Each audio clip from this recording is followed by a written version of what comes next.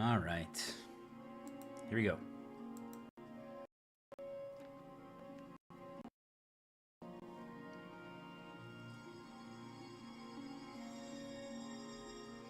Today's going to be an interesting day. When I say that, every single one of us perks up a little bit. It's like, well, hold on. Tell me more. Why is it going to be interesting? What is going to happen that's going to make it interesting? That's just naturally how all of us are wired. So, to find out, you gotta listen. But to give you the punchline, I am reinterpreting because I feel like I now understand it, but I am reinterpreting for myself to have in knowledge format the concept of the calm, apathy, and chosen effect. When I say those words, people are like, oh yeah, I don't know about that anymore. I'm not sure even what that means. And that's good. But what I mean by that is an effect is something that deviates us when something presents. So to make it pretty simple, I see coffee. Right now my coffee is warm. I feel at the bottom of my mug, it's warm. So that's an effect. Do we understand?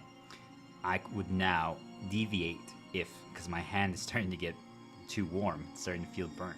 So now I'm going to grab the handle. Do you guys see an effect deviates when something, we deviate based on the effect. That's what an effect is. So it's absolutely critical. It's absolutely crucial to begin to understand what effects are. I've discussed and interpreted and taught throughout my streams and my videos and on LinkedIn and my videos on Star Diplomat on YouTube, all of these effects that I've uncovered. And basically they're the concepts that everyone is searching for, everyone is trying to understand. Because really, if we think about it day by day, we are simply operating. We are trying to survive. I think if you boil it down to the bare necessities, the most simple things that are out there in this world, each and every one of us, even animals, anything that's living, is just trying to survive. Sure, we all want to strive for more. Sure, we want to achieve more. Sure, we want to accomplish storylines. Sure, we want to obtain things. But I've talked about those things in other ones and why that happens and what makes that path begin.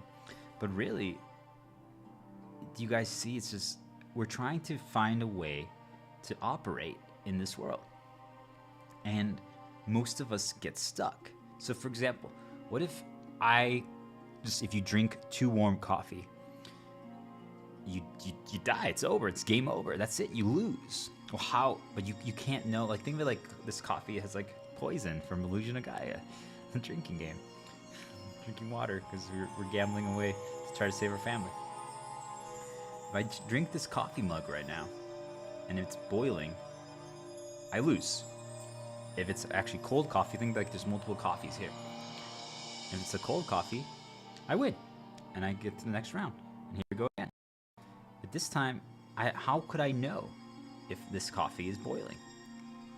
Well, in round one, they let you hold the mug.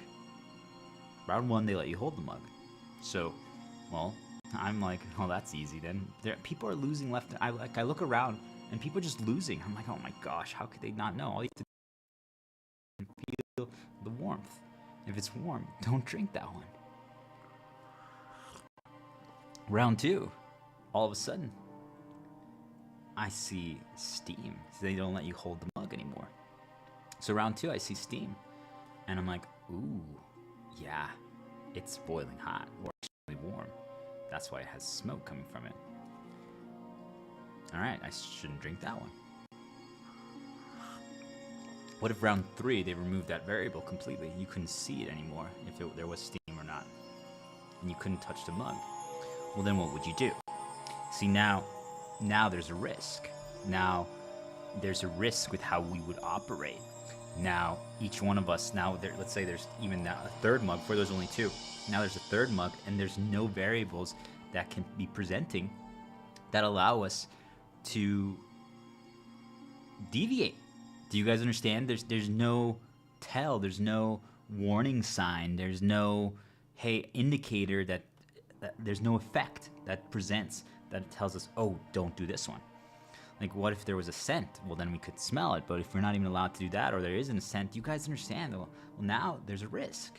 So if we're playing at the level where there's no more effects, think of it like that, guys. There's nothing presenting that is telling me which mug could be warm. Now there's 3 mugs in front of me, and they're like, well, you're in the final level. Choose a mug to drink. What would you guys do?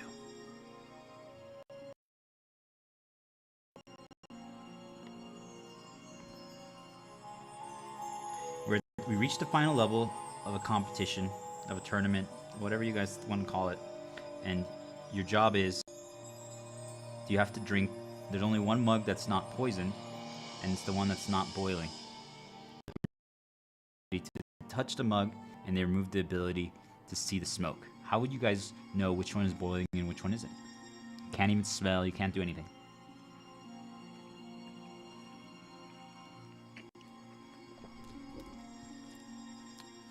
What would you guys do?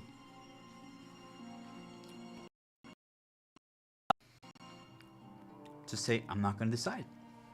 Right. Doesn't mean there's no punishment that will happen, but you can't make further progress. No storylines are going to happen. No events are going to occur. Because if you choose the correct mug and it's cold, well, then you win. And you can achieve good thrown your way.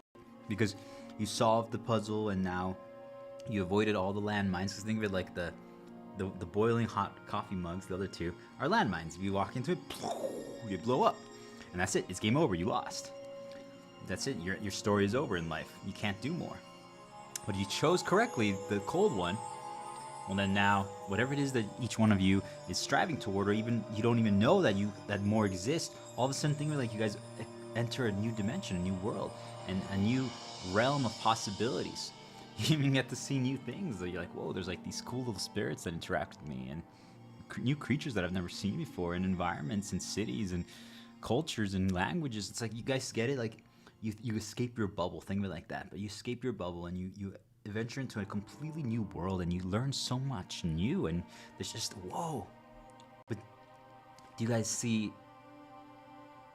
if there's no effect, if there's no indicator that can allow us to deviate when we're going to make the wrong decision that will cause us a game over, most of us cease to operate. Not because we want to, but because it's the correct decision. You see,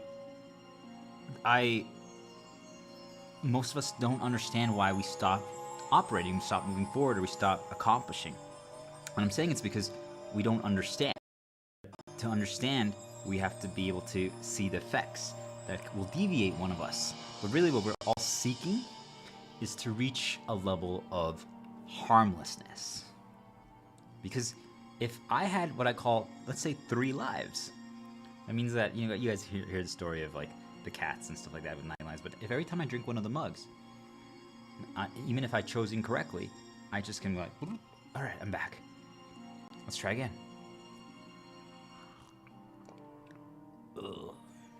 Let's try again.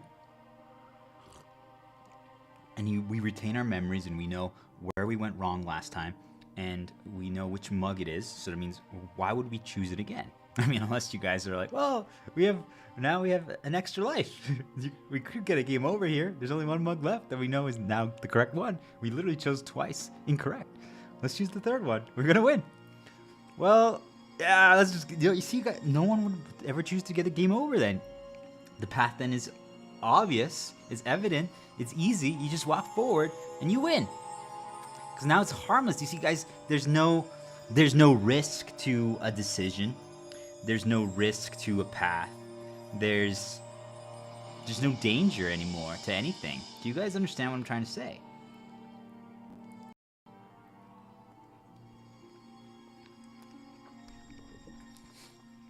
When such an event happens, for the first time, most of you, if not all of you, are all of a sudden going to be doing. When I say doing, I mean really doing.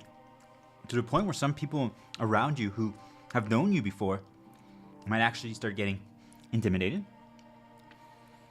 might start getting threatened, might start actually trying to suppress you, might start attacking you, might start not liking you anymore because you've changed in their eyes, trying to drag you back to where they're at because they still can't solve the three levels of coffee, boiling coffee challenge of how to overcome those things. Because if you choose the third coffee when you're on level 3 and you choose the cold one and you beat that, then you're free. You guys understand? You're completely free.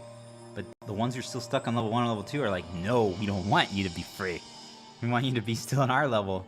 Do we all understand? It's not. I don't think people do it out of evil or rancor. They do it out of the fact that it's just, we don't want to be left behind. I think naturally that's something we each have installed in us from the beginning, and I think it's natural, so I'm not going to explore that further.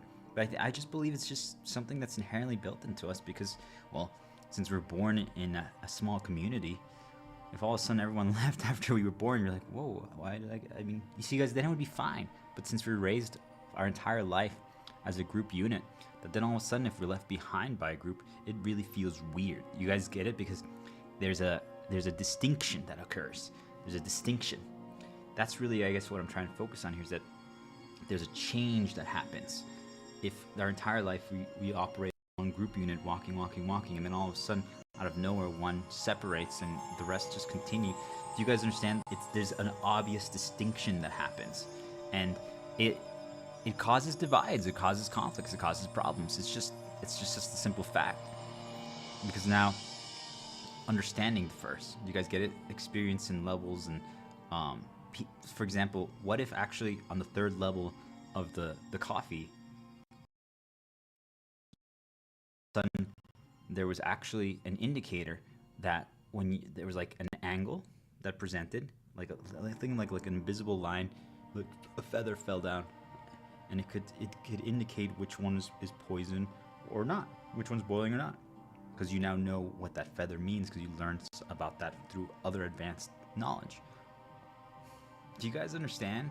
Or it could be like a mental thought populates and you now know what that means, or a sound happens outside far away that you now know what means the moment you're about to drink it.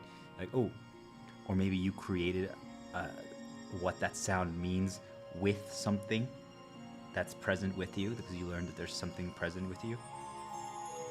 And you found a way to create a communication tool with them, and you now know, like, hey, if that presents, doesn't mean any one thing, because I decide at the end, but could I use that as be like, oh, wait a minute moment.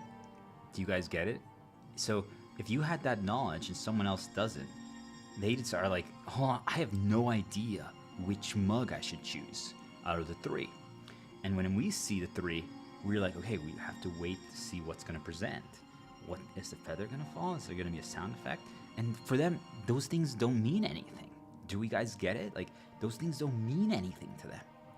And yet, they're actually the effect. They're actually meant to help us deviate accordingly, or negatively. Could be for baits too, but you guys see the complexity that I'm not even going to get into yet. But do you guys understand? Like, people are like, oh, I guess it's just random. I'm like, oh man, to get completely free, to break free and just move forward and be able to do, you literally just have to like roll the dice and choose. You have a 33% chance of getting it wrong or getting it right. That's not, the odds are against us. That's pretty risky. So most people, what would they do? Because if you don't only have one life, what would you do if it's going to be game over? There's no extra life. Well, we are like, there's a 66% chance that something could go wrong. yeah, I'm not gonna do. I'm not gonna operate. I'm not going to try. Do we all understand it? And it's just, that's really how the world functions and why we do or don't. It's just that simple, guys, because most of us understand that, hey, if it's 66% chance of failure and 33% chance of success, that we could do another path. Do you guys get it? There are some that don't know that. But they just fall. They just get slaughtered. Do we get it? Those just get slaughtered because they just charge forward like, doesn't matter. Once in a while, one of them luckily chooses the 33% and gets it correct. But they get to the next level, the next area, and they're woefully unprepared because they never learned the lessons. They never understood the vision. They never actually explored. They never figured things out. So they're there, but they're not actually prepared. They're not ready. They got there through just, it was given to them essentially. Just think of it like that. Okay, guys? They didn't earn it. And that's fine. But the problem is that many people then, when they get past the gatekeeper, which is the 3 mugs, which you're supposed to learn the indicator so you can get to know, so you don't make any more mistakes and you go forward, you've learned so much because they have to learn so much. You see, like, the first 2 levels are pretty easy to hold them, see the smoke, but then the 3rd level, there's what I call spiritual signs that you have to learn to get past. And most people don't want to explore that path.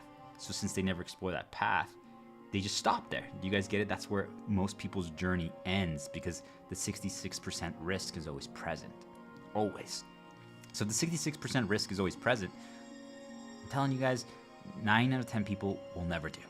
And the one that do, they're not going to be our focus. But I'm telling you guys, those are meant to just be, usually they're meant to be intentionally slaughtered so that they can now have an easily referenceable point to cause a new effect, a new deviation for everyone else who might try like that.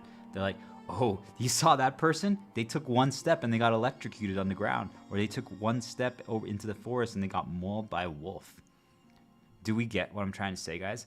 Those people are literally meant to be slaughtered. There's people around us that their whole reason they got created was, and they were prevented lessons and they were intentionally kept ignorant, is so that they can just charge forward thinking that they're always going to choose correctly, and they get slaughtered. And it's because they're meant to then make all the rest deviate even more.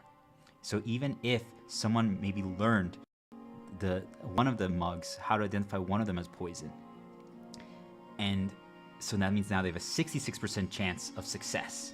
Do you guys get it? It's much, much higher. So now they could potentially try, but then they have the referenceable lamb, and they present us that, and then they're going to be like, yeah, I'm not going to try anymore. So now the 66% becomes like extremely risky. You guys get it? It basically becomes 100% risk now, because that referenceable thing for them is proof. They need proof for their decision-making process, and proof is not necessary. So do you guys see, like, think about all the things I'm talking about now. Think about all the things that I'm exploring, and this is just like all the knowledge that's gatekept, that's meant, because what is that actual gatekeeper meant to be? And not the foolish human level that people put gatekeepers as the secretaries or the admin people. That is foolish. That is amateur. We're not talking about that. If you guys are on that level, you need to dig deeper. I'm talking about, think of it like we're about to infiltrate this castle. And all of a sudden, or like this mysterious dungeon that holds the secrets of all the knowledge that we need, that could change our life so that we can finally operate in this world. Because what makes us feel like we can operate? When we can now choose the correct path, when we can choose the correct mugs that are not poison, and not the landmines that aren't going to blow up, that we can just walk safely there. That, when we know it's harmless, when we know it's safe, that's when we can do. That's when we will do. Do you guys get it? So what I'm saying is that they put a gatekeeper, I call it a gatekeeper boss battle, an encounter, something which is the 3 mugs for all of you. Think of it like that, but think of it like it's just like a big dragon, like the creator, and it's meant to test you. It's meant to block you. It's meant to see if you've learned the lessons, if you've if you understand everything. It's meant to check if you have the whatever requirements they want to put. Sometimes they don't have any, but it could. Sometimes it's just knowledge. That's really the best one. But sometimes it could be like gear or items or tools that we have, or strategic upgrades that we decided to do. All those things are real. All those things are real for the gatekeeper boss.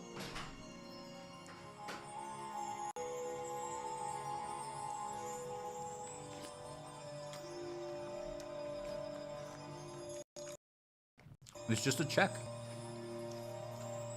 So, if we pass the check, then we're ready to explore a whole new world. We're ready to learn new lessons. We're ready to see what lies beyond that door where we get always stopped. Because now we can identify which of the 3 mugs in the Illusion Gaia drinking game are poison. Because we know the indicators, the tells. Regardless if there's smoke, and regardless if we touch the bottom of the mug. We don't need that, we just now know. So you see guys, what everyone else says is a risk, what everyone else considers is dangerous, we just charge forward like nothing. So many people attribute our decision making the same as the lamb that gets slaughtered, who has no knowledge, who just charges forward and actually chose, one of them chose correctly and the next one chose incorrectly. But they're meant to be the easily referenceable point. I'm telling you guys, people attribute someone like myself, who has done the whole journey, who has explored, who has gained the knowledge, who has gained the lessons, who then just overcomes the gatekeeper boss so quickly, people can't comprehend it.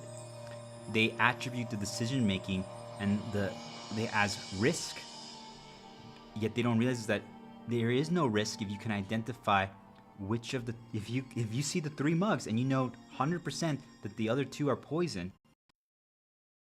I'm trying to say there's 0 risk involved in that decision anymore.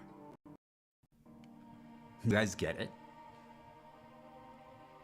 But those who don't understand, those who don't see the vision, those who don't comprehend because they actually haven't explored, because the gatekeeper boss is there because what most people will not take the risk. If they know that they might get a game over, that it's the end if they take these risks, they won't try. Do you guys get it? That's intentional. That's an easy way to install a dragon, a golem that is going to destroy you without having to actually make something so dangerous. Do you guys get it? It can just be a mental thing.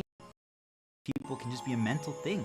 Just the risk of, hey, you'll get a game over can be an equivalent thing. Just pick a dragon. The Doom Dragon.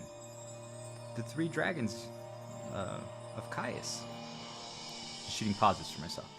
So those are the things that I want you all to think about, because we realize, I'm like, wow, they actually attribute our decision-making process to that we are just a lost lamb taking risky decisions. But because they can't see that we know which path equals poison and which path equals safety. Because there's indicators, there's effects that happen, that present beforehand in everything that we do, guys. And I'm saying that could there be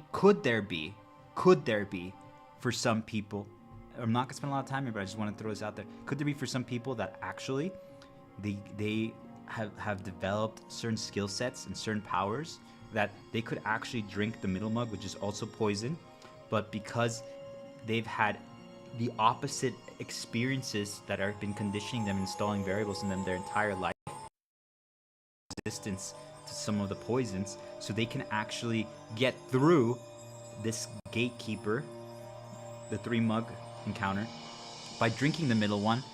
Even though it was the incorrect decision, they can get through because they don't have the same vulnerabilities installed in them. It doesn't react the same way for them. So some people are like, how did they get away with choosing the middle one? It's because, you guys get it, they had opposite experiences. But that is a pretty rare situation. I just want people to know that is possible. So if you see someone around you that is further ahead than yours in a zone or an area that like they're like, wow, they overcame that, but they just actually really don't know all these stuff. How's that possible? It's because they got away with choosing the middle mug, or they got lucky and just randomly chose the safe one, the cold one. And that's all it is. Do you guys get it? They didn't actually do the climb. They didn't, because that's the whole point for gatekeepers. Do you guys understand? The whole point for gatekeepers is not meant to suppress people. It's not meant to keep things away. It's just meant that they're just trying to slow down the process, because most of us don't slow down anymore. Most of us are rushing, and that's intentional. They want us to rush, because then we just keep choosing wrong. We get overconfident after we choose correctly the first 2 mugs, and then all of us then are like, oh, I'll know exactly which one to choose. And then you guys choose incorrectly, you get slaughtered, and now all the other lambs that are going next are like, oh my gosh, we're not gonna even choose, because if we choose, we're gonna be slaughtered too. Do you guys get it?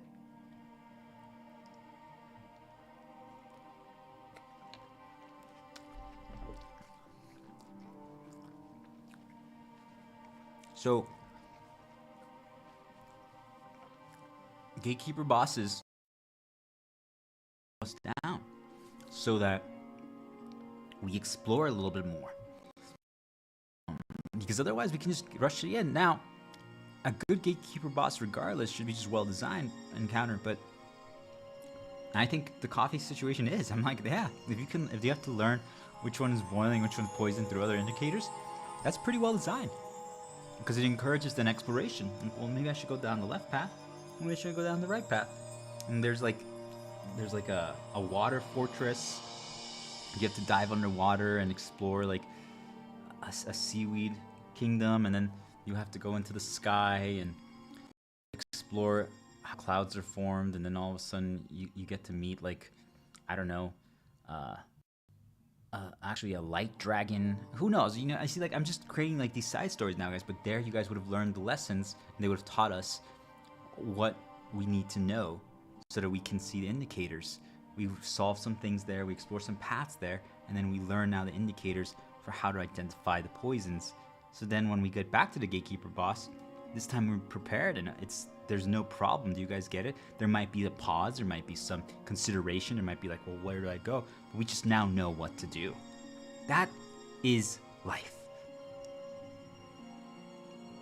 So what I'm trying to explain with that, what I explained through that scenario, the 3 coffee mugs, is that we don't operate if we believe there's excessive risk, but we don't operate if we don't understand. Like, if the lambs saw bad and then they don't understand which one is good, they're never going to do anymore. Do you all get it?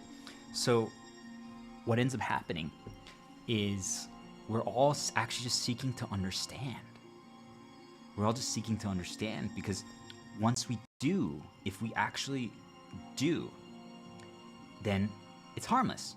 If I know exactly which mug is cold, you guys get it? That the gatekeeper is harmless. There's nothing there. Do we get it? There's now nothing there. I'm like, oh yeah, it's that one. And you guys just walk forward. There's literally, it's like if I ask you guys right now, like, hey, what color is like my bracelet, or what color?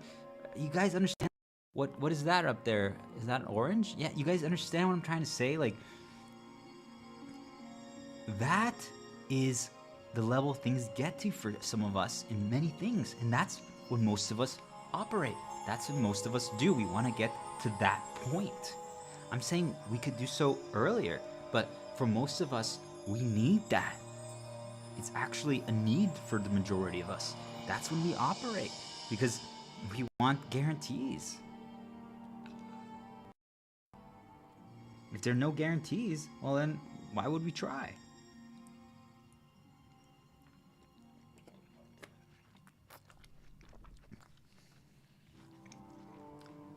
I'm telling you guys, I've already told you. I'm like, hey guys, I dropped little breadcrumbs that highlight the path exactly which mug you guys should walk to. That's safe. All of them are like, yes! And they all just follow it, and they're all safe. And they all get through, right? They got shepherded. And that's what I'm doing, but it's not enough. And I just... because they never learn. That's the problem. They never learn. can never learn. I could carry all of you, I can shepherd all of you to getting past the gatekeeper, but if you guys never learn, then you guys are going to be in a completely new world. You get to explore there's so much amazing to see, but you guys are going to explore it, appreciate it, understand it, even contemplate it, because, well, you never actually learned the lessons. Some of you actually might revert. Some of you guys be like, hey, we're gonna go back. We're gonna like walk back through we don't want to pass the gatekeeper anymore. This is just, yeah, this is not fun. This is too complex. This is confusing. This actually makes me having to like explore and think and contemplate things and evaluate things. I'm like, yeah, I don't like that. I want things given to me. I want things handed to me. I want easy. Do you guys understand what I'm trying to say? So most of us are seeking a point of harmlessness, and it's a good thing in a sense, because it doesn't mean we can explore when things are harmless. Do you guys understand? Suffering things, that's fine, because you can have difficulty, you can have challenge, you can have problems to overcome, but you guys see there's still harm if we have knowledge. Because really what you guys are going to realize, it doesn't actually, the real difficulty modifier, I'm thinking Doom here, is actually, because there's, let's say call it a master level. After you like complete something, you've mastered something, you go back and someone's like, well, I'm going to modify something and make it way more challenging. I'm going to add very difficult challenges to it, and they do. But what you guys are going to realize is that if you have all your tools and you learned all the strategies, that the difficulty is most likely, unless they really went overboard, going to be easier than your first experience as you were learning everything. Because the real power is actually knowledge. It's your level, it's your experience, it's your decision-making process, your logic, how your conditional branches flow logically when things present. So that's what I call the effects, the indicators that deviate us when things present. So if you have all of those already installed and understood, then you always deviate correctly. Do you guys understand? Because you recognize each thing, so then when each thing presents, an effect occurs, and it deviates you. Effect occurs, deviates you, effect occurs, because you recognize each effect, and it's just a natural progression happens. And something that was meant to be extremely challenging doesn't mean it doesn't have challenge, but you are not only prepared for it, but you can easily handle it. Do you guys understand what I'm trying to say? That they might be like, wow, we thought that was going to be so challenging. It's just, the problem is the actual challenge is it has to be new. If it's just rehashed difficulty, and you're just grouping up things, it's never going to be as challenging, because if you already learned the strategy, the vision behind something, you understand it. Do you guys get it? It now becomes harmless.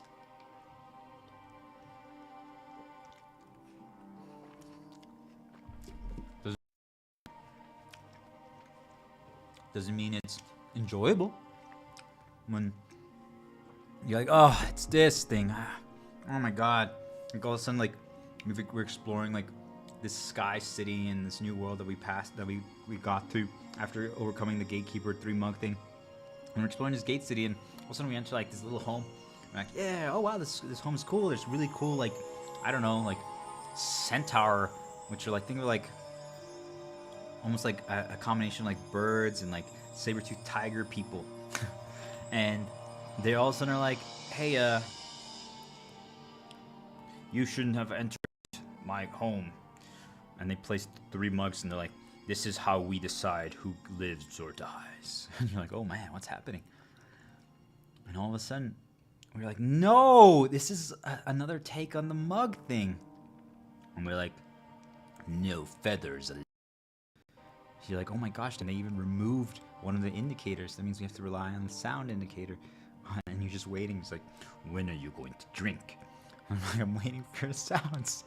You guys get it? Like, you might wait and wait and wait, and you're patient, but you're starting to get like getting pressured. They're like, go, make a decision, make a decision, make a decision. And you're like, I'm waiting, I'm waiting, I'm waiting. And then like, there's the indicator, like, go. All right, here we go.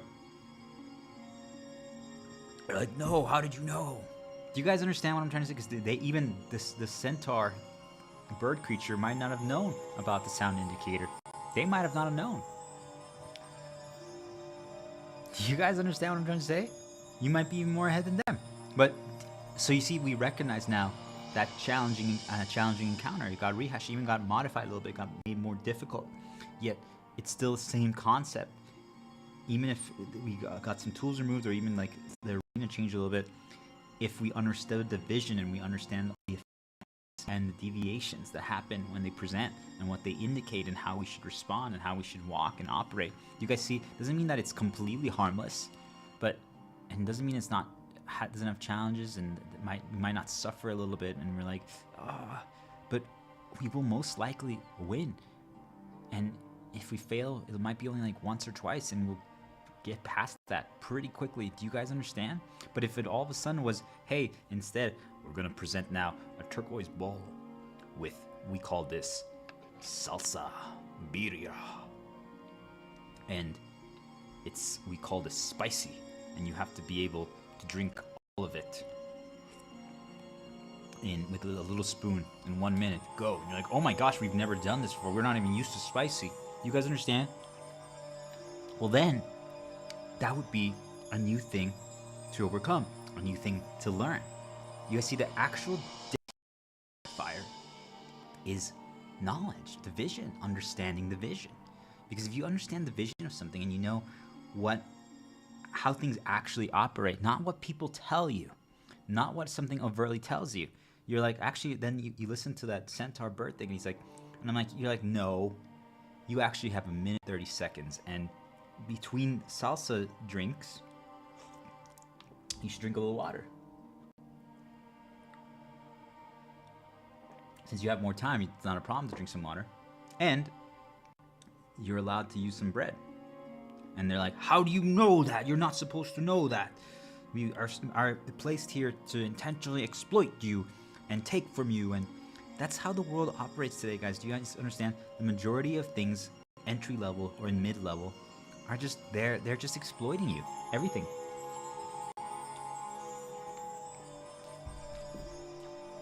Because they rely on each and every one of us not knowing.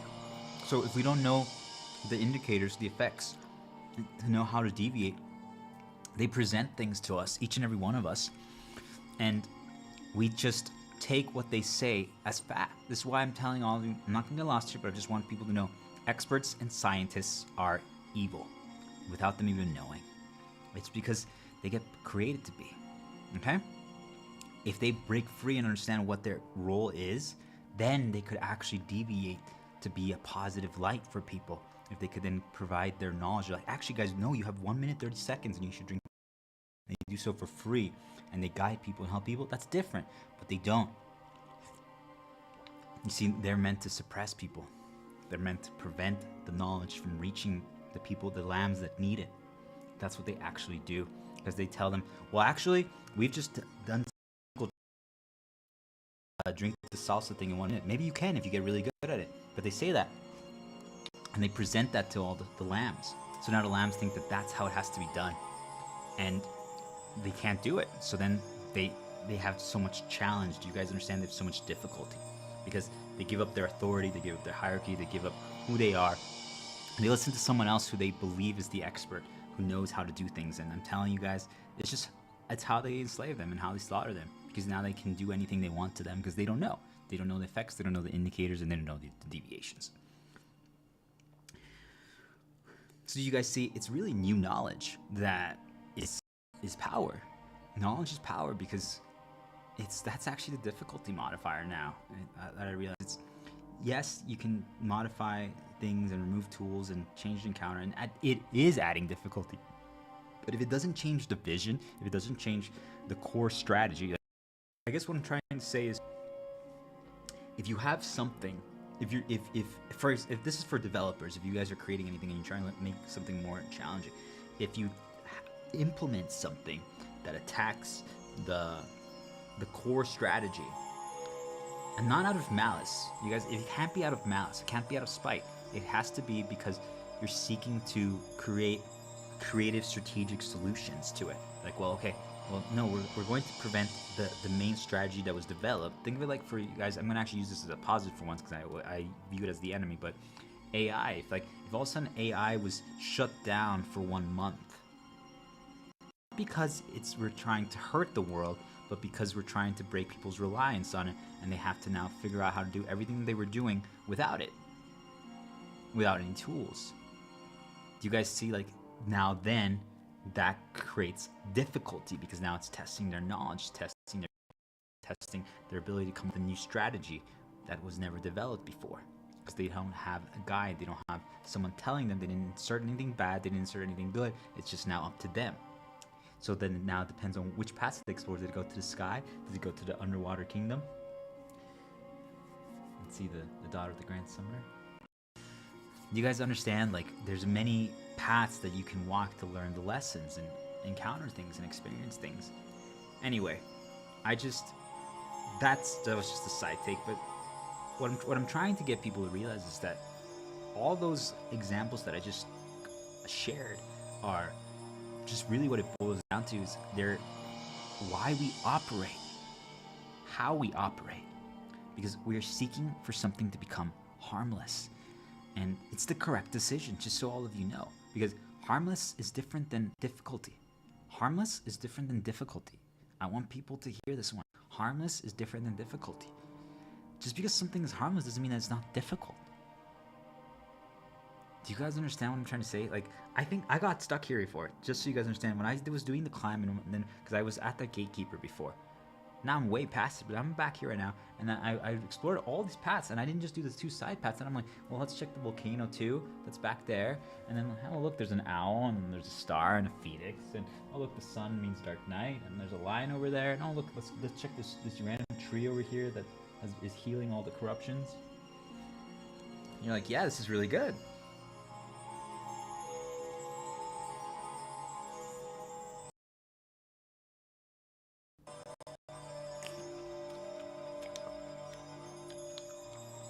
I was like, wait a minute. Okay, so I learned all these things. And then I'm doing the salsa encounter. This is harmless, but oh my gosh. It's difficult. Like, I feel like I really have to be on top of things. If I mess up, all of a sudden, like, I get overwhelmed. I think I believe now that because I got interrupted temporarily, I almost lost my train of thought. I'm realizing that many things that I do now without even thinking, that I just operate, like for example the stream and how I communicate the knowledge, actually I consider completely harmless, but there's actually a lot of difficulty involved. Now that I really look back at it, I'm not using this as a brag, I'm just actually like, wow, actually there's a lot of difficulty involved. It's really easy to get completely lost and deviate. It's cool. But I never really understood before that, because I would get affected negatively when I realized that things that are harmless, I'm like, it's harmless. Like, if something presents right now, like if all of a sudden someone presents things like, you're not good at the sauce thing, I'm like, I'm not the best at it, but it's because I've only done it twice, but I'm not justifying, it almost never presents.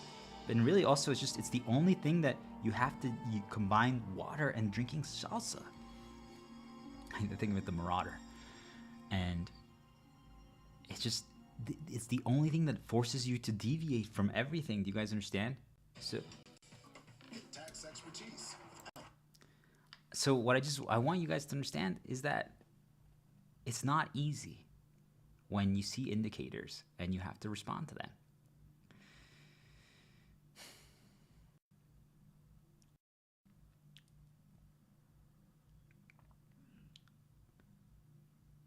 Why did I get quiet? Because harmlessness is different than difficulty.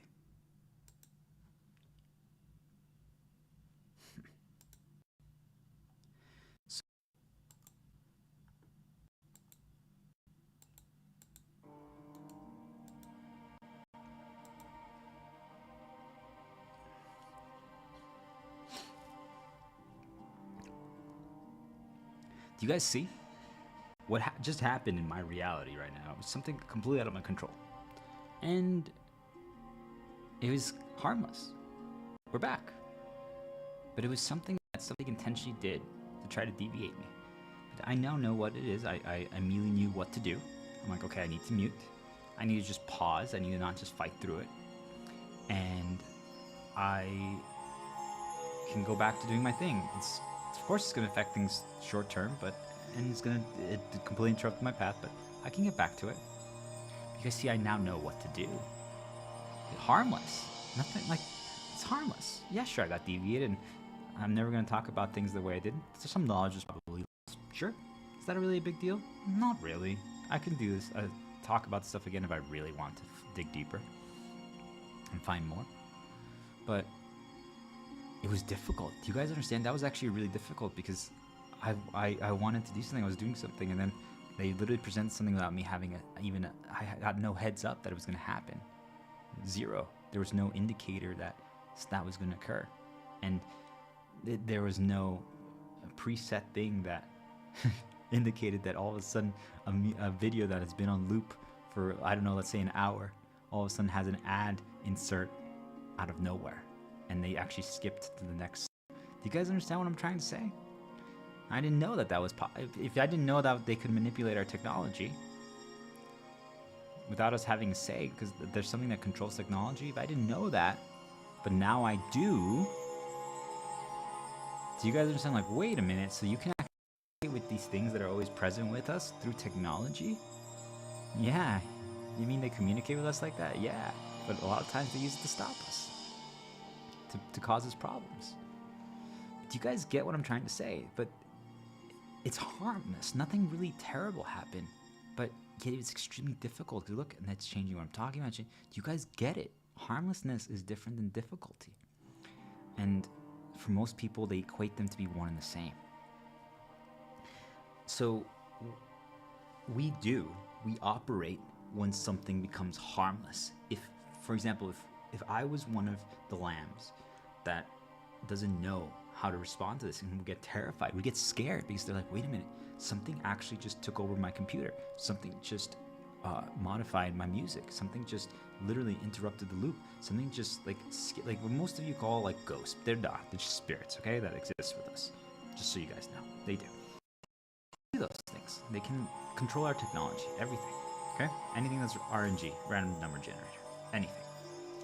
What you guys saw, that's just real. That's, you see, but I don't even react to it anymore. Do you guys get it? I don't even respond to it other than what I have to. If I wasn't doing anything, guys, do you guys understand? If I wasn't streaming, if I wasn't trying to share knowledge right now, mostly for myself, but also for others as a side effect, I would have just been like, ugh. Do you guys understand? The difficulty would have been extremely minimal. But because I'm doing this activity, the difficulty increases. But it's harmless, regardless. But for most people who don't understand, if they see this and they don't understand that such things are possible, they don't understand that such a world exists, that wait, that's not something to be terrified about, it's something to be aware of, it's something to understand, it's something to be like, wait a minute. In a way, I mean, just so you guys know, in a way, I view it, for most of you, if you don't start this journey on the wrong foot, which is what happened to me, but for everyone else, if you guys start this journey with the correct foot, you guys aren't going to have a million negatives created from the get-go. Because think like, you guys defeat the gatekeeper encounter, the 3 coffee mugs, and you guys choose correctly, because I teach the indicators, and you guys walk past, and then you're in this whole new world. You're like, whoa, there's like sky pirates, and there's like a cave full with like white, cool purple crystals, and the girls here are even more beautiful. Like, whoa, this is awesome. And there's great food. You guys understand, like, if there's no negatives that happen preemptively that could completely corrupt your guys' vision or something, then you guys are going to be fine. Anyway, so what I'm trying to get all of you to realize is that once, if I didn't understand what was happening there, I would have been in problem. I would have been perhaps destroyed. I would have been scared. I would have been confused. I wouldn't have known how to respond. I would have actually probably started like searching. I would have started maybe like just completely try to hide. I would have tried to ask for help. You guys understand, whatever has been like repeatedly installed in my lamb. Think of the lamb as our vessel that we operate in, and like throughout their entire life they get electrocuted with like an electric band. whenever like something happens that they want them to learn to always respond to. So for them, they're like, if your technology ever gets modified without your control, without you stay, well, you need to be terrified, you need to be scared, you need to run. So all of a sudden, that lamb sees what just happened to me, like, wait, your video that you had on loop, that was just 2 minutes. Just literally, they interrupted the loop, they skipped the song, they modified your technology without having anything to say, they just force inserted an ad out of nowhere, because they can do that. And because yeah, they use ads to communicate with us, to poison us, or to push us to do things, start paths. Anyway, just throwing in some stuff for people, if anyone ever does watch this. So then what ends up happening is our lamb sees that, and we're like, oh no, I need to be scared, because I learned that anything that can modify technology is something that we should not mess with at all. We should be very afraid, because technological things are scary. Does that sound like our elders, guys? Does that sound like our parents, our grandparents? They're afraid of technology because they don't understand it. But really, because they understood, they're harmless, but they don't understand the indicators, the effects, to know when to deviate. That's really all it is. I'm giving you guys all the answers to how to operate in life. You need to understand the effects, which are based on the indicators that present, and they tell us how to deviate whenever something presents, and we know exactly what to do. That doesn't mean that there's no difficulty, and it doesn't mean that risk is completely eliminated. Obviously, we want to get to the point where we can always know which mug to choose, because we learned everything. But sometimes it's not possible, because like I said, guys, if they create a situation where all of a sudden, randomly, I'm just talking to you guys, I'm like drinking water, and all of a sudden, as I take a sip, divinity in the snow area, and you're like, what? I have to do salsa, and there's 3 mugs? Oh my gosh.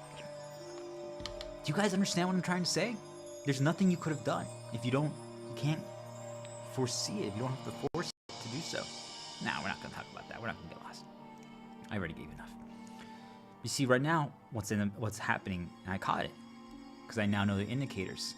I know the effects, is that they're trying to get me on a path to talk about different things than what I was intending to. And that's fine. What I just talked about is really good. I added it in my story.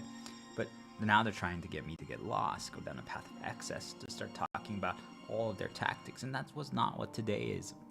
Some things are fine. But you guys get what I'm trying to say? Is that most of us don't realize that. And all of a sudden, an hour later, I'm like, wait, I just spent an hour talking about that. Like, whoa.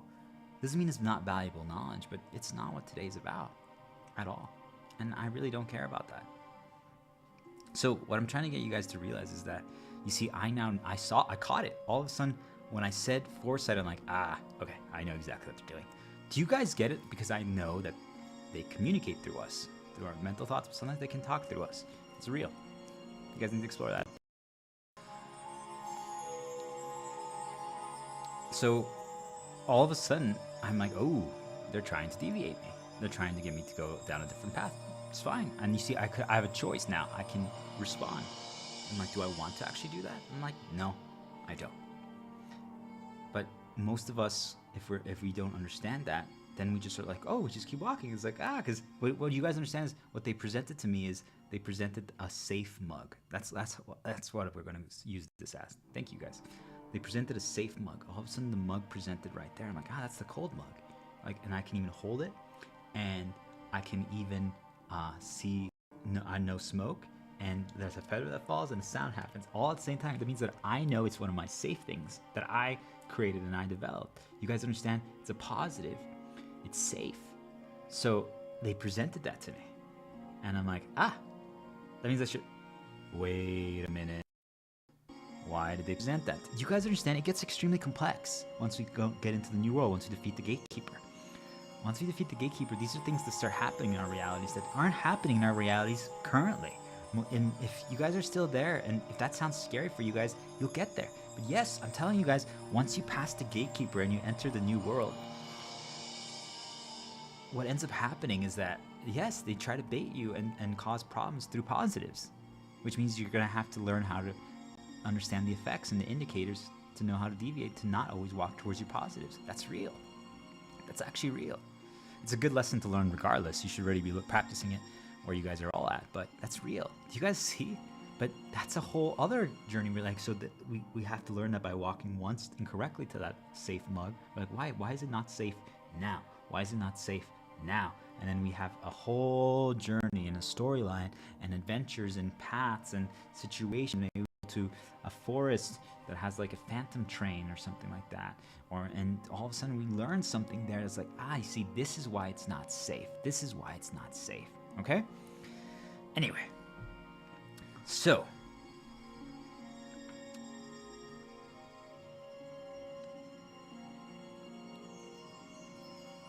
now we got to this new world because we finally learned how to operate. We finally feel all is harmless. But what I'm trying to get all of you to realize is that I explained it through the stories that I did. But there's actually 3 things that allow us to consistently do so. But 2 really are the ones that I want most people to focus on. But the third is something that I want people to contemplate. So I call them the 3 effects. I'm going to take a 1-minute break here just to get a little more coffee and take a bathroom break. But I call it the calm effect, the apathy effect, and the chosen effect. And these 3 variables, if understood, actually allow us to create harmlessness on demand. Because remember what I said, guys, we operate once we believe something is harmless. It doesn't mean that there's no difficulty. It doesn't mean that there's 0 risk, but it's just harmless. It's almost now a guarantee, almost.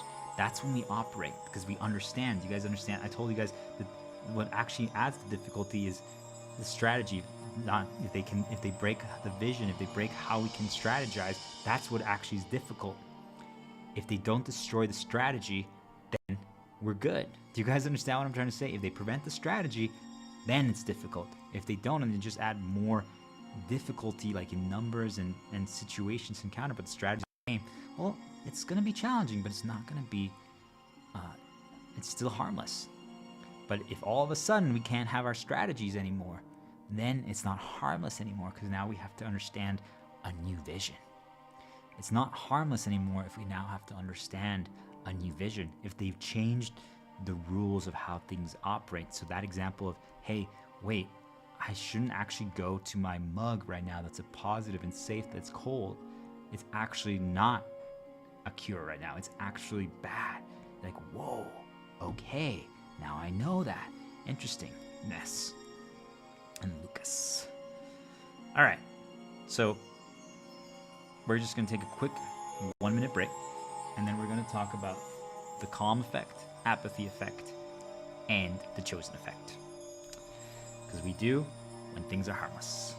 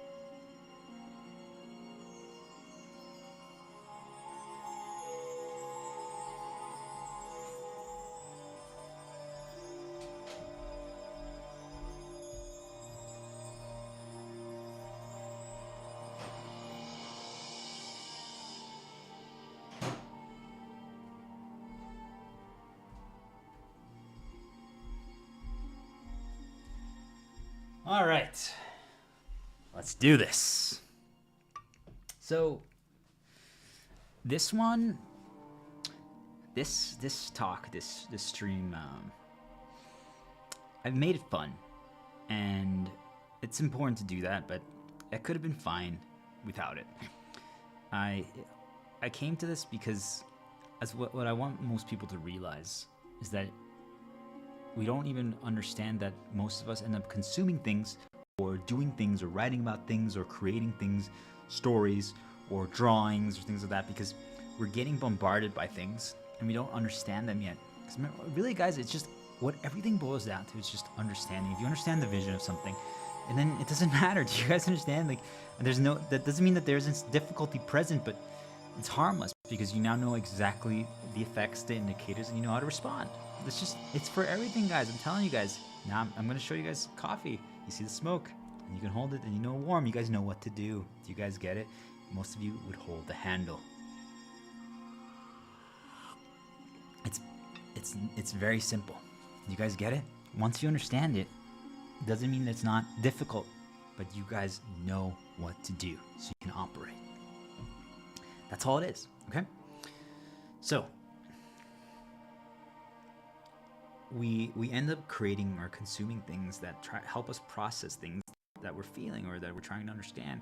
And I have defeated that because what I realize is that once you pass the gatekeeper and you're in the new world, with the sky pirates and the sky world, and like there's like spirits around us that are trying to find chosen champions to represent them and make their stories happen and all this stuff like that.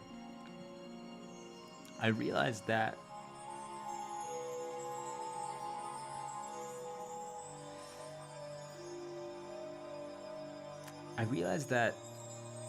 if they bombard us with something and we always talk about it, that sometimes, because creating something like this or consuming things like this can affect us. It changes how we operate, at least for the day. If repeated sufficiently, it can actually have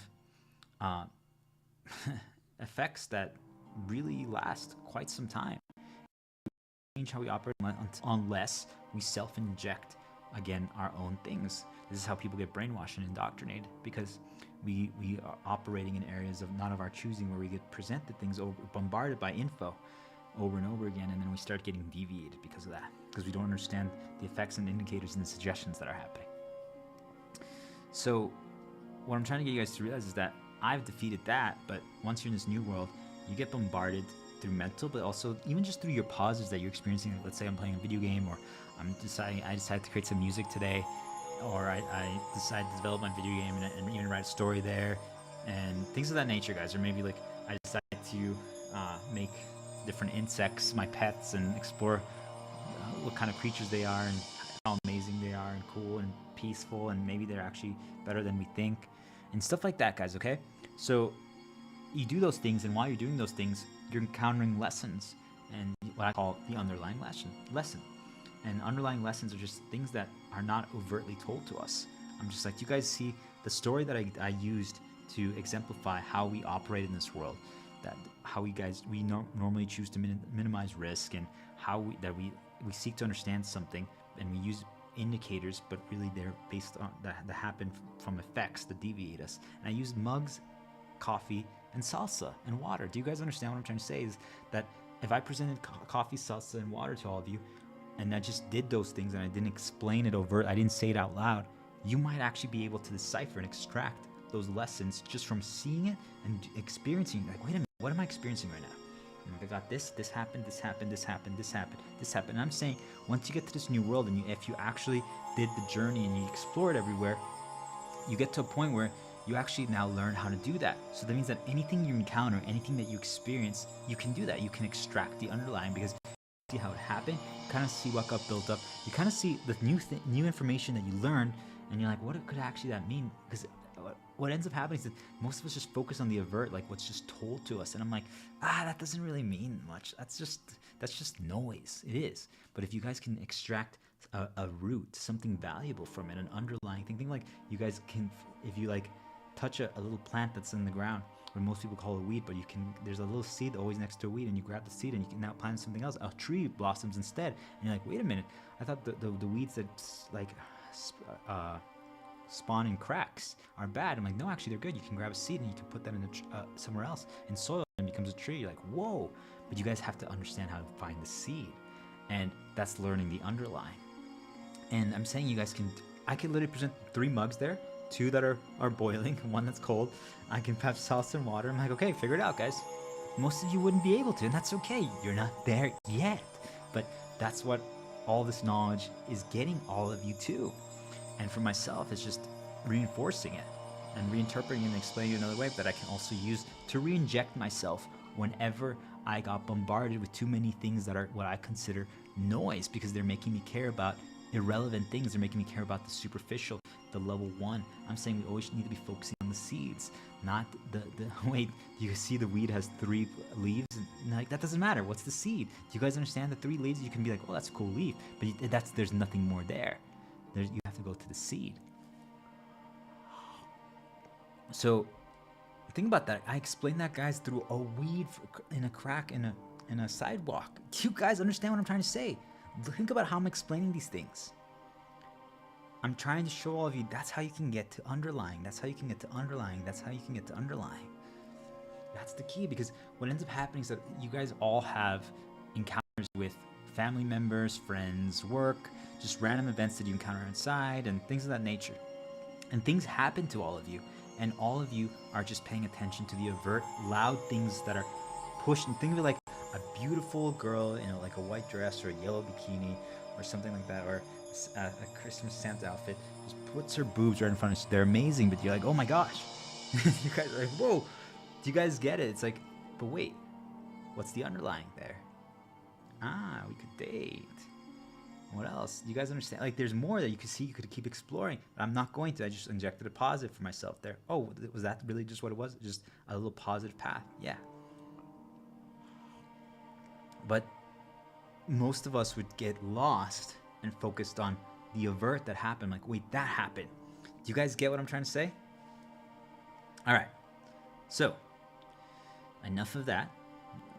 That's what I call a scramble. We just back to something. We just scramble and test a little bit what their attacks are going to be.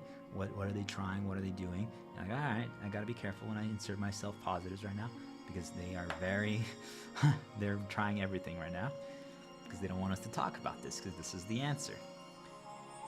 You guys see, like, I'm doing advanced tactics that you all are going to get to. The people who understand the vision will be able to recognize what I'm doing. But if you're not there yet, you guys can start being like, wait, why is he doing these things? What is he? Everything I do is intentional. There's no accidents. Okay, so we operate when it's harmless. Now you guys can finally conceptualize that. If we've gone to that point, now we can move forward, because that is the most important thing.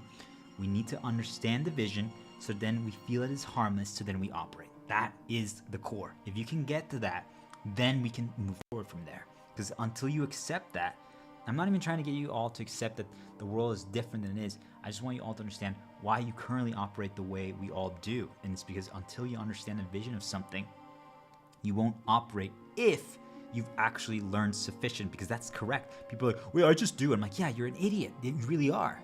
Because that means you're not responding to any effects or indicators that deviate you. There's no strategic decision, you just do, which means that all of your successes and outcomes, basically, I'm just throwing it out. The only one I'm going to do personal, but it's just from a laugh that I'm going to have when I re-listen to this. Cold calling in sales. Anyone who cold calls in sales is a fucking noob. Because it's 0% about you. 100%, all the outcomes are decided by other things, which means that it has nothing to do with your skill. I promise all of you. The effect is nothing you. It's when something else decides they want you to win. Okay? So that's all. You see, guys, if that's just a lamb just charging forward and praying that they choose the cold mug. That's it. So now that we understand that, but there's 3 variables that can consistently make us understand something by creating the harmless feeling. And it's important because it lets us do, but at the same time, it protects us. Because because that's really what it is, because now we know, we just now know more. So let's begin with the calm effect.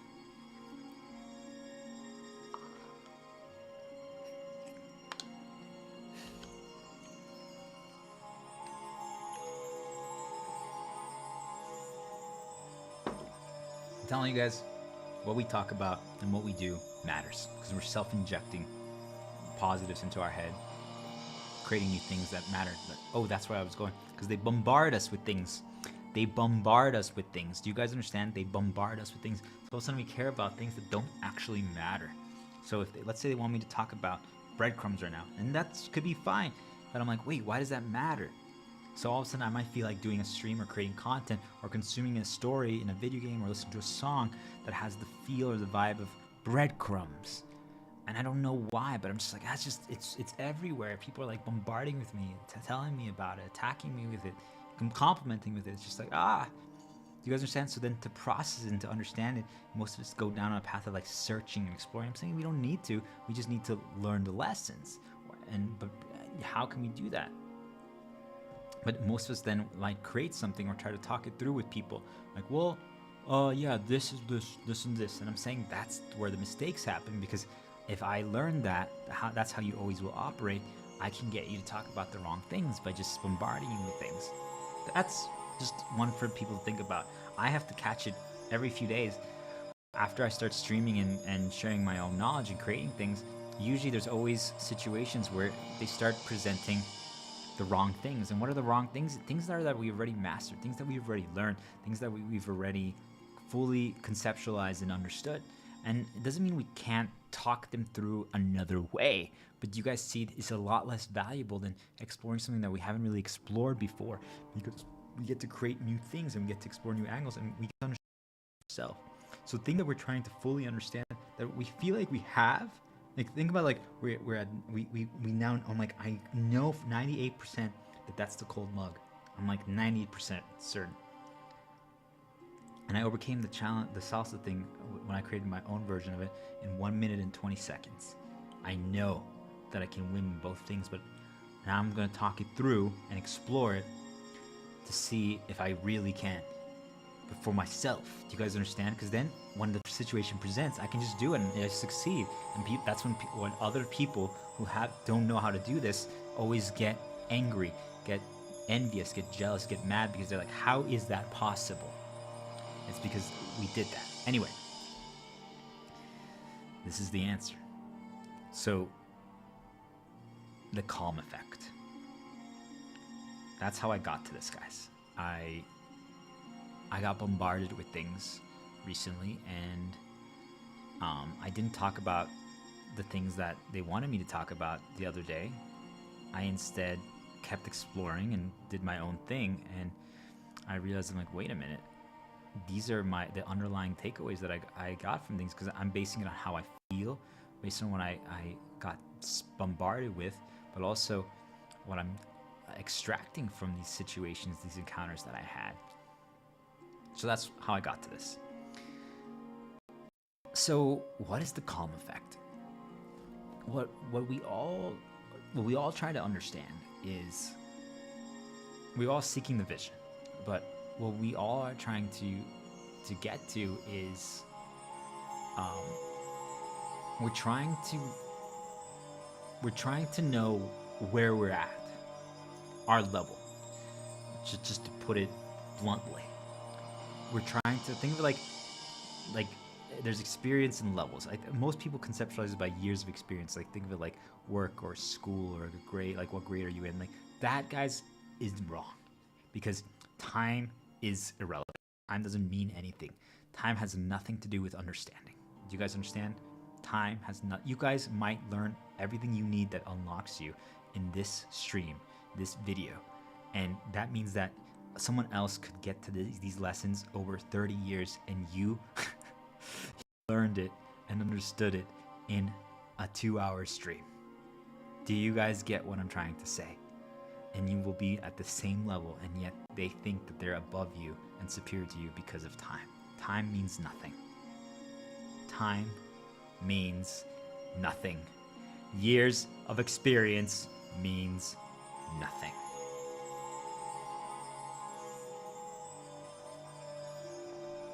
It's all about understanding the vision. So what ends up happening is we're trying to understand our level. Am I level 5? Am I level 10? Let's say there's 10 levels. Am I level 5? Am I level 6? Am I level, like, where am I at? And that's just how we operate without us even realizing it until we become aware. And where it's just like, what level am I at? So for most of us, and it's helpful. Do you guys understand? It's helpful to experience encounters. So experience the salsa encounter, experience the coffee mug encounter, things of that nature that make us see, that almost like put our skills to the test. Oh, well, that indicator presented, that effect now occurred, and I knew how to deviate. Now, most of us, let's say we succeed, most of us then are seeking to grade ourselves with a metric. I'm saying that's not necessary. We just, what we need to know is like, wow, I'm good. I know now how to respond to these things. I know how to deviate. I know what is being presented. I know what it means. I know how they do it. I know all this stuff. I recognize things. But most of us get baited to think that we need a metric. So most of us are like, well, I'm grade 11. I'm this. Well, that, if I complete the coffee mug, it tells me, congratulations, you're proficient. You're level 6. I'm like, what? But what if actually I'm way farther ahead than level 6? Like, if you really had to grade it, I'm level 10, but this tells me I'm level 6. I'm like, I guess I'm level 6. Do you guys get what I'm trying to say? Don't rely on metrics. Don't rely on something grading. The reason why people do so is because they're just trying to understand their level. We all are trying to do that. It is what it is, because if we understand our level, we know what we can overcome. It's like if you guys could see in an invisible meter that says, this is your knowledge level. And whatever, if you have greater knowledge than a variable X, you succeed. So I'm like, oh, my knowledge is at 67 right now. And the encounter that I'm doing, let's say the salsa encounter, requires a knowledge of 55. I'm in 67. Guaranteed success. Cool. Yep. Do you guys get what I'm trying to say? So if we had that invisible meter present, if we could see it, if we could understand it, well, most of us then would know exactly what things we can do and what not, because that's all we want, guys. We want to feel the harmless feeling so that we can operate. So most of us don't know how to understand that meter, because it exists. Do you guys understand? It actually does exist, but it's invisible. But we have to be able to just block out all the voices and block out all the noise that's telling us what we are, what our grade is, what our metric is, what we can achieve, and what we know. We have to be able to recognize it for ourselves. But sometimes having encounters that we overcome are good check-ins. I call them progress check-ins, where we find like, we are really good. We know what to do. We know how to respond. We know how to, if that happens, that effect occurs, and then we know how to deviate. Yeah. You guys see, it doesn't mean, but then if they tell us what our grade is now, our metric is, after that, we're like, nope. Do you guys see? That's what it is. But that's why we all are desperately looking for the likes, the follows, the money rewards, the praise, someone rating us, someone giving us a certification, someone promoting us. All those things, guys, are literally useless. All those things are useless. All those things are useless. Not to offend any of you. I hope you guys didn't waste your money on any of those things, but it's just, those things are the reason why you guys want those things is because those things make you feel like you now understand your invisible knowledge and skill meter. All those things do for all of you is help you conceptualize your invisible knowledge and skill meter, your level, your experience. That's all it is, guys, okay? That's it. That's all what those things are for people. And yet you guys waste so much money and time on them. I'm telling you guys, you could understand the vision without paying for them, without exploring them, but you guys feel like you need them because otherwise you don't know what your grade, what your skill, what your level and knowledge is. That's what I'm trying to showcase and teach by all this, because then you just know what you're capable of regardless. It's cool then once in a while, you can even be like, all right, let's try. And you just do it to do a progress check and like, look at that. Whoa, we haven't tried in like a year. We haven't done this in like 6 months. And you try and like, oh my gosh. That was really easy. We really understand the vision now. Or you do something even more challenging that really pushes you, that added so many limits, that took away all your strategies. And then you go back to something that is extremely challenging but has all the strategies present. You're like, oh, no problem. Do you guys get it? If you know how to create progress check-ins for yourself, you don't need the invisible skill meter. But still, when you guys are doing this, it might have had a difficulty like the three mug encounter. I think like the Doom, like it might be like this is a master level. This is the nightmare difficulty of the 3 mugs illusion of Gaia. Well, if you can complete the nightmare one, you're really good. You guys see, like, we're always just trying to know where we stand, what our level is. That is really how we all operate deep down. That's what it is. Every single one of us is just trying to recognize and understand our level. We don't know what our level is, so we try to base it on external metrics or other people telling us or some kind of grade. And I'm saying once you destroy that, it's binary. You all have to destroy that. It's how they used to control me in my past. I didn't realize that. Is that I was relying on other people telling me what the grade is. I had defeated like certifications and report cards and things of that nature. Why do you guys think they installed that through our entire life? But I got other ones installed into me. So I was relying on people like telling me that I'm good. If someone told me that I'm good, then I was like, okay, then I must have a certain skill level. Especially if like they had more skill level and something. Like if, for example, you guys consider myself a good streamer, I'm good at stream talks, I'm good at presentation and good explanation. If I say, hey, you're good at explaining things, then people are like, oh, then I'm really good. But if someone who's never done a stream talk before tells you, hey, you're good, they're like, okay, I guess, yeah, whatever, your opinion means. You guys understand what I'm trying to say? Both are irrelevant. You have to be able to understand your invisible skill meter, your invisible level, your knowledge, what you're capable of, regardless of anything presented to you, regardless of any external metric, regardless of any knowledge that's told to you, regardless of any certification, regardless of any grade. It's completely irrelevant. You just have to know what you're capable of. If you need to see for yourself, once in a while you can do a progress check and be like, wow, I am really good. But you guys see, once you get to that point, it doesn't matter anymore at all. You don't care about that because you don't need to know what my skill level is. I don't need to know what my knowledge is. I just now understand. The only thing that matters is it's a binary conditional branch. Do I understand division? Can I now do division because I understand how to make the effect appear that deviates me correctly when something happens? Yes? Good enough. Done. People are like, but what's your level? What's your skill? I'm like, I know all of it. It's like, yeah, but I know all of it.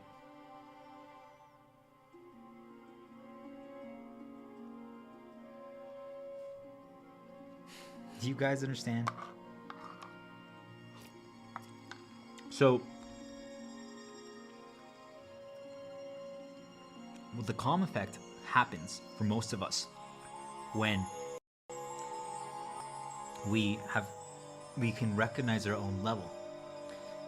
And like I said, for someone like myself now, it's just if I understand the vision, I now recognize my level. Like, look at that. Anything that presents, I can understand the vision like this, super fast. And once I'm able to do that, I'm like, yeah, my level is absurd. Anything new that presents, because my reality is being modified every few days. Think of it like new situations are presenting every few days that I've never have encountered before. Do you guys understand what I'm trying to say? Think of it like you guys start a new job once a week. That's what I'm trying to paint for all of you. Think of it like that. Every week I start a new job, hypothetically, in this sky world or that you enter after you cross the 3 mugs. And there's new lessons to explore, and nothing operates the same way. And some things might have some similar connections, but everything is like its own thing and responds differently. Like, this one seems similar to that, but it responded differently this time. Like, what? So it means you always have to learn, you always have to respond, you always have to explore, you always have to understand new. And I'm telling you guys, I figure out either within a day or within a few days at best, maybe a week tops. So they're always creating new challenges and encounters for me to solve, but I solve them immediately. It's things that in my past, when I was a lost lamb, that I was fully indoctrinated by the system and by the experts and the scientists, it would have taken me years. Now it takes me a day. Do you guys get what I'm trying to say? And I'm not attaching a grade or a level or not. I know what I'm capable of. I know how fast I can understand the vision to make something become harmless. So I can just operate. Do you guys get it? So if we can understand our level, then we're just calm. Because once something is harmless, because you're like, this, yeah, we're just calm. You guys see, like, things can present, and we know what to do. I'm like, hey guys, I just took a sip of the salsa. What are we supposed to do? Oh yeah, we're supposed to drink water.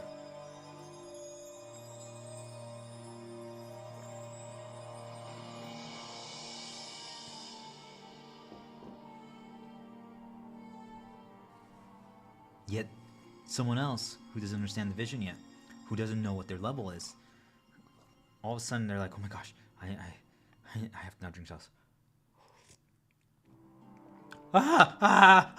What am I supposed to do? What am I supposed to do? What am I supposed to do? Oh my gosh, oh my gosh, oh my gosh, oh my gosh, oh my gosh, oh my gosh, oh my gosh. I'm like, just drink water.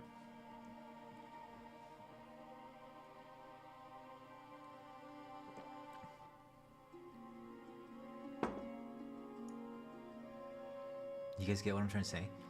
Now, majority of us at this point then are, well, hold on. That person obviously is higher level. What level are they? What's their knowledge? What skill does they have? What are their titles? What are their certifications? What does their report card say? What you guys understand? How much money? Like, all those things are irrelevant. Can you just understand the vision? And if you don't know it yet, can you figure it out quickly? Why do I say quickly? Actually does matter, because the more time you don't understand something, the more it's going to affect you. Do you guys get what I'm trying to say? Being able to figure it out quickly is actually power. I'm not, because you see, I am the biggest proponent against rushing in everything, because it's an indicator of darkness. But figuring out something quickly is not rushing. It's just being able to understand something. You'll be able to connect the dots. Rushing, because once you understand something, do you guys get it? You can now explore something. If now I don't have to, because why do we have to rush as well? There's another take on it, but we have to rush. Like, if all of a sudden I drink something, I'm like, oh my god, I didn't need anything. I'm like, oh.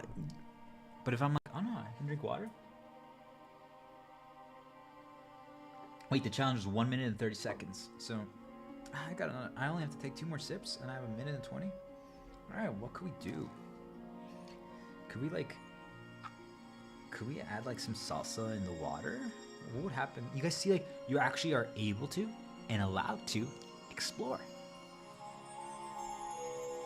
Do you guys see the power of being able to understand something quickly? Because once it becomes harmless, and again, nothing to do with difficulty. I'm not saying that it doesn't have consequences, but once you understand it, there are none. Because you fully, at any point, they're like, remember, if you get the spicy feeling, just drink water, and you'll be fine. You guys get it? So we're just calm. Now, it's not easy. It's not easy to get that for ourselves. But I'm saying we must defeat our reliance on an external grade or external metric or an external indicator from someone else or something else telling us what our knowledge and our invisible level is. Because if they can successfully install that in us, if they say, you're really good, but you're only at 75, and that's good. The majority of the world is at 34, but you're only at 75, so you got quite a climb to get to 100 like I am. Well, you see, if I the rest of you guys are gonna be like, well, that's 100. All right, I guess I have to become like that. I guess I have to do that.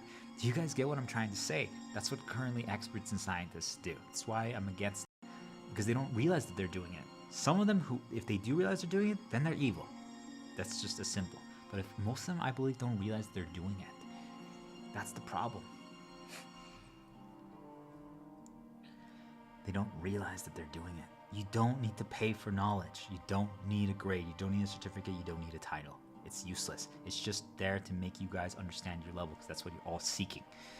But it's not easy for us to get there. I'm telling you guys, it's extremely challenging to know what you're capable of, because you have to eliminate every single external metric. You have to eliminate every single voice. You have to recreate. You have to create something, and you have to reconsume something. You have to realize, like, wait a minute, it does work. My strategies, my visions, my capability, my way of doing things does function, does result in things, is correct. Because what I'm telling you guys is, what if I know my way, I always can solve things, I always can figure things out strategically, I always understand the vision, everything's harmless, but then when I do try, I always fail.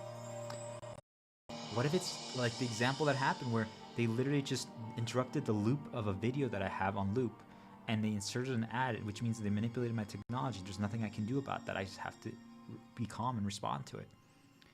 But what if I graded myself based on if no interruption happens on my stream, and they did that, and so I'm like, I failed. I'm horrible. I can't figure it out.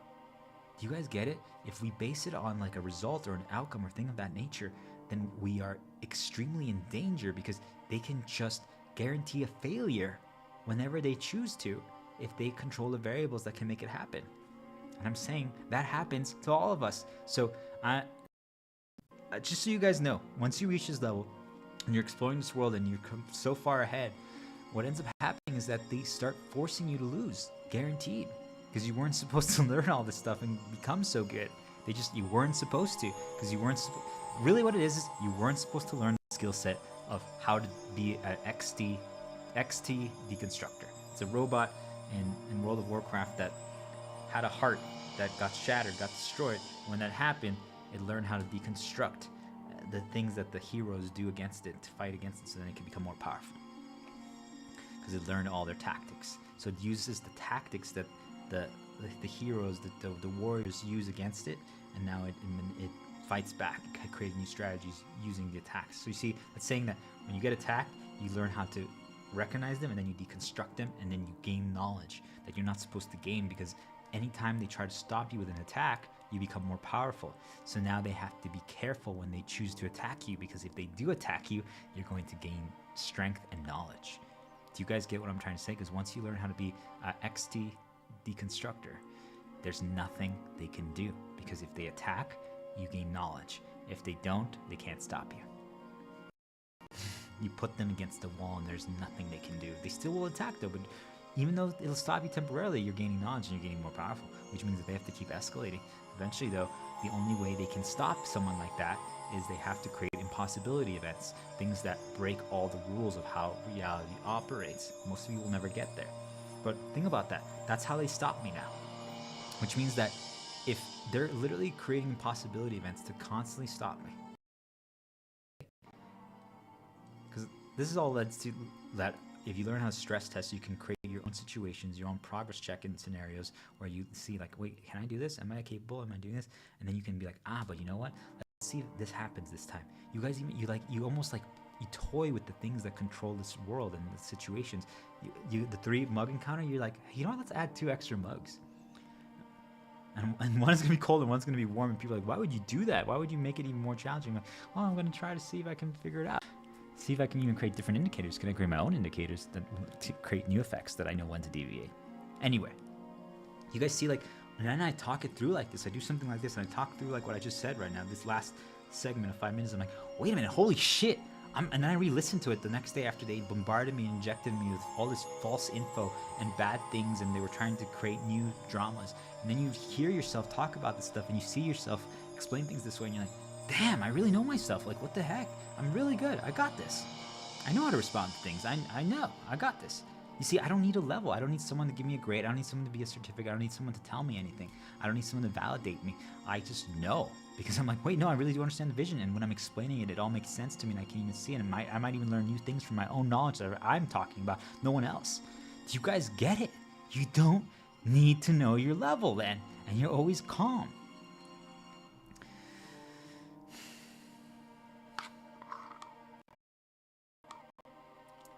But that comes from deconstructing. That comes from moving away from the external, from all stuff. That stuff is extremely complicated. You're blocking all info, getting quiet, unplugging, and only walking into the noise and consuming some things from other people when you got bombarded with wrong info. And you're just like, you know what?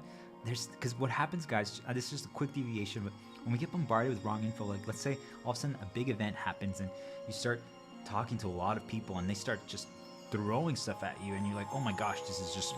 Think of it like we go to like a sheep convention and there's only level 1 sheep there, and you end up talking to 50 sheep and they're all telling you, hey guys, the 3 mug encounter, what you're supposed to do is you're supposed to just charge. You don't have, there's no indicators or there's no effects that tell you which one is cold and which one's warm. You just charge. And all 50 of them tell you that. And you're like, oh my God, they're all wrong.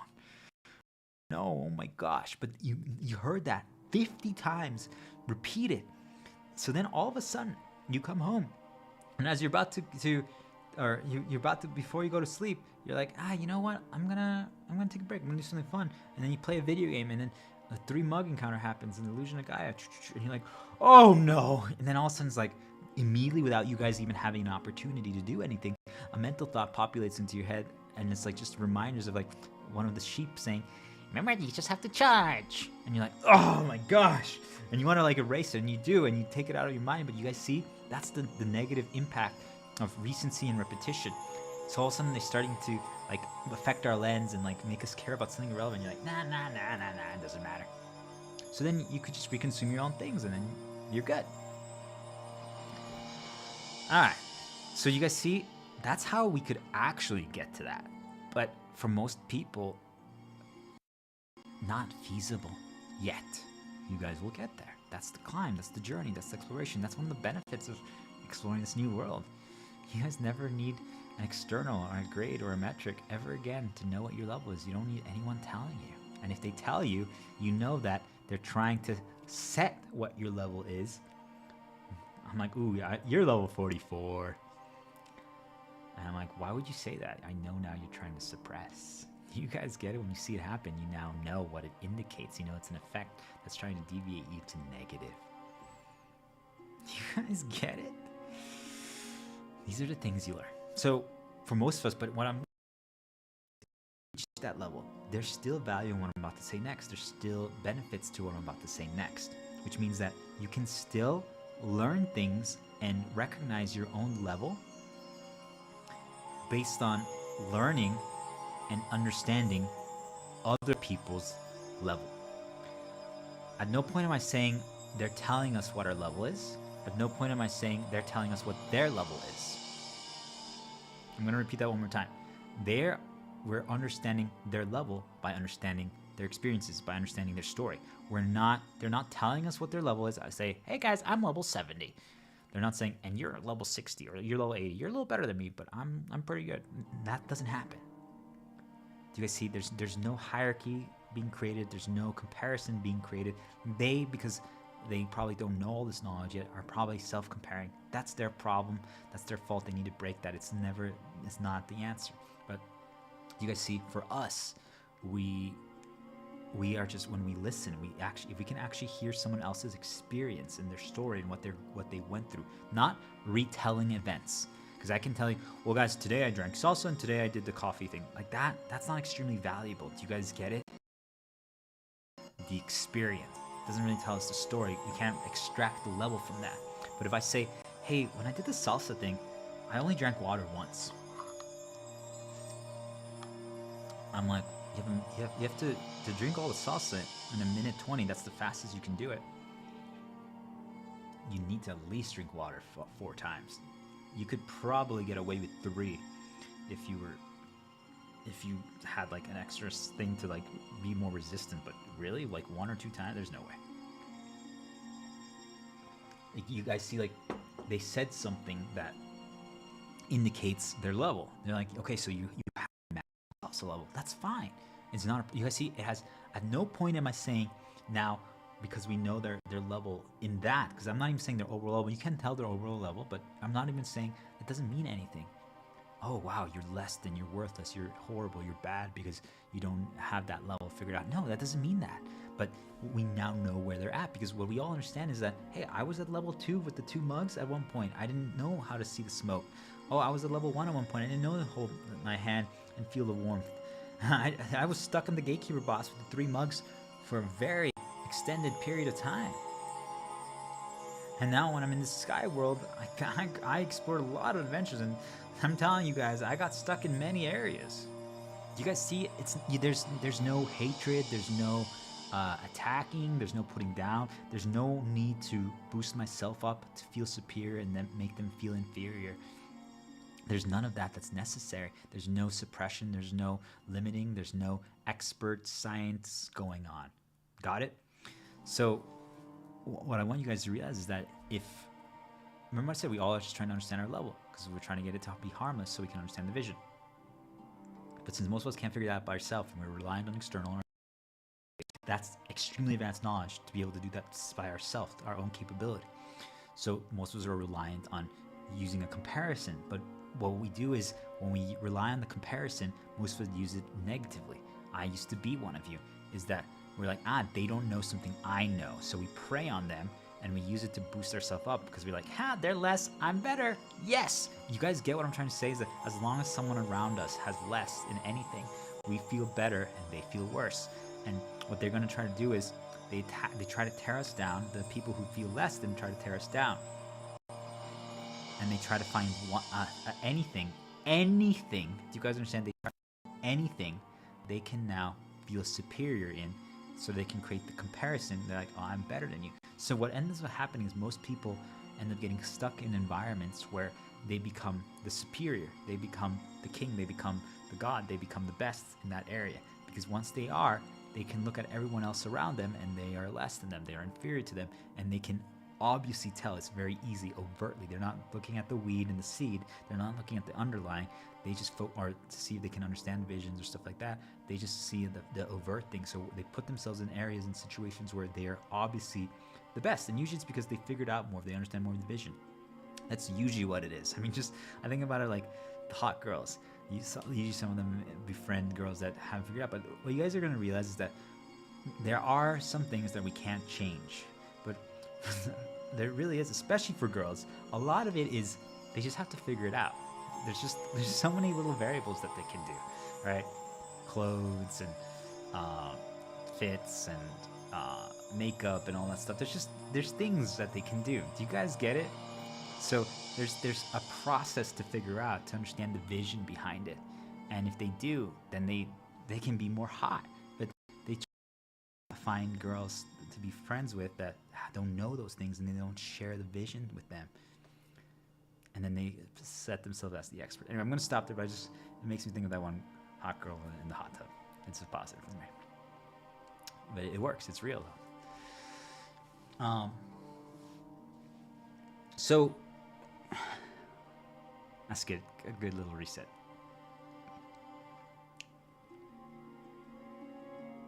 You guys see, like, that was bad in the sense that it interrupts my thought process, but it also just resetted me so that I can start fresh again and just do a different take.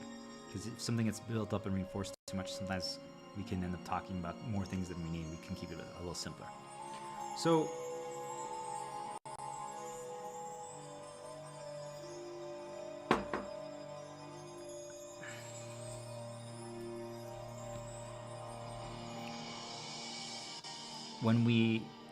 now we understand the comparisons, okay? So what ends up happening is what we're all seeking to become calm when we're doing something is just because we're just trying to understand and know our level. So if we can actually hear someone else's experience and we can extract what their level is, well, then we understand.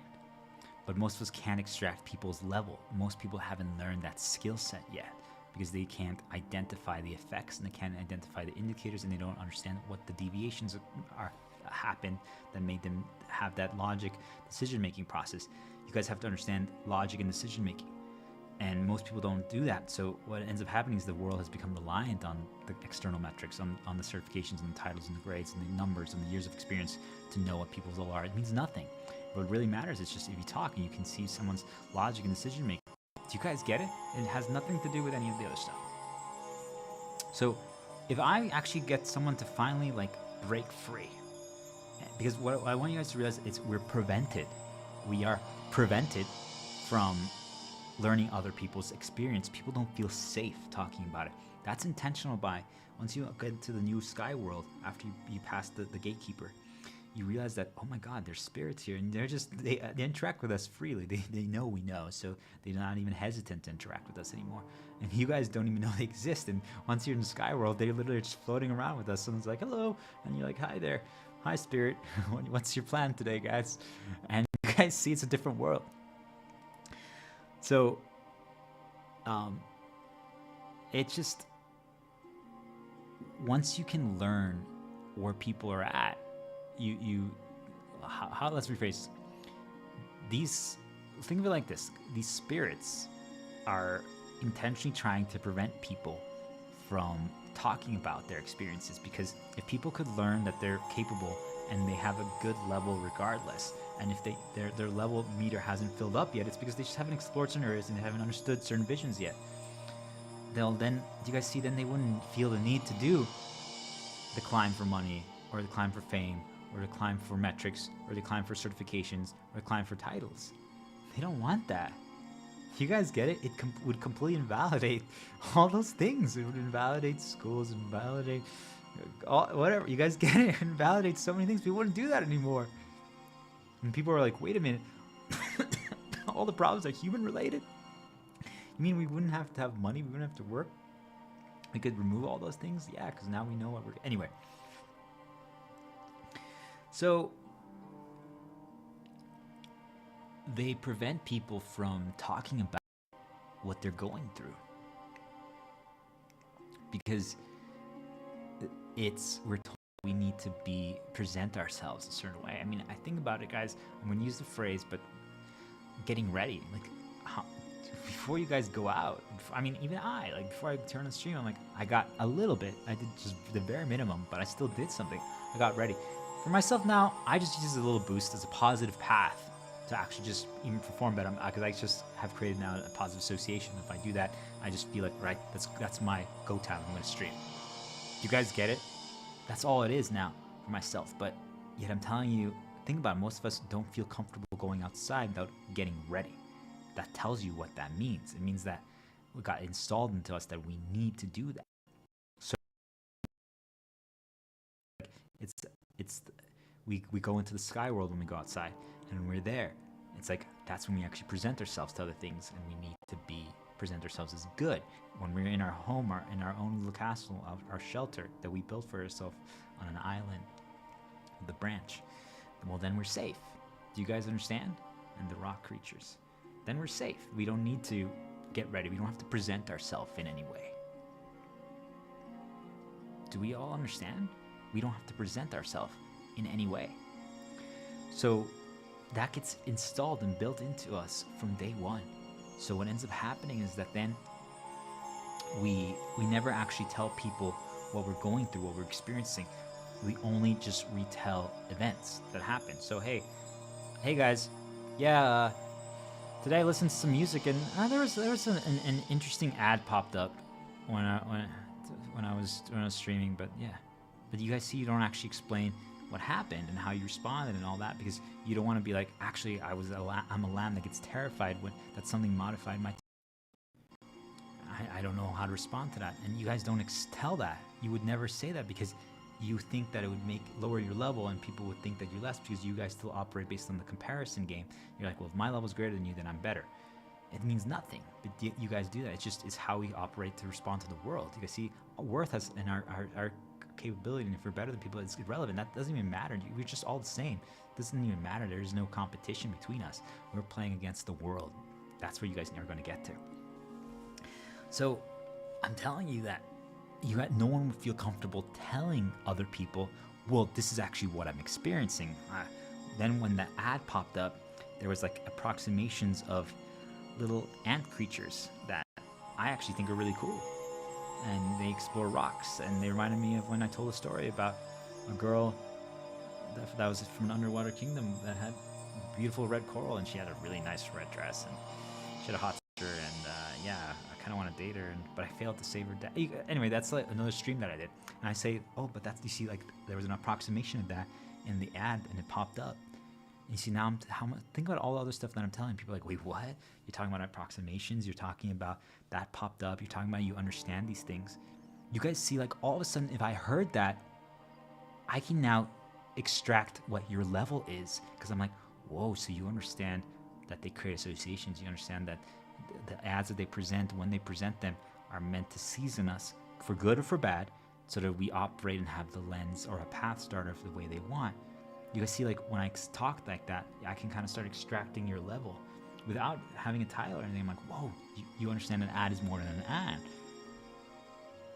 You understand that info isn't harmless. You guys see, like, now I know your level, which means that, sure, what ends up happening to some of us, we don't even realize that as it ends up happening, is that we start catering to people. We start pampering when we learn people's level, which means that we either boost them up more or we attack them to lower them, to get them closer to our level again. That's what happens. So if you guys get attacked a lot, it's probably other people just trying to lower your level so that they feel like they're better than you again. That's all it is, okay, guys? And if you're getting boosted up, it's probably because they've identified you as a lower level, and they're just trying to boost you up so that you don't feel that bad, okay? That's just how life operates. It's really funny once you understand.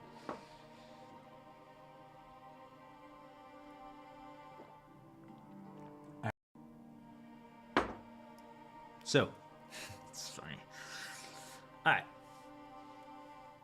So what I'm trying to get all of you to realize is, you guys see, like, I can extract what someone's level is by if they actually feel comfortable and they talk about what they're actually experiencing. Like, yeah, like when I lay in bed in the morning, but I don't get up immediately because I've realized that if I just lay there and I have music playing, that serves as a nudge. And if it's not a song that I'm like, I already fully know that I've created positive associations with preemptively, and you guys are going to realize that you're not fully focused on the music, that all of a sudden I'm getting spammed into my head mental thoughts, and some of them are good and some of them are bad, but they're like starting to make me care about things. Like maybe they're reminding me of the lamb that says, hey, you're supposed to just charge when 3 mugs present, and they're like, no, that doesn't matter, that's irrelevant, that story doesn't even matter, no. And it's getting active again. You guys understand? Like, it's getting pushed into your head, like, no, because you just woke up. And think of it like every day when we wake up, we have amnesia, and we have to remember who we are,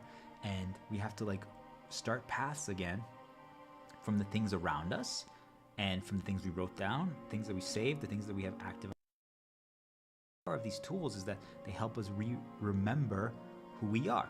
Now, what I do, the positive and negative of our reality, guys, is that we don't actually fully forget. Maybe the designers contemplated it at some point, but they're like, it's a little dangerous to do that. We're not going to do that. But do you guys understand? It's possible that let's say we forget about, I don't know, we forget 30-40% of what is not active, not recently repeated. Now, if someone brings it back up, we're like, oh yeah, of course, it immediately pops back up, like, yep, I recognize that, yeah. But we've vanished. But so recency really matters, and the repetition really matters, because then when we wake up, it's still active. We remember it. But what I'm trying to get you guys to realize is that there's something in this world that puts things into our head to start making things active again. So like imagine if you told me like, yeah, actually, whoa, yeah. When like you start, I'm like, well, tell me about the day. What are you actually experiencing? Like, oh yeah, whenever I wake up, they just like start putting weird thoughts into my head about like some like random drama that I had like with the people I talked to recently, and sometimes there's some bad losses, but sometimes there's some good stuff. Like, like some of the beautiful girls that I'm considering dating, like the pink dress and things of that nature, and like, whoa. So you see, like, wow, they're actually telling me what they're experiencing. Do you guys understand what I'm trying to tell you? Because the way most people tell things is they just kind of like say the avert event, but you can't extract what their level is because you don't see their decision-making process. You never actually heard what they're experiencing. They never felt comfortable enough. We never successfully someone's vines or someone's chains or someone's strings or the rope that ties them temporarily enough for them to talk about what they're actually experiencing. If you succeed in doing that's really the only, so you guys know, I used to be a top salesman selling medicals. Like, can you read that? I grade my level, right? But just so people understand that are still at that level, selling different medical stuff.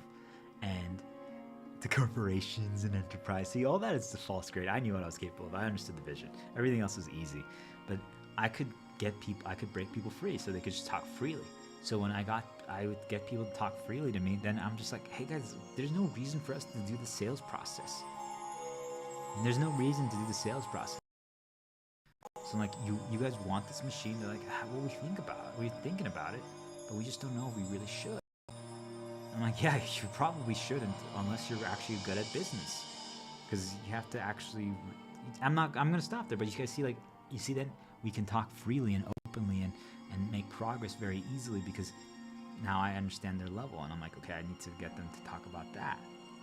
But I had to first break the chains, the vines, and the strings so they can talk freely. So now they are actually telling me about what they're experiencing. You can see, once you can get someone to talk about what they're experiencing, you can start understanding and extracting what their level actually is. Once you can extract someone's level, you understand where they're at. Because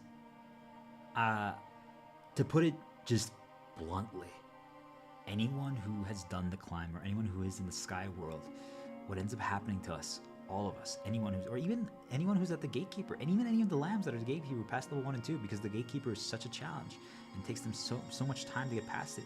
We forget everything that all the climb that we did, and how much of a journey, how much of a battle it was. We all forget. It's just, it happens naturally. We can't even remember anymore. What's happening is that we know that everyone knows less in some areas. We don't think they're less because of that, because we know, hey, it took me, let's say, a year of intense effort to learn all this. And that, I'm saying time doesn't matter, but I'm just trying to give people an approximation to understand. Of, like, let's say you spend every day hours on this, and you just put effort and effort and effort, and you're always trying to figure it out, you're always testing, you're always stress testing, you're always exploring. You guys get it? So you're like, yeah, if you guys have only spent an hour total, there's no way you can be at the same level if no one has explained to you the vision. Now, maybe I could explain that to you and you can get there, but that's another thing. So someone returns from the sky world and says, guys, this is how the sky world works, but this is how I do it. You don't have to do it my way, but this is how the sky world works. Anyway, so my point is, we forget that people are at different levels, and they're just doing their own journey, their own story, their own climb. And so sometimes we talk to people and treat them I'm not saying when I treat them positively or negatively. That's irrelevant. What I'm saying is that we just share things just flat out. We don't pamper, we don't censor, we don't modify. And that's actually the correct play, guys, because what you guys are going to realize is that every person's going to interpret it, because that's really what ends up happening. We get built up to interpret something. So I present something, and each person is going to interpret it differently based on their level, where they're at. And that's normal. Do you guys understand? That's normal, but that's the danger behind us sharing our experiences if we don't know how to actually just share everything we're experiencing, because we don't feel safe to do so, because we're worried it's going to make us appear less. I'm saying it doesn't. We have to all get comfortable sharing our experiences, because if we don't share our actual experiences, the details of, like, hey, they reminded me of a beautiful girl in the ad and a positive, like, ant creature in the ad, that, you guys, doesn't actually matter. You guys see, those details are irrelevant. But if you can talk about, yeah, like, they were reminding me of approximation of things that are, like, when I streamed or something, and, like, it was almost like they were guiding my knowledge a little bit. You guys see, that is a completely different thing. We're not getting lost in the details. We're not getting lost in that. We're explaining what we're experiencing. Do you guys see what I'm saying? That's how we have to get to. That's how we have to learn how to start talking. That's how we have to learn how to start interacting with people, because that is the way. Because now we're all sharing what we're experiencing. We're not worried how we appear. We're not worried that they're going to be judgmental. We're not worried about it. And if they are, you guys understand, that means that they're just really low level. If anyone judges you, anyone compares, it means they're really low level. And that, I'm not saying that to attack them. I'm saying that it just means that you're like, oh, I need to be careful around those people. They still care about those things. It just means that they're dangerous. It means that don't let them poison you. Anything they say, you just say, yep. It's not to make them view them as less. It's just, you know that they still are doing the climb. They're leveling up. That's all it is. Okay, guys? They haven't experienced things yet, and they haven't understood the vision yet. And the worst part is most of them aren't trying to. Because when you attack people and you're judging people and you're creating the comparisons, what you guys are going to realize it's because you don't climb to understand the vision. You don't want to understand the vision. You don't want to actually spend time to figure things out. So you do that instead to make yourself feel better, like if you are. Because then it's like, oh, I'm better than you. I'm superior than you. Anyway. So, yeah, this has been fascinating. What I'm saying, guys, is if someone actually opens up and starts talking about what they're experiencing, I'm like, wow, wait a minute. So you're encountering those things in the areas you most frequent, right? What the stories that you currently active for most people, think of it's like it's work, the people they interact with, the games, the places they go to outside, or they frequent most often. What are the rooms that can present info to them? Think of it like that. So I'm like, wow, you use those things, you use those sites, you go there. And you don't need to know the details of it, but you're kind of just understanding their level.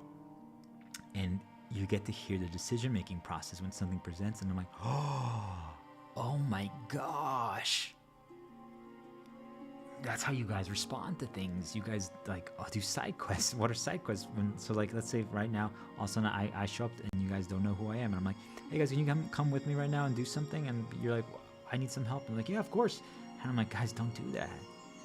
Because if you accept every side quest in the outside world, they're molding you, they're baiting you to do things. Do you guys get it? And same here. That's right now they talk through me as a warning. They're like, hey guys, just be careful. Hey, be careful, Shepherd Star. They're using you.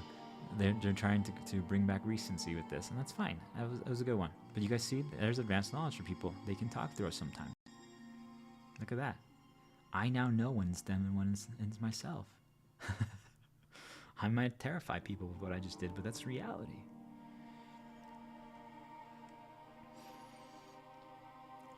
So the reason why I said that is because it's fine. That was really valuable knowledge. The reason why I said that is because once you understand someone's level, do you guys see, you're like, oh my gosh. That means that you're going to interpret everything I say wrong. Because you still are interpreting. You don't understand how to extract the lessons, the underlying. You don't know how to know your own level. You base it off of comparisons, based on externals, based on grade metrics, based on praise. You're like, oh no. Do you guys get it? Once you know someone, because we always hope someone is better. We always hope someone knows more, that someone has explored, that someone has leveled up, that someone has figured things out, that someone's trying.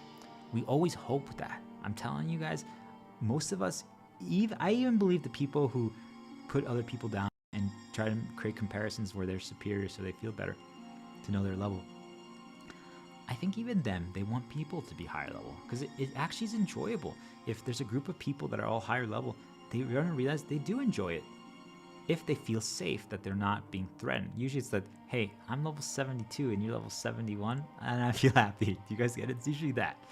We normally want to know that we're the best, because it makes us feel better. It makes us feel like everything's harmless. We're calm then, once we know other people's level. And most of us rely on things to indicate that. But anyway, what I'm trying to get you all to realize is, this is fascinating. This is the answer. I've never explored this like this. This is so cool. This one's gonna be a great one to re-listen to. And now I understand why people create comparisons. Now I understand why people care about grades and titles and certifications. And I'm like, wow, people. And now I understand why people attack and compare. It's all because they're trying to figure out their level. Once you understand another person's level, because you can extract how they respond to things, their logic, their decision making, based on their experiences. Once you understand that, you're like, aha, so that's where you're currently at. What you guys are gonna realize is, because remember I said the key is you cannot, based on when people are talking, you can't let something else build up interpretations for you, because what ends up happening is that it's just wrong.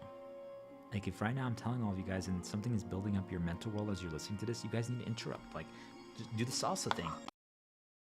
Wait, have you guys heard the music? You're like, oh yeah, look, there's music playing in the background. Now you guys are gonna focus on more. You guys see, like, I might have interrupted some people's mental world that was getting built up because that's important. That's what they do to us when we're still leveling up. And I'm telling you, even after, but you catch it more often. You see it, you understand it, and like, because if they build the mental world, they can now start affecting up all your next interpretations. So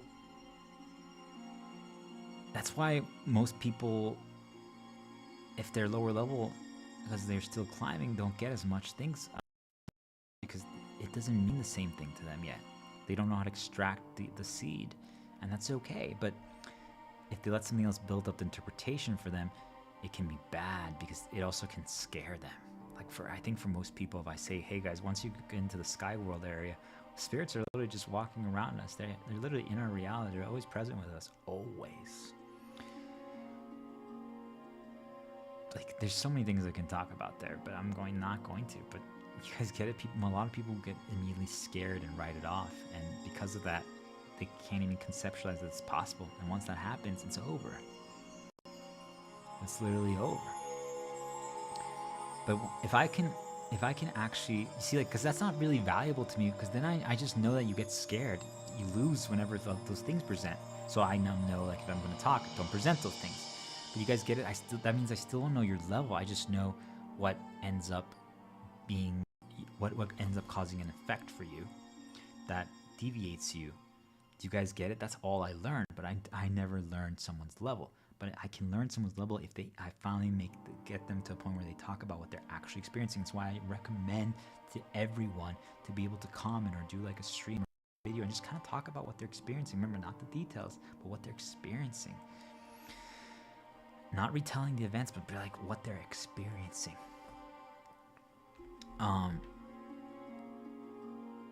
When that happens, I'm like, so that's how you make decisions. That's your logic.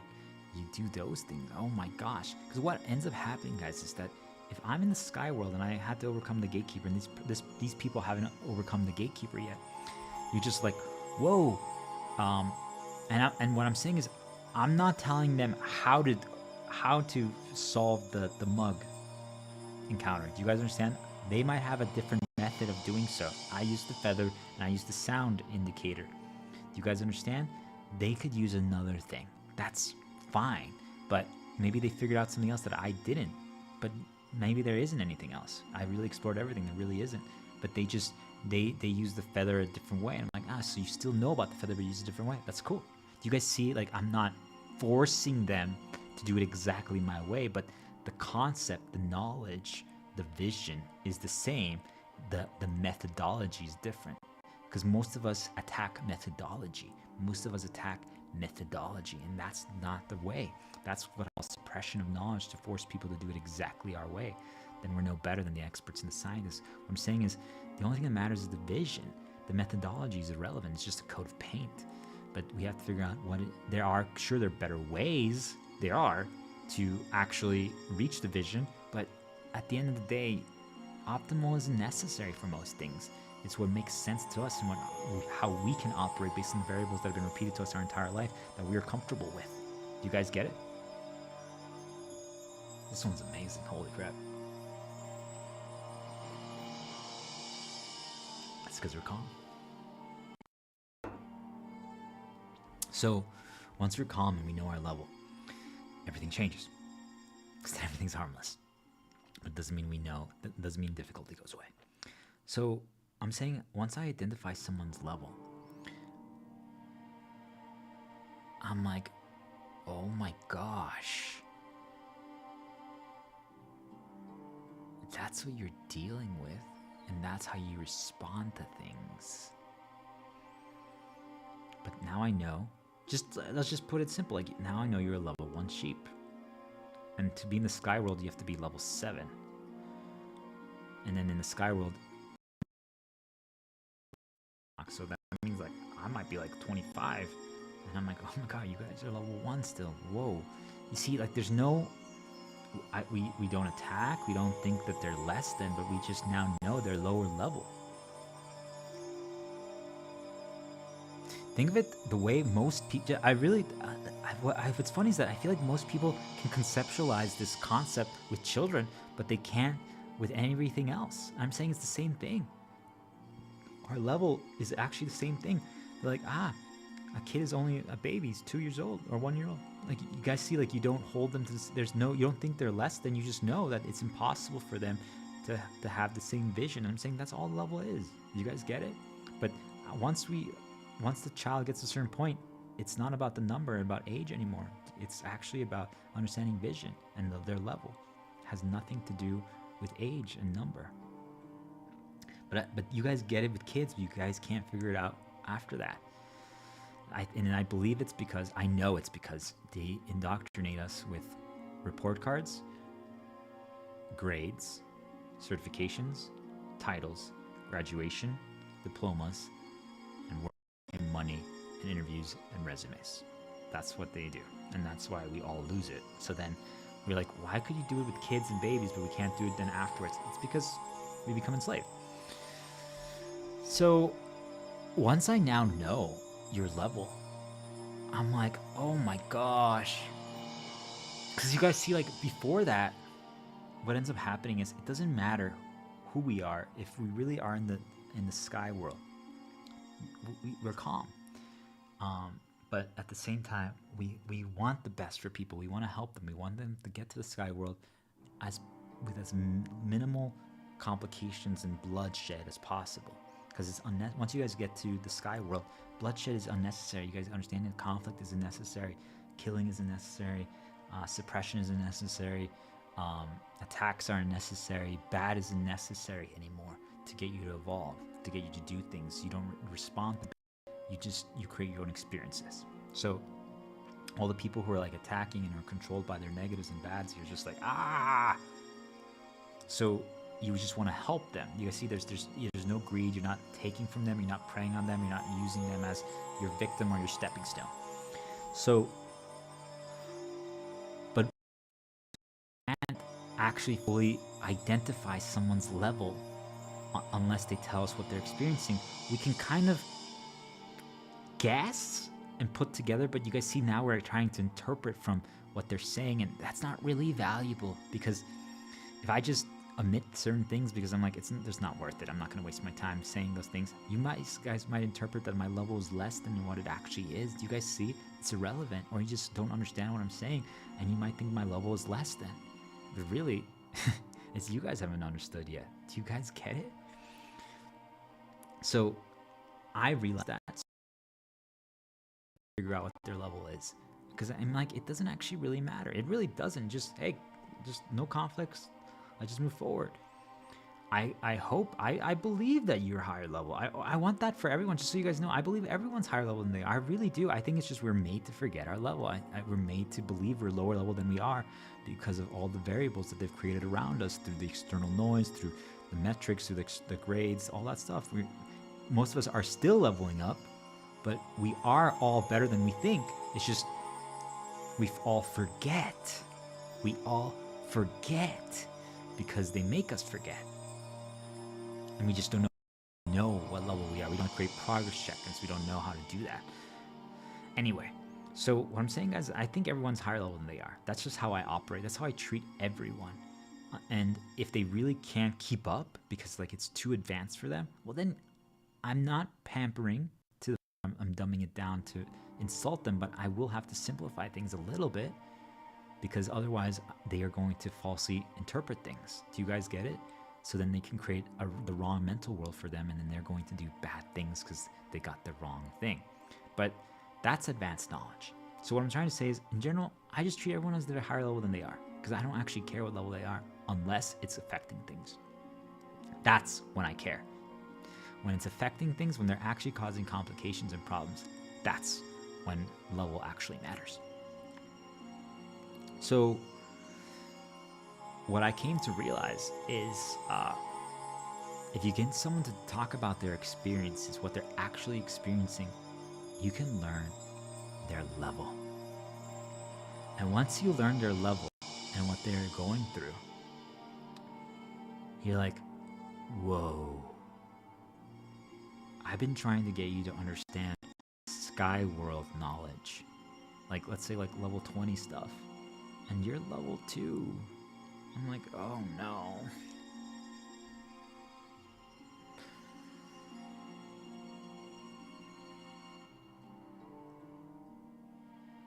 Do you guys get it?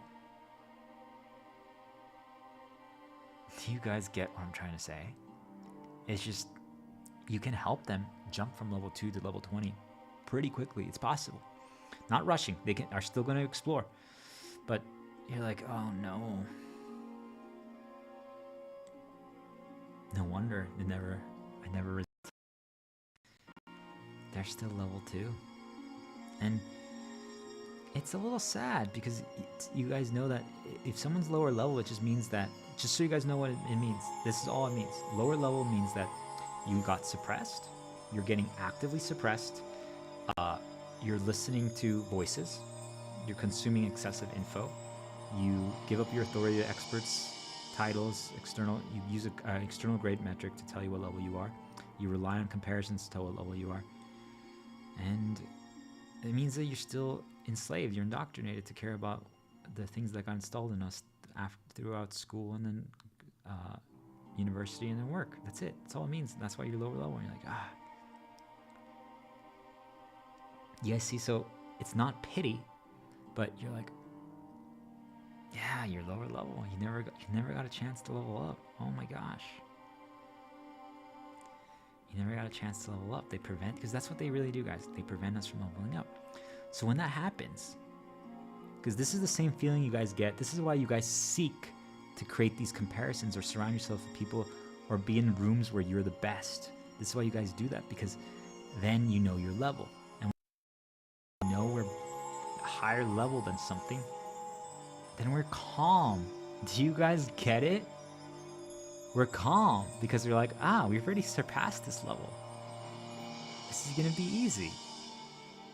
There might be some things we haven't experienced, but we now know the visions and stuff. We should be able to figure it out pretty quickly. It's level 2, level 3. We'll be fine. We might make a few mistakes, but it's not gonna be that punishing then. Because we're doing level 2, level 3. It's not gonna be that punishing. I'm playing at the level 25 point where every mistake is fatal. 3. Yeah. So that leads us to, because once we're calm, guys, then you guys see things are harmless. It's like, we're higher level than this. We got this.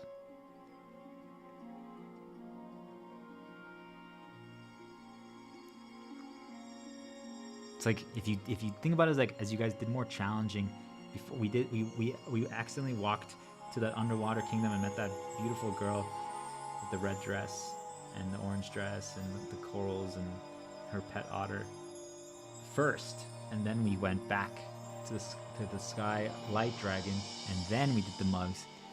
Do you guys get it? Like the order was, we were supposed to do the mugs first, failed, then do the light dragon, and then do the underwater thing. That was the intended order, because we did that, the difficulty curve, balance, progress would have been just right. But since we deviated the order, we're like, oh my gosh, that's way more challenging, and then the others seemed so much easier. It's just because we learned so many more advanced lessons first, and then we went back. Do you guys get it? So what I'm trying to say is, we're calm then. If all of a sudden we go more, we already know these things, we already learned these lessons, we already figured this out, we already solved how to handle this. Doesn't mean that we don't still have to focus, doesn't mean we don't have to respond to effects as they appear and the indicators to tell us how to deviate. Doesn't mean that we can ignore the mechanics, but we now know what to do, and so we're calm. And when we're calm now, it's harmless. We understand the vision. You see, it happens because we now know our level, so then we're calm. If we're higher level than the room that we're in, most of us are calm, because then you're like, okay, now I get it. Do you guys understand? If we know we're higher level, we're calm. So sometimes understanding what other people's reality is, because think of it like this, guys, we each, our reality, and I'm going to take a break, 1 minute break after this, and then we're going to talk about apathy. Once we understand our level actually affects our reality. And I'm not saying it's our interactions with people, sure, but it's actually what's getting presented to us, what we're getting bombarded with, what we're encountering our day to day. If we ever go outside or wherever we go, the encounters that we have, as our level actually increases, our reality changes. That's intentional. They do that intentionally. We don't have a choice, and things get more punishing. And so some people are like, I don't want to level up, and that's your choice. You all have a choice. But I'm saying it's the worst disservice you can do to yourself to stay where you're at, because you stop learning, you stop growing, you start exploring, and you get corrupted, and you guys just keep making the same mistakes. Nothing's going to happen. That's never deviate, but it's just the same coat of paint every single day. Or it's just a slightly different coat of paint every other day. That's all it is. And you guys are made to believe that you're leveling up, but really all it's like, hey guys, did you have the blue salsa or the red salsa? What's the difference? Oh, there's one. It's just cosmetic. All right. So that's the calm effect. The calm effect is really the source behind why people judge, why people compare, why people care about external metrics, why people care about the grades, and why people do what they do. But it really comes down to, we just want to know what other people's levels are at to identify our own level. That's really the takeaway, guys. That lets us be calm. But we don't need to do that anymore if we can identify our own level by just doing progress check-ins and creating our own experiences. But we'll get there. All of us will get there. But you guys see, even someone like myself who has already experienced that, who knows how to do so, other people's experiences and what their level actually is. Because remember what I said, guys, I always treat them as if they're higher level than they are. But once I learn someone's actual level, I've realized now that my behavior toward them changes. Not out of malice, not out of pity, not out of negativity, but actually to help them. But now I'm like, I do have to change how I interact, because I was just using too advanced knowledge, so that they were getting a mental world built up through false interpretations. Once you understand, they're like, got it. It's a little sad because you don't want to dumb it down, but sometimes you have to protect them. But really, it's just we have to encourage them to explore. That's all it is. So that they can check out the Light Dragon, they check out the Underwater Kingdom with the Daughter of the Grand Summoner. That's all it is. That's all we have to do. I'm telling you guys, it's valuable knowledge to have, understanding people's levels, because once we know what their reality is, we can know if something is a mistake or not. So that leads us to apathy. So I'm going to take more water, and then we're going to talk about apathy.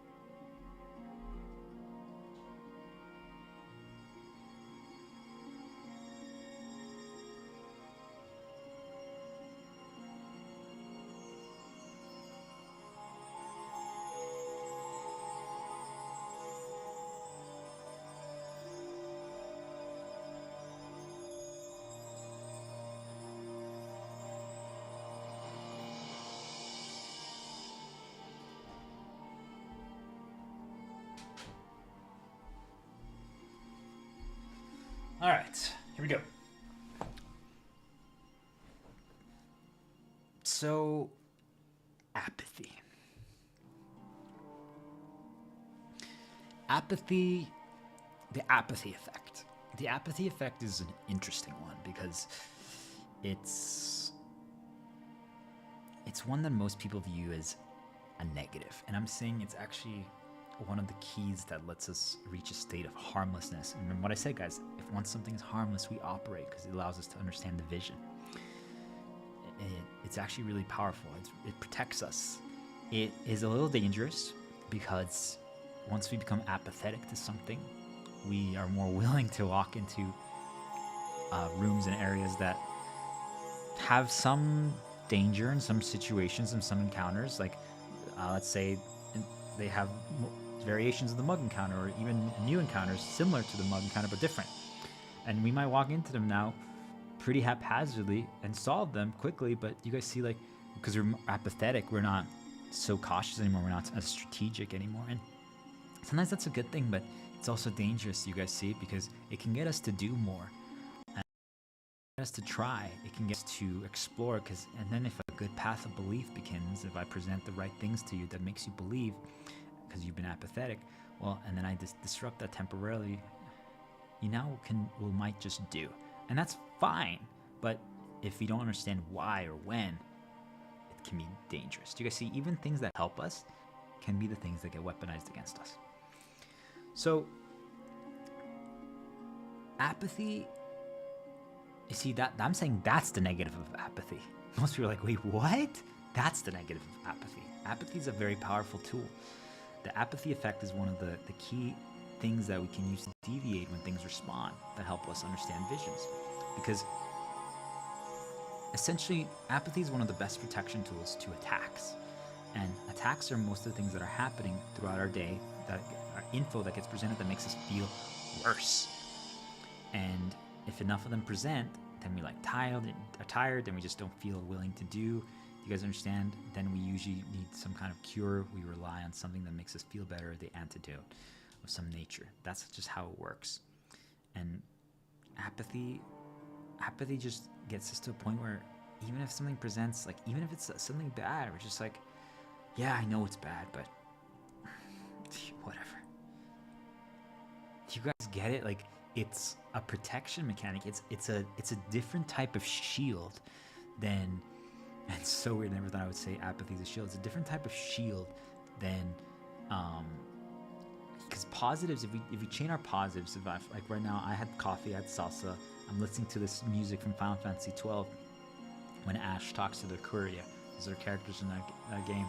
And, like, you see, like, that's a positive for me. That's if I saying all those things, and then I'm like, ooh, the girls. I'm like, yeah, Carrie, the black bikini, and things of that nature. Do you guys understand what I'm trying to say? Like, I just injected myself with positives, and I temporarily changed my mental world, and now I feel better. So that's how you can build a shield for yourself, because now when things then get presented, well, they have to first start attacking our shield.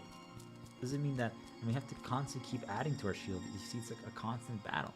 But I'm saying, guys, I've realized now and identified that apathy is separate. It's a separate shield. I don't know if I want to call it a shield, but I'm just, from now, I'm just going to keep it simple. It's a separate shield. It has its own, like, think of it like its own meter, that a different color, like, let's say it's like dark red or something like that, or let's call it like it's a gray one, and it's like, whoa, it's gray health, yeah, something like that. But it's another protection mechanic that we have, apathy. And I think most of us have begun to make an equivalent of indifference, that apathy equals indifference. And in a way, you can say it's a good describer of it, but remember how we said, if I ask you what are you experiencing, most of you retell events. You don't know how to narrate what you're actually experiencing, to talk about the seeds without getting into the specifics of the details. So I'm saying calling it indifference is doing it a disservice, because that's essentially just retelling the event. What we're actually looking for is the seed. So apathy is to the point where we're now calm. You guys see, like, we're going into it from a positive. Apathy, we're calm. If you reached apathy through a different state, then you didn't actually reach apathy. As we can say it's that term, but it actually isn't. Because apathy comes from a state of calm. We have to be calm first. If it's apathy because we feel like there's no other choice, that is essentially just giving up.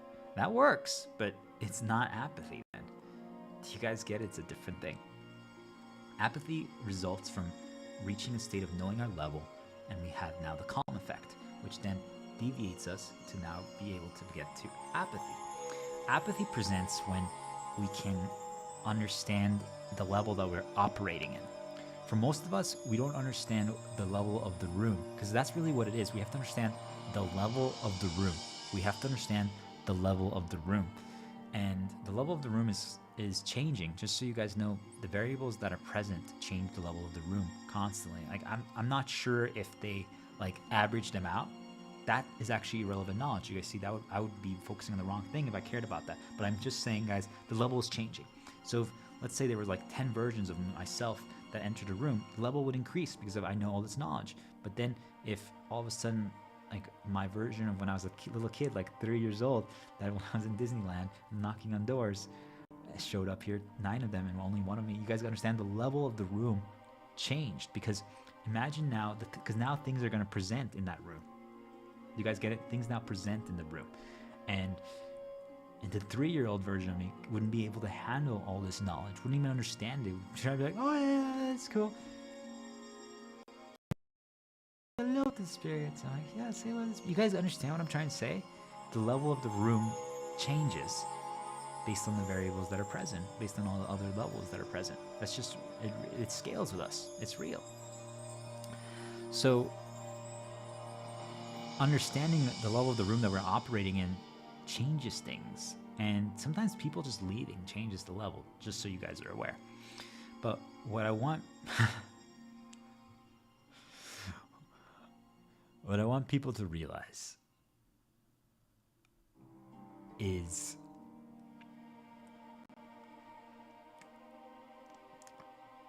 if we can understand other people's level, and we're not doing it for comparison to make ourselves feel better, to identify our own level, we're calm.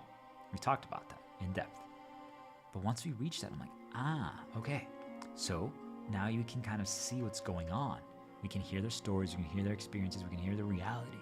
And when they're telling us, or we're seeing how they respond to variables now, because now we recognize the level, and I'm like, oh my gosh. I'm like, whoa. It's not an attack. You see, this is what I want people to understand, is what I'm about to say is not an attack. But if you're lower level and you haven't explored yet or climbed, you will take what I'm about to say next as an attack. It's not an attack. It just means you haven't learned or understood the vision yet. That's all it means. It's just we're trying to teach you the vision right now. That's all it means, guys. You understand? It's not an attack, but if you take it as one, it means you're still lower level. You're going to have to understand the thing. So what I'm saying is, you guys respond incorrectly to variables that present. They're harmless things that they've managed to build up interpretations for you. And I'm not saying that it's easy to handle, but they built up interpretations for you, and you don't know how to rewrite them or to heal them. And it's not the easiest thing to learn, but it's possible. But there's also other ways, right? You can avoid things, you can go somewhere else, right?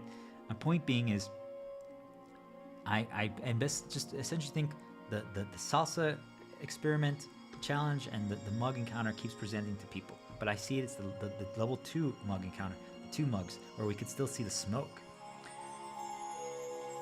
We don't let them feel the mug anymore, but we can see the smoke, and they don't know that that the smoke is the indicator that they shouldn't drink that one. Do you guys get it? They don't understand that yet. That's what I'm saying. I'm not attacking them when I say that, but I know that now. So I literally see them. They're a lamb that the mug thing constantly is appearing in front of them. Okay, guys, the level 2 one, almost like, are you ready to move on? And they keep choosing the mug that has the smoke. And I see that, and I'm like, wait. In my reality, if I would have chosen the wrong mug, I would die. It would be game over. It would be completely lethal. There's now mug encounters in the sky world where if you choose the wrong mug, it's over. Like, you lose everything. You lose everything. There's no going back. I'm like, wait a minute. They chose the wrong mug. They literally chose the wrong mug. They got poisoned. Should be game over for them. And I watched them, and I'm like, they're like, oh. And they go like look at some water, and they're like,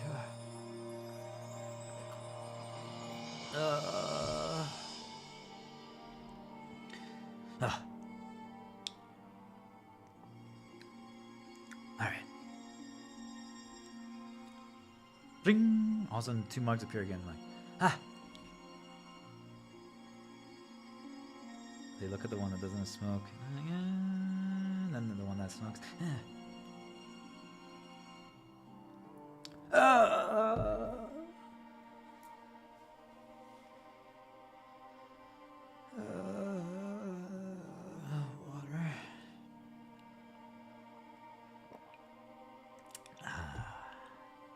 And I'm like, wait, what? I'm like, what? You gotta be fucking kidding me. I'm like, what? I'm not laughing at them. Do you guys understand? I'm not laughing at them. But I now heard, or they actually told some of their experiences, or they showed me some of their experiences, what their actual reality is, the stories that they're doing. And I'm like, oh my gosh, you literally are choosing every incorrect decision. You're literally choosing the mug that has the smoke, that's poison, over and over again, over and over again, over and over again. And I'm like, wait, not only are you still around, you're actually doing all right. You're doing pretty well. Overall, you could be doing so much better, but I'm like, wait, what? I'm like, there's no way. I'm like, wait, that means you're making like 100 mistakes a day. Things that are irrefutably a mistake. Do you guys get what I'm trying to say? And they're making 100 mistakes a day. And not only are they surviving, they're actually doing pretty well. And who am I to grade? I'm just saying like how everyone in the world would be like, yeah, overall, they're content, they're satisfied, they have enough, they're surviving, they really don't have that many problems, and the problems they have is because they keep freaking drinking the wrong mug. And they refuse to try to learn or explore. I'm like, wait a minute. You mean you're making that? Because you guys see now all of a sudden, we were calm. And this is how we actually reach a state of apathy, by understanding the level of the room, but by realizing like, wait a minute. These attacks are meaningless. These attacks are ignorable. In my reality, in the sky world, if I drink the wrong mug, I die. I lose. Wait a minute. You mean I could literally drink the wrong mug here? Not that I would, because why would I? Because you guys see, like, you wouldn't do it unless you're experimenting. But even then, there's like, what's really the word? You guys see, like, even then you're like, ugh, really? Should I drink the wrong mug? Should I? Like, it's the wrong. Like, you guys see, like, you would have to like force yourself, because it's an experiment, because you just know. But you're seeing now. You hear. You now know their level. You hear the mistakes. You see the mistakes. You see them do that, and they not only are surviving, but they're actually doing pretty well. So then it's like, wait a minute. Wait a minute. What's really the problem, then?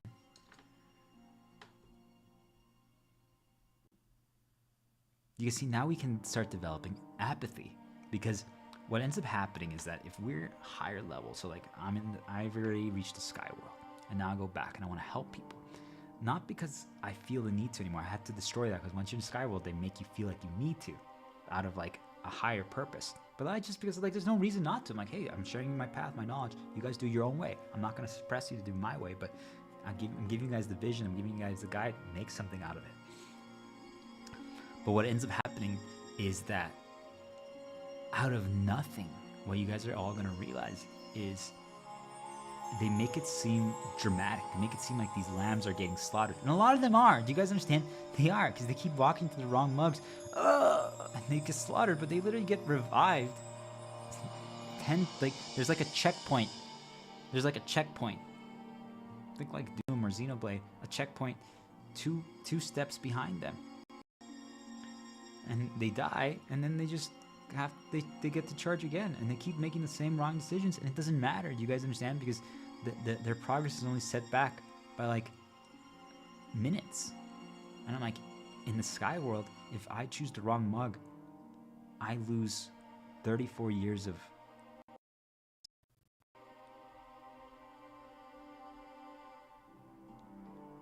You mean you're at level 2, you guys only lose minutes?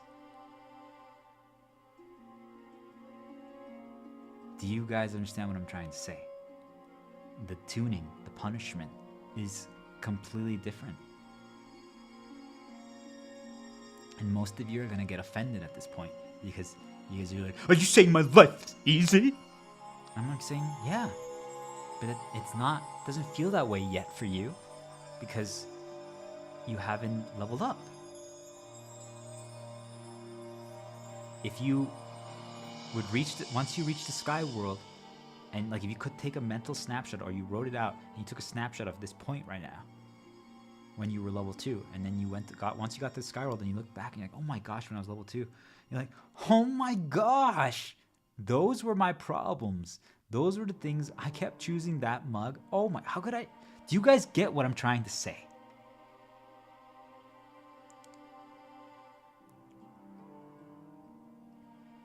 You see, you can create your own progress check and then see your level, and you look back and you're like, wow, really, I had no problems. It was so easy. Like, oh my gosh. You would even say it yourself. So if you get offended by that, it just indicates your level. Okay, guys?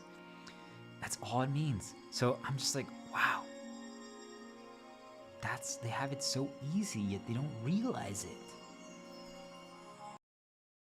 They have it easy. Why are most of us, literally, just so you guys know, 99% of us still have it extremely easy. Why is that the case? Because we actually can't handle more. Do you all understand? If all of you would completely shatter and break into a million pieces if you guys start experiencing more, they can't actually do more to you, or it's over.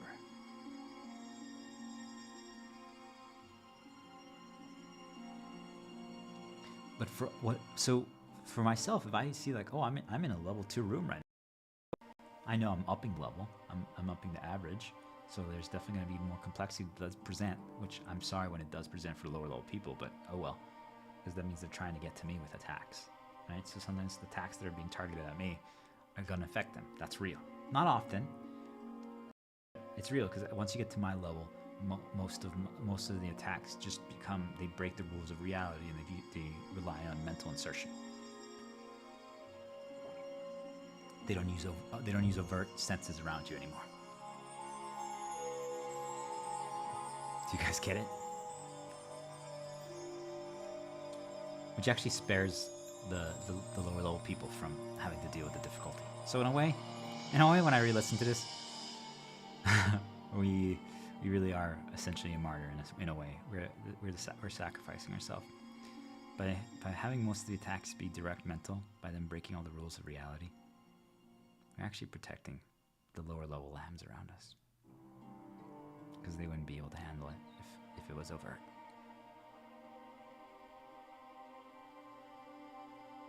It's kind of cool.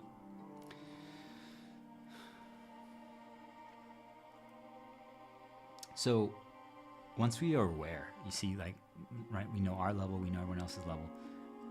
Most of us are calm because before we relied on feeling better, but I'm saying now we just know. So we recognize things and we understand the vision. So it means, okay, we understand the vision of this room.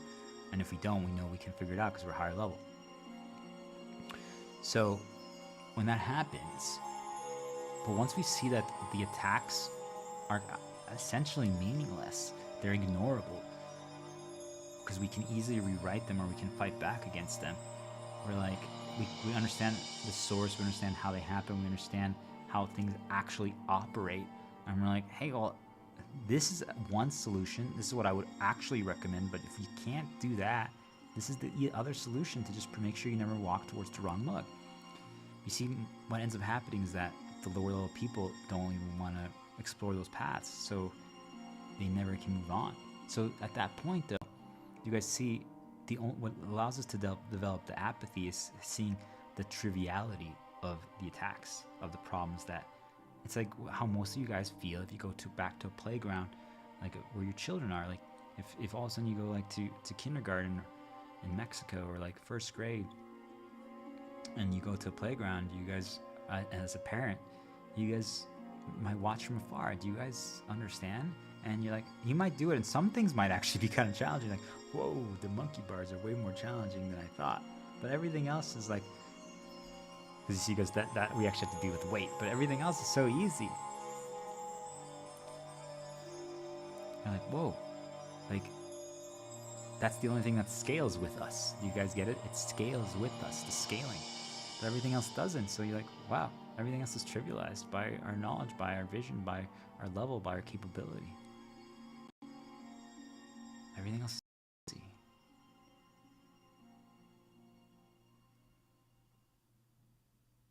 So when that happens, now, if we're at that playground, guys, as an adult, as a parent, and something like presents us, like let's say a little kid walks up to us and comes up to us and says, hey, Dad. I'm like, hello? I'm like, is that your kid over there? I'm like, yeah. He's like, well, you smelly feet. They all run away. And you're like, you even laugh, right? You like giggle. You're like, that's been an attack. Those are the attacks that happen in this playground. They say stuff like that, like, hey, you have smelly feet. Are you guys finally connecting the dots? Is that every playground, every room has attacks as we're growing up, as we're evolving, as we're doing the climb. And when we're kids, it's stuff like that. But when we're kids, those attacks really matter. Some of us never move past those things, and that's because we got prevented, we got suppressed from evolving, from exploring, from learning the lessons, from understanding the vision, from making things harmless. And it's one of the worst things that you can do to anyone. Just so you guys know, because it means that we're always vulnerable to those same attacks. But you guys see the reason why we laugh when the little kids, like let's say like the 4 or 5-year-old kids come up to us and say that we have smelly feet. We might even be like, you know what? Let me smell my feet really quick. Ah, yeah. You know what? Cheese. I'm gonna take a bite of my salsa because I put some cheese in there because it's cheese with sauce, queso con salsa. They're like, what? Do you guys understand what I'm trying to say? Because we understand how to defeat it easily, it means nothing. It's complete apathy. Because we see the triviality of it, we see the meaninglessness of it, we see the ignorability of it. But see that, like let's say maybe they said it to my son or my daughter. Like maybe they were like walking the dog, our dog, and they're doing that, and all of a sudden I'm like, they go up to my daughter and they tell her she has smelly feet. And she's like, Dad. I'm like, yeah? I'm like, oh, do I have smelly feet? I'm like, can I smell them? I'm like, yeah. And then, like give her a hug or something. And she feels better. But she's like, oh, I'm all better now. You see, like you solved the attack. You solved the attack just by smelling her, with her, and giving her a hug. And now your daughter's happy. And then the dog like jumps up at her and like licks her and like hops around a little bit. I'm like, now go climb the playground with the dog. I can't wait to see you guys. I'm gonna take a picture of you guys. Do you guys get what I'm trying to say? Do you guys see, like, I saw how easily trivialized and how easily we can counter and solve that attack. So, and I saw that now my daughter and my dog are completely fine. So you guys see, like, I'm like, wow, the consequences of her not knowing how to respond to the attack of the other kids saying she has smelly feet. She didn't know how to respond in that moment. all she had to do is then come to me and basically, I don't know what, and then I helped her, and I'm like, wow, the consequences were extremely minor. But you see, like, she's evolving, she's growing, she's climbing. That's just life. And I'm saying once we learn what other people's experiences are and their level, we can do that. You see, like, we're calm, but most of us are only calm if we're a higher level than the room we're in. Like, calm, even if we're lower level or the same level, it's possible. But that's when we have to know our level, our capability, our ability to figure out division. Then we can be calm.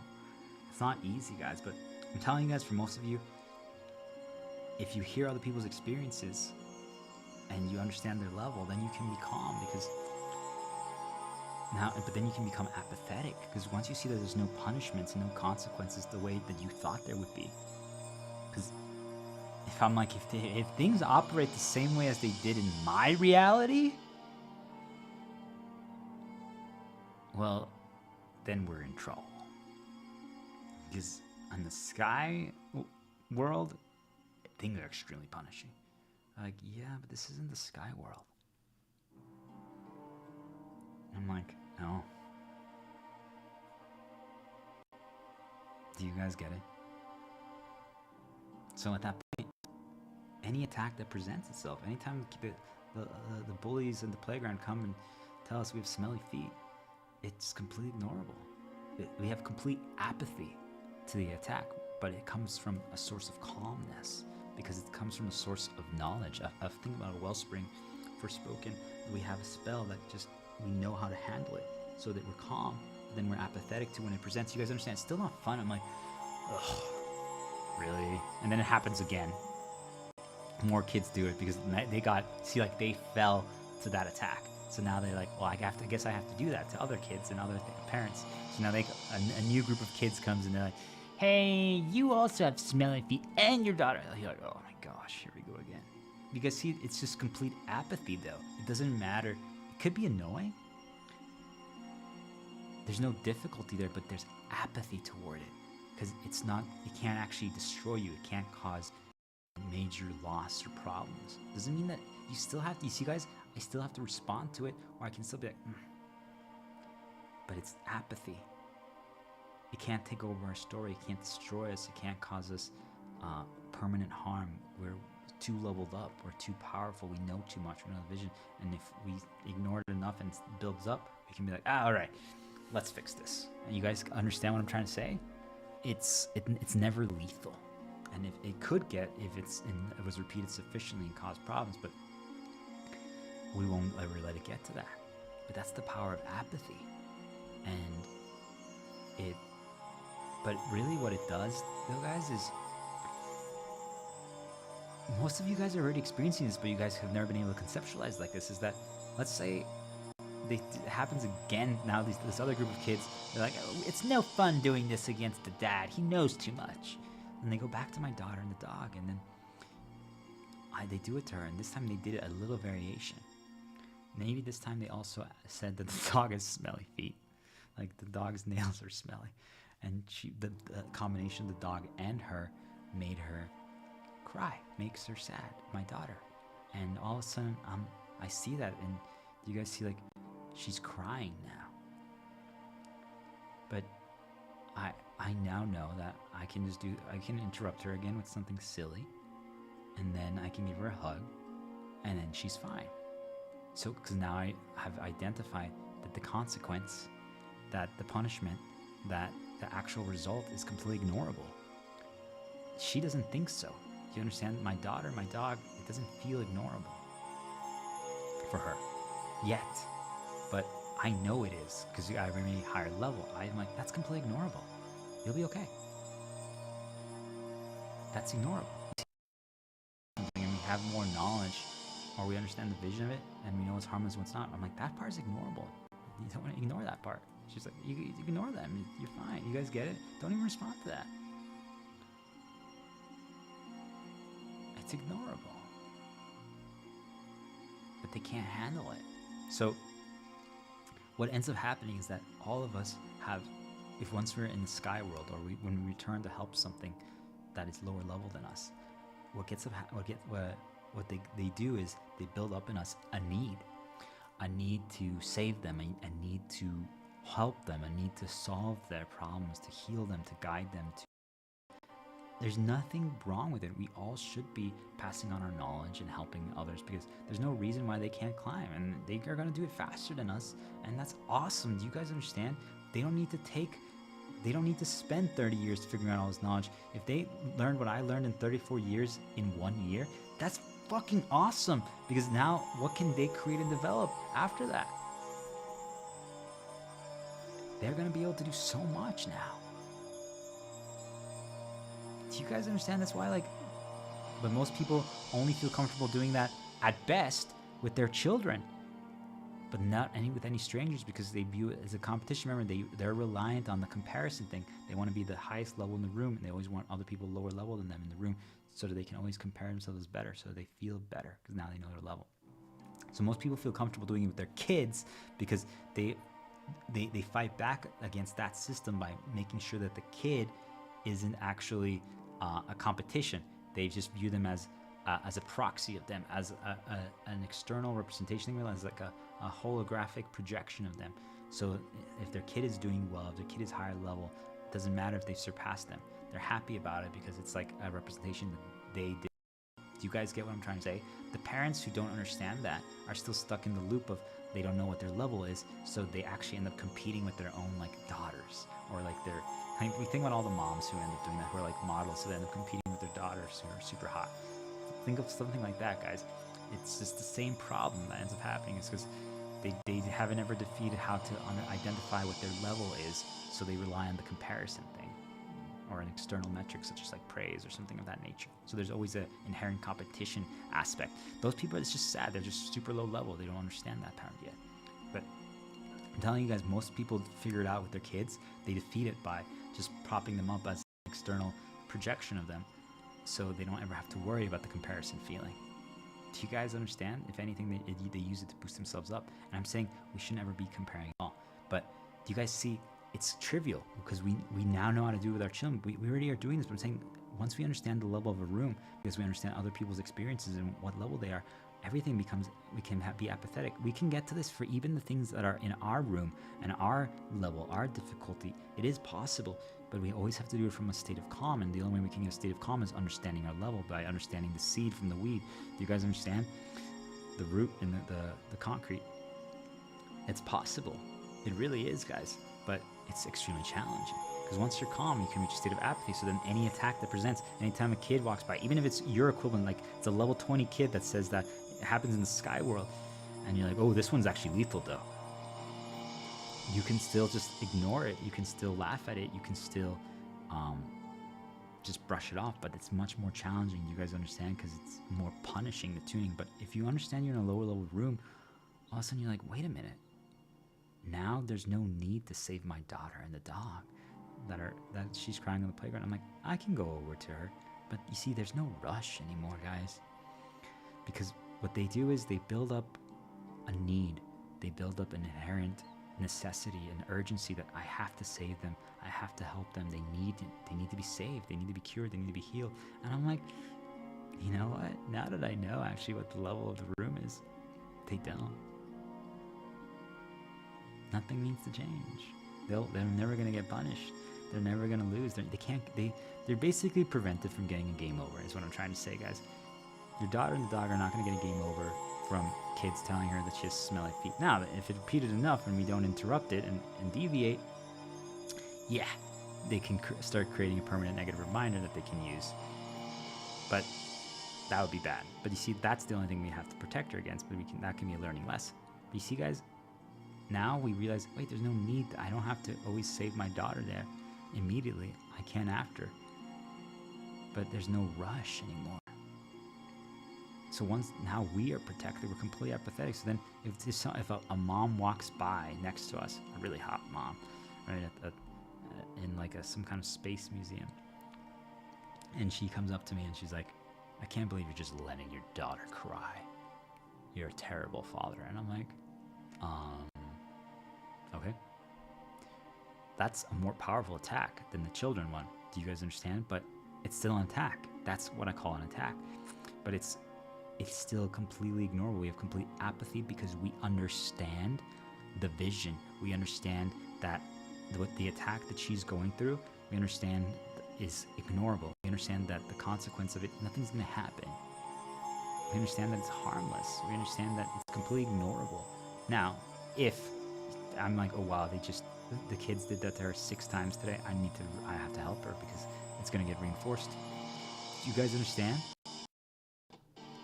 That would be different. But I could actually look at the hot mom, like, you're really hot, by the way. I wish I met. I'm single right now. Would you want to date hot mom? But do you guys understand? If I see her and I'm like, actually, this is why I'm doing it. I could explain my vision. I can explain my strategy. I can explain all that stuff. She might actually just walk away then, because then I'm sharing knowledge that's higher level than her. Sometimes a lot of people's attacks, just so you guys understand, is they're trying to feel better about themselves. Maybe she let her kid cry and someone attacked her, so now she does the same thing. But really, she's just trying to understand, and she doesn't understand attacks. That's really what it is, guys. If they don't understand, they attack. And you realize that she's still level. She doesn't understand why I'm doing what I'm doing. She doesn't understand why I would let my daughter and the dog cry a little bit before I explain it to them, interrupt her, smell her feet, and then give her a hug and solve the thing. She doesn't understand it. Do you guys get it? I could explain it to her, but if I do, she's gonna then feel attacked. Because she doesn't know how to interpret things. She interprets things that she doesn't understand, so they create a false mental world for her. You guys you get how complex it gets, guys? The point is, we all had apathy or calm, but it's from a source of calmness that these present, and she does it. I'm like, yeah, I know. It's not that you want to have to respond to it, because it's like it shouldn't have even happened, but you're like, you know it's wrong. That's what I'm trying to say, guys, because you understand the vision, you understand your strategy, you understand your approach, you understand that. So if someone attacks you regarding those things, you guys see it's complete apathy. I'm telling you guys, when lower level people, it's not fun because it's wrong, it's a lie. But if you start trying to explain it to them, it's a waste of time. Do you guys understand what I'm trying to tell all of you? It's a waste of time to explain it to lower level people, because now when you explain it to them, their interpretation is that's going to get built up in the mental world, because they can't actually understand. They have no point of reference that makes sense to them, because you're giving them knowledge in the sky world. They don't even have never been into the sky world, so all that knowledge means nothing to them. They can't even conceptualize what the sky world could it be. So if you're giving them that knowledge, you're just like, and it just builds a false stuff, like, see, yeah, we knew you're bad, and it's just that's all it is, guys. They can't grasp it. There's nothing we can do about it. So you see, we have to just take the blow and be like, it is what it is. And you ignore it, and you just know, well, that's that. Complete apathy. You just know it's a lower level person that's trying to make themselves feel better, because now they don't know what their level is anymore. And they do some kind of attack because they don't understand something, and unfortunately you have to deal with it if you're higher level. That's all it is. But you see, guys, the power of understanding that there are no real consequences or the punishments, or because you know more, you know the vision, you know how everything works, is immense. That's really the key of apathy. Like, you know what you can get away with, you know what is ignorable, but I'm telling you guys, if we really did it correctly and we come from a point of calm and we just are getting attacked by all these meaningless things, and once we really understand the level, I'm like, oh my gosh, well, now I don't need to do anything anymore. Do you guys get it? Like, once you know there's no rush to save your daughter from the moment someone says she has smelly feet, it changes things.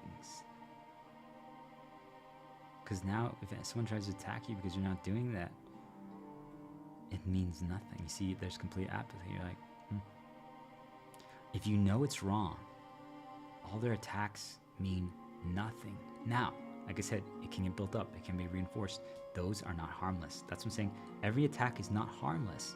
If 1,000,000 moms all of a sudden showed up and were attacking us about that, do you guys get it? That now is a very serious attack. Serious battle though. It's very serious. it actually will add up. So when that happens, you gotta deviate, you gotta interrupt, you gotta change. All right. I think I explained that part pretty well. Yeah, they're good at what they do. That's apathy.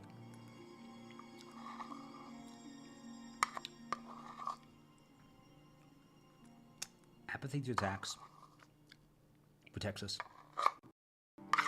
I'm saying, guys, we reached that state from once we know what we're capable of, we kind of see what we're dealing with, and then we're like, most things are ignorable, and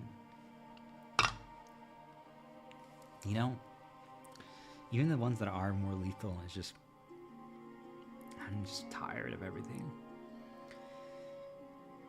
I understand the vision. I know how to do everything.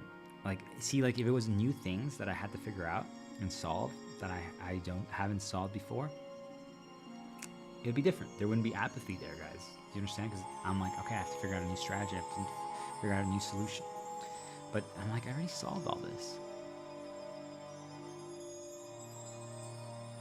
I know the answer. I'm giving you guys all the answers, and you guys just can't figure it out. I'm like,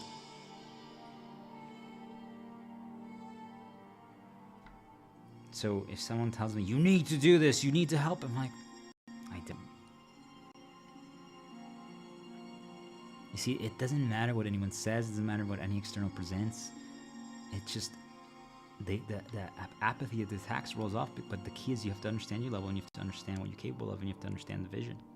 So now you know it's harmless. But sufficient repetition and sufficient reinforcement is the only caveat that's dangerous. That's the only thing you guys have to be aware of.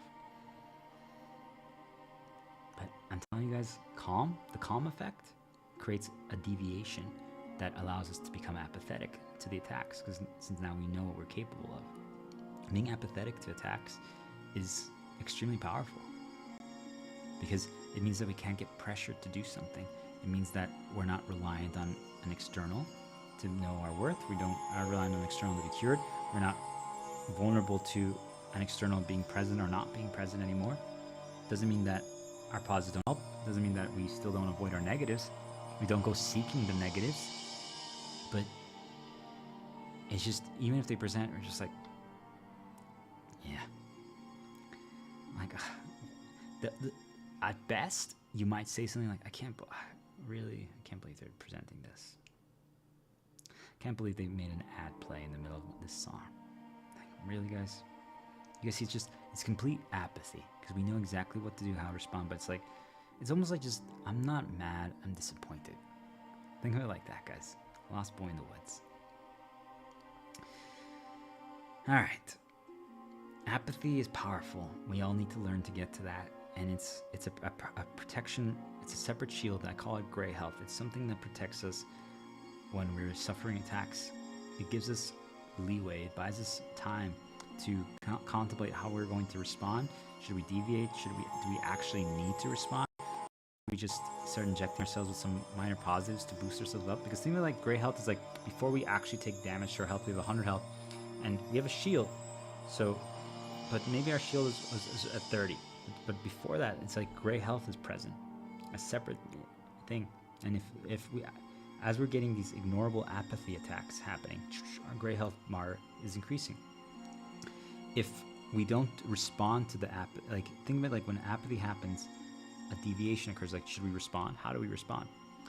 If we don't do anything and we just let it keep building, eventually though, like, think of it like after, like, I'm just gonna use a time frame, but it's just to paint the picture. After like 30 seconds of responding, all of a sudden the gray health goes boom, explodes. Whoa! And our health actually takes damage of what the equivalent of the gray health. So if the gray health got built up to 50, all of a sudden we dropped 50 health. So then it added up. You guys see, enough reinforcement, enough repetition, and we didn't respond at all. But we have to ignore it. So you guys see, but it causes a response. But unlike a normal attack that immediately damages our shield or our health, it first has to go through a gray health check. It's like, all right, let's check your gray health. And when that happens, we have more time to respond. I'm like, yeah. Hold on, let me drink some water first. then let me talk about the smelly feet. And when that happens, think about like when we drink water and we now know how to respond, we kind of can think about it like, yeah, you know, it doesn't really matter. It's completely irrelevant. But I know they just attacked me with a negative. So, hey, do you remember we were now the chosen hero? That is, they want this gray health situation is the test that they're creating to see if we can figure this out, to see if we're worthy to be chosen to wield the branch, this Q-tip currency that is going to change the world. But now they want us to do something.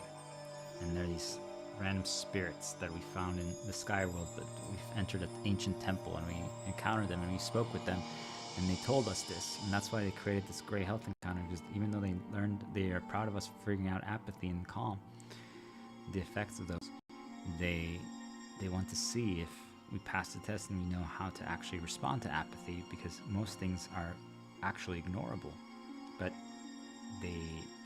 if they present enough small ones over and over again, can do what I call the whirlpool. Yes, that's what I was going for.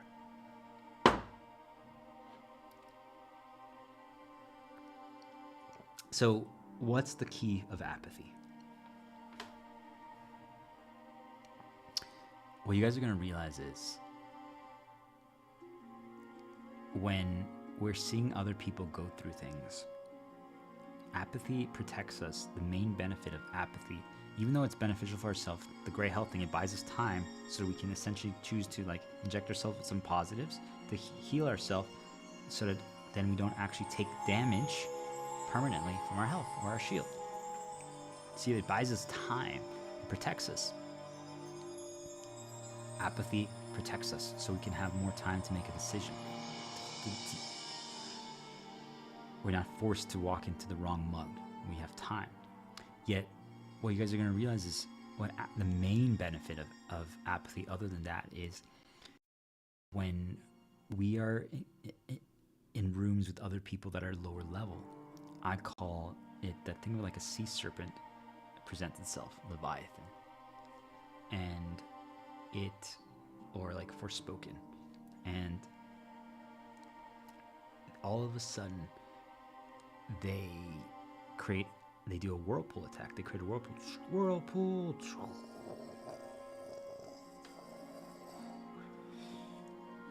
And when they do that, it's because, think of like when I said like my daughter and like the dog, right? At the playground. Something happened. And think of like guys, a whirlpool is being created underneath them when they got attacked. But for them, the attack, they don't know how to respond yet to it. They don't know how to handle it. They don't know that, hey, don't walk to that mug, walk to this mug. Because they don't know the calm effect, they don't know the apathy effect, they don't know all the other things, they don't know the indicators, they don't know when to deviate. They don't know the tactics. So what ends up happening is that it's actually more severe for them. But at the same time, it really isn't, because you guys get it? Even though this is a key, this is key, is that the severity feels different for each and every one of us, depending on what level we are at. The severity feels different, but the severity actually isn't different. It's a paradox, but it's real. So what I'm trying to get you guys to say is that in level 2, or like the daughter in the dog playground example, the severity is level 1. There's almost no severity unless it's reinforced to the point where 100 gray health gets built up, and then, but you see how much, like there's literally, it has to be a complete failure of our part to even have any severity. But for, in this story, my daughter and my dog, it's like, let's say if you rank it, like it's 1 to 100. For them, it's like an 80. You guys get it? It feels like an 80 for them. But the severity is actually level 1. That's how the world operates as we're leveling up, guys. Things feel more severe.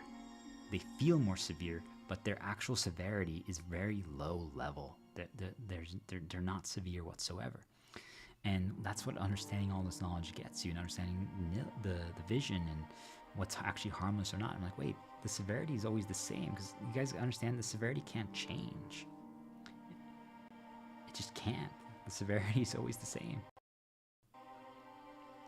But the feel of the severity changes. The feel of the severity changes based on our knowledge, based on our understanding of the vision, based on if we know the different effects and we know how to deviate. Think about that, guys. So a whirlpool has been created, and I'm like, it's a level 1 whirlpool, but I'm like, oh no. Think of it like, when the whirlpool is created, it has little, like I call it like a health bar, nameplates. So it says the name, it says a whirlpool was created, and it says what level of it is. Think of it like the level of the attack. It says level 1 whirlpool. I'm like, okay, that's harmless. But then there's a separate indicator there on the top right of this nameplate, this health bar that appears above like the whirlpool, just so we can see it and identify it. It says the severity for the person that the whirlpool got created under, and it says severity 80. You're like, oh my gosh, like that's not good. That's not good. You're like, oh no. Because remember what I said, guys, the bait that they try to do is they try to make us feel the need if we're higher level and we go back to the lower level room. That's what they try to do. They weaponize to make us feel the need. But that's why most of us are like, well, what level is that actual attack? There are no consequences. Level 1, you're like, okay, yeah, that's not a problem. You see, like, there's no real consequences. And then you say, you know what, it's level 1. Let's see actually what the consequence is. Oh yeah, nothing happened. You can see you even allow experimentation. You're like, oh, let's see what the consequence is. Like, wow, that's not punishing at all. Like, all of a sudden, the water serpent shoots like a water blast, and someone like a water circle forms, and it's like, wow, you have a lot of time to dodge this, and you stand like 10 gray health. I'm like, that's pretty harmless. Oh, I could get hit by 10 of those and still be okay. Do you guys get what I'm trying to say? So what ends up happening is all of a sudden when we see that severity, when we see the severity, because since we understand it, that's when they push us to feel the need to help. Because I'm like, oh, that's actually really severe for them. And then we rush over there. So now when I rush over to my girl, because the other events, like the first time when the whirlpool happened, when they said she has smelly feet, the severity was 20. I'm like, yeah, that's not a problem. And that's why I let her come to me. But this time when all the kids did it and targeted both the dog and her, I'm like, oh, it's level 80. I'm like, oh no. So I rush over there, and I'm now, do you guys understand? Now I'm actually in the whirlpool. Now I'm in the whirlpool. And when that happens, what you guys are going to realize is that now I'm partaking in their consequence. Now I'm partaking in the severity. Now I'm partaking in a storyline, a narrative that's starting to get written, because I entered into their whirlpool even though I didn't have to. But they bait us by thinking that this is extreme, by saying it is, because you understand it's extreme for my daughter and my pet in this story. It is extreme for them, but actually the consequence, the outcome is the same. It's always going to be a level 1 whirlpool. It's so minor, but mentally for my daughter and the dog, it's not going to be minor. So that's how they bait us and force us to make a decision. They try to cause us to enter the whirlpool, because what happens when we enter that whirlpool? We didn't need to. Do you understand? But we would have to then immediately afterwards be like, okay, when the severity's at that level, we have to just interrupt them and get them back to realize, wait, the severity is completely inconsequential. There is no punishment. It's level 1. You guys got this. This is the vision. This is how it happened. This is why it happened. You're amazing. You got this. Like, you interrupt them, you intervene, you intercept, you fix it. No problem. Easy. Do you guys see? But they bait us when it's level 80 severity, because you know it's the level 80 severity now for them. You recognize it. So then you rush into the whirlpool, and what happens then when we're in that whirlpool is we start walking down their storylines, their narratives. We start getting dragged by, I think of it like a little arm appears, like I think like Legend of Zelda, the Shadow Temple or something, like, and it tries to grab us and pull us into the whirlpool. Or we're in the vortex, and smite, and all of a sudden it's like we're getting pulled closer to the middle of the whirlpool. You guys understand what I'm trying to say? It's something like that, and when that happens, we have no chance, because now we're experiencing experience with them, and all of it feels relevant, all of it feels like it matters. And I'm telling you guys, it's not even our story. And if you can figure that out, if you can like snap yourself out and like, wait, this isn't my story. Actually, whatever happens here, that's literally what the solution is. Whatever happens here, you guys, is irrelevant. Like, if this whirlpool gets solved or not, actually is irrelevant, because after my daughter cries, I know exactly how to solve it, and it's good. Nothing's gonna happen. There is no actual real consequences here. Do you guys understand? There's actually no real consequences. Sure, some bad happens. Sure, some like she's gonna cry, some tears hit the ground, but what really happened, guys? Do you understand? Now, enough repetition reinforcement. That's the only part that builds up the gray health. That's the only thing we have to be careful about. But that's where we have to intervene and intercept. But if after she cries a little bit, I'm like, all right, come here. Do you guys get what I'm trying to say? So,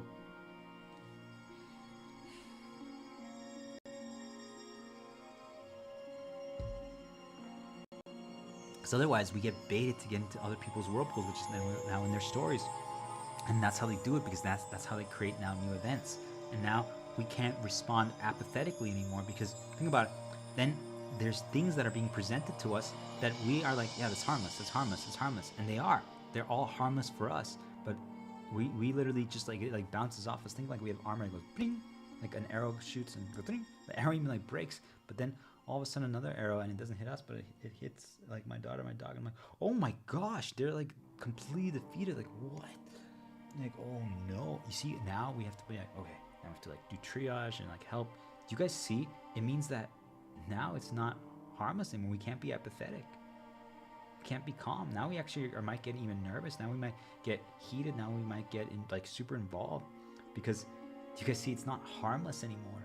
We can't be calm anymore because they're getting destroyed over and over again. Boom, boom, boom, boom, boom. But really, if create some distance, took a step back, and I'm like, oh yeah, they got destroyed for 10 minutes. But at 11th minute, they're fine now. Do you guys get what I'm trying to say? But in that if we're in that whirlpool, and during those 10 minutes and seeing them like that, we're like, oh my gosh, oh my gosh, oh my gosh, oh my gosh, oh my gosh. But if we would have waited 10 minutes, because the consequences are so low, because they're still playing at the level 1 or level 2 playground, do you guys get it? It's completely irrelevant. But if they can bait us to successfully enter their whirlpool, then they can get us stuck in their tendrils, and then they can start making things seem more dramatic than they actually are. Because I'm telling you guys, yeah, they're getting attacked by things, but they're so fucking harmless. So once you reach that state, you're like, actually, it doesn't really matter if anything changes. It actually really doesn't. That's the solution, guys. All right. So I'm just going to take a 1 minute break, and then we're going to do the last effect, the chosen effect.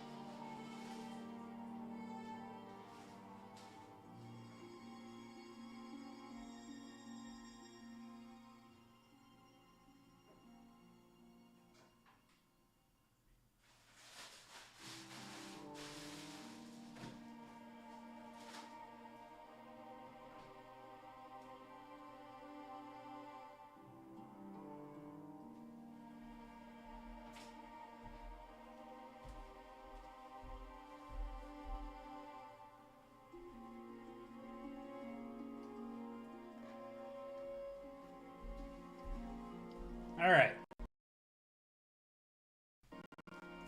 So that was a lot for anyone who has experienced all of that, and I know when I'm really listening to it, I'm like, damn, it's actually going to, you process everything that I just said. I recommend listening. I know I'm going to regardless, but I'm like, it changes how you will look back at every single event that happened, because you're gonna start focusing more on levels of things and the encounters that you have and the random. Because what I want everyone to think about, including myself, is that there's many times when we're doing something that we have a focus, purpose, we have an intention, we know why we're doing something. I call it like a reward, right? Think of it like that, guys. We have like a reward, something that it's not an actual reward, but think of it like this: like, hey, I get a bite of this German pastry, stolen. That's a reward. Right now, this part is like a reward for myself. This last story, this part, it's just something that I deal with, but I think everyone has a version of this in their life. I know they do. So I'm gonna start focusing more on levels and like understanding now why people do what they do, because I'm telling you guys, when we also or we're encountering anything or we're learning something, I'm like, I'm trying to teach something, I'm trying to get something to be better, I'm trying to solve a problem. I'm not even attacking your worth, I'm not attacking your skill set, I'm just trying to make something better. And then things are like, there's people or other things that are always trying to deviate us, and I don't understand what it is. Now, yeah, that's funny. Now I do. It's what ends up happening is that there's other variables around us that they get threatened because now they feel lower level. You guys understand? They feel lower level because they're not getting the boost that they need, the comparison that they need. They don't get that anymore. Oh, this is awesome. So once that happens, they start presenting attacks. They start presenting attacks. They start presenting attacks to try to deviate us, but anyone, so that we don't accomplish what we're trying to accomplish. That's how it happens in this world. That's how it actually operates. And I never understood that. Just so you guys know, it's like something tries to stop us like that. And I'm saying, now I get it. It's through, because most people don't know how to be calm, because they don't know what their level is. They are reliant on things to tell them what their level is. So if they ever lose that reliance that tells them what their level is, or something presents that now that makes them feel like they're lower level, well, then they have to attack and they have to deviate. Do you guys understand? That's just how it is.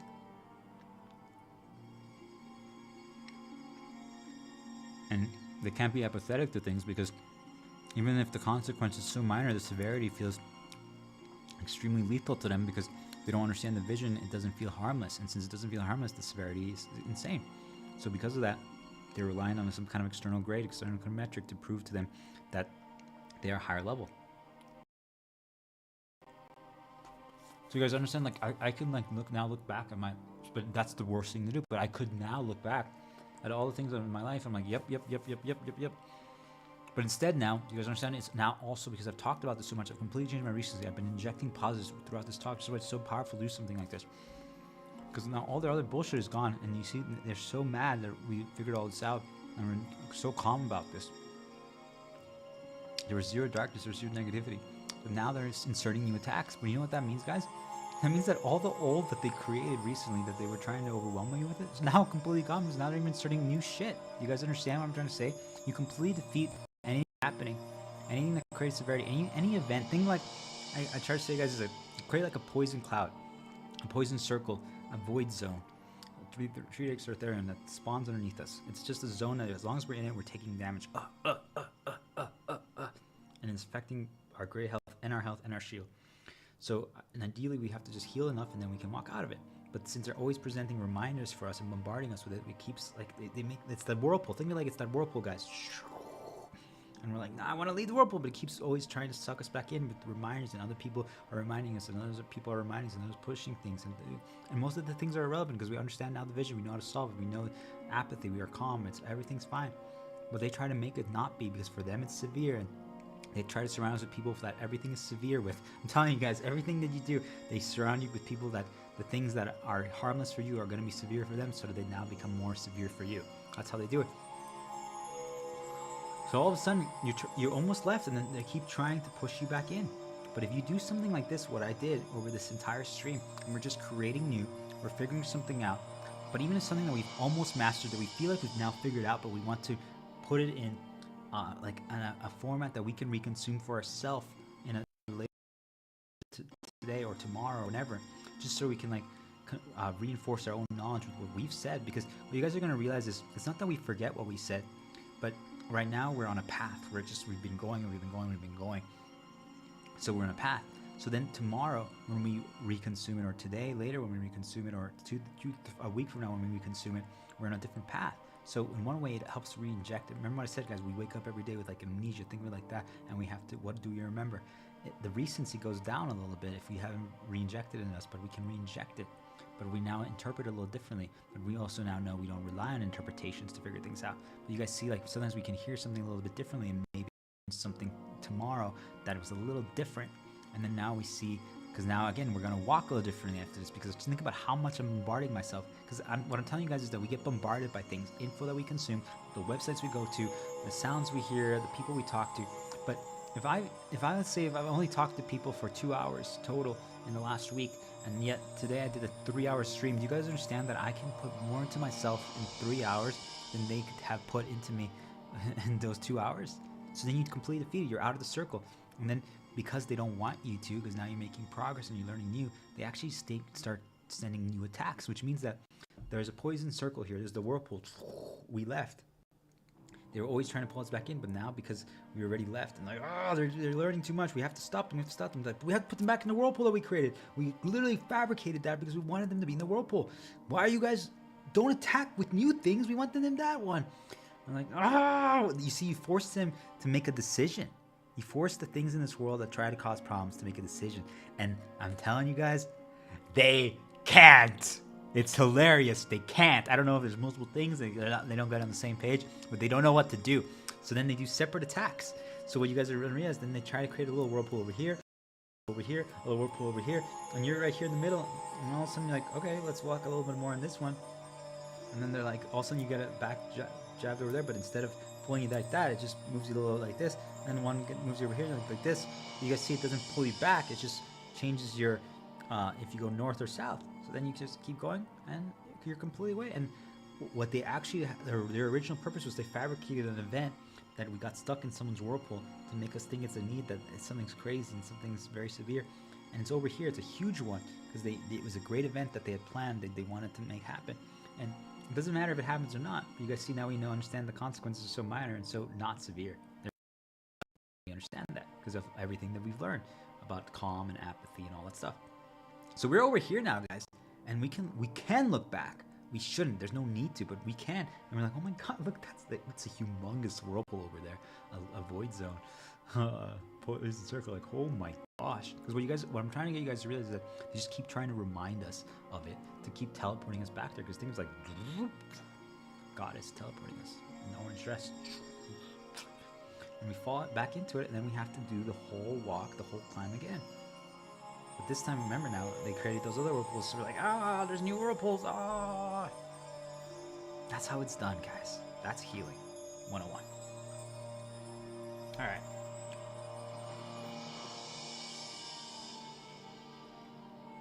So,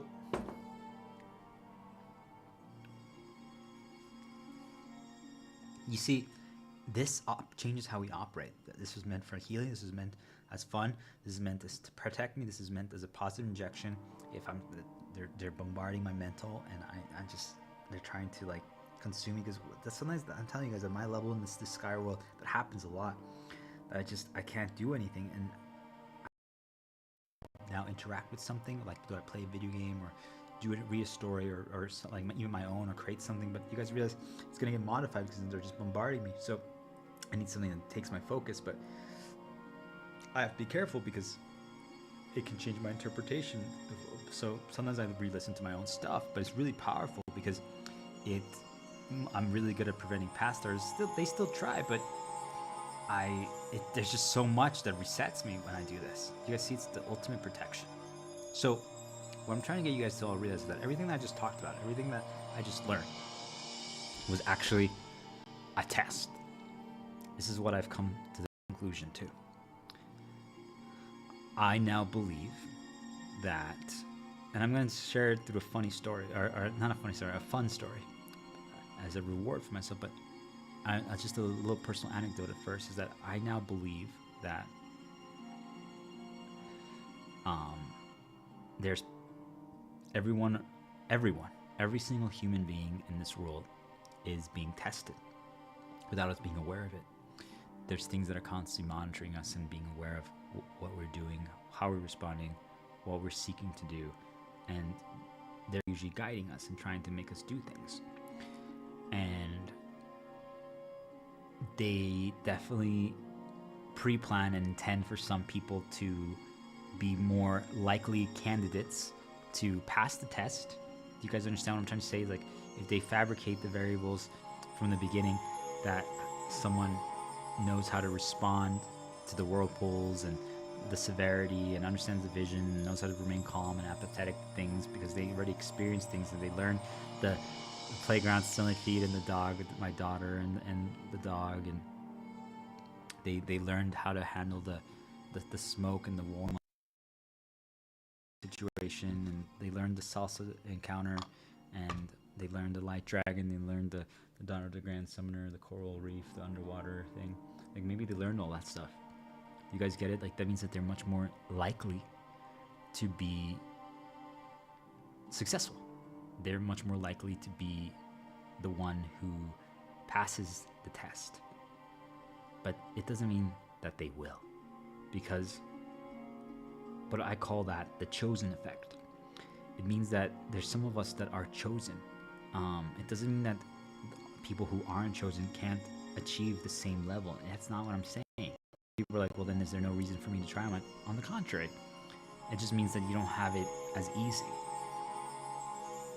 But in some ways, if you're not chosen, in some ways, if you're not an original chosen, you guys actually have an advantage, because this is, I'm just reframing for all of you to view it as positive, because it is actually, is that you have more of an opportunity to experience the lessons your own way, versus if you were chosen and they may force you to experience the lessons so that you have an advantage from the beginning.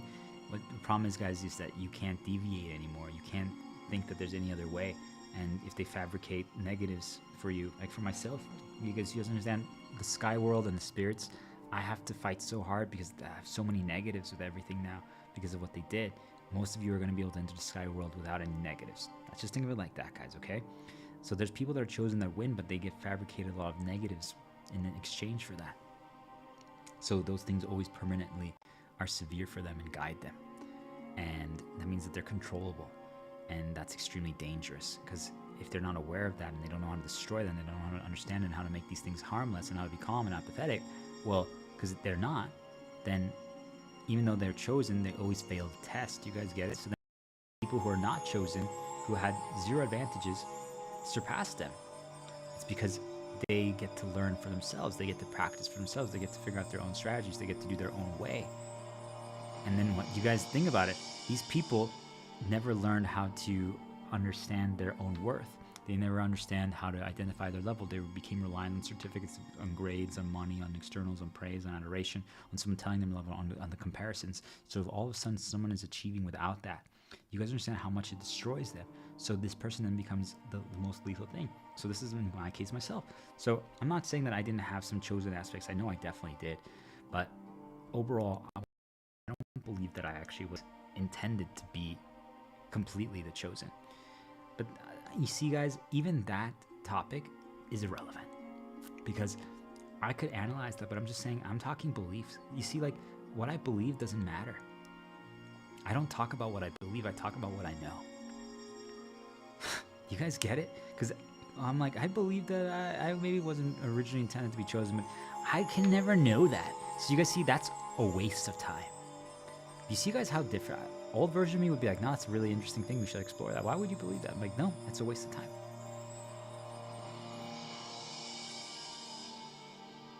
We get baited to talk about those things. Those are irrelevant. What actually is relevant, though, is I'm saying that I now have identified that I've become a chosen. So what is the chosen effect? Is that I'm saying that the way this world operates now that I've entered the sky world and I have reached these higher levels that I've been trying to help other people reach, is that the world is it operates very differently than we all think. And I've scattered throughout this talk, and all my talks, advanced knowledge, basic knowledge, and I've given people all the answers to try to help them. But even just from kind of like a little jab against the things that control our realities, and be like, hey, I know, I see things, I know how it all operates, but it's a little fun. It's just something that got created in me. It was a vulnerability before, but I've rewrote it, and now it's just a positive that makes me smile and laugh a little bit. But if I use it as more than that, it's dangerous. So what I'm telling you guys is that the world operates differently than we think. So what I've come to identify is I now know that we get tested. It's not an accident, just so you guys understand. I don't know why. And that's, again, the relevant question to ask. I'm like, what do they want? Why do they test us? Well, all I can say for a fact, what I do know, is they want stories. That I do know. That is a guarantee. That one, there's no debating. They want their stories the way they write them. So if people are like, why do these spirits and skyworlds control us like this? And I'm like, I don't know. I don't know what it is that makes them do the things they do. But what I do know is they want their stories. That I do know. So that's why they tried to enslave us, and they try to cause the whirlpools and the negatives and the coffee mugs and the salsa encounters when they choose to, so that we experience them when they choose to, so that they can decide the victories and the losses to write our stories. I do know that. That I do know. But what I came to also realize, guys, is despite all that, they actually, sometimes they throw pauses, but really they try to fabricate these tests. Because I'm saying that there's things that get presented before us that are meant as baits, that are meant as the solutions, that are meant to be the be-all, end-all, that solves all our problems, that makes things better, that makes things go away. So for most people, if you're following along, if you've been following along, you probably don't even use it. But for most people today in the current world, in the modern world, it's AI and money. If you become reliant on those things, well, then you fail the test. Do you guys understand? There's a lot of narratives and fiction and video game stories that talk about if you reject materialistic things, that the gods are going to reward you. And I'm saying they do in some ways, but they also increase the difficulty of your reality dramatically, because you're not supposed to figure that out. Most people don't want to even conceptualize that's possible because they're too scared about, even though the punishment is a level 1 punishment out of 100, for them the severity of not having the possibility of no money is 99. Do you guys get it? So what ends up happening is they intentionally create situations where all of a sudden, every time something small, bad happens, they present an easy solution to you, usually tied to money or AI. And most of us don't know how to identify our level and our experience, and we rely on comparisons to think that, or like titles or certificates to know what our worth is. So because of that,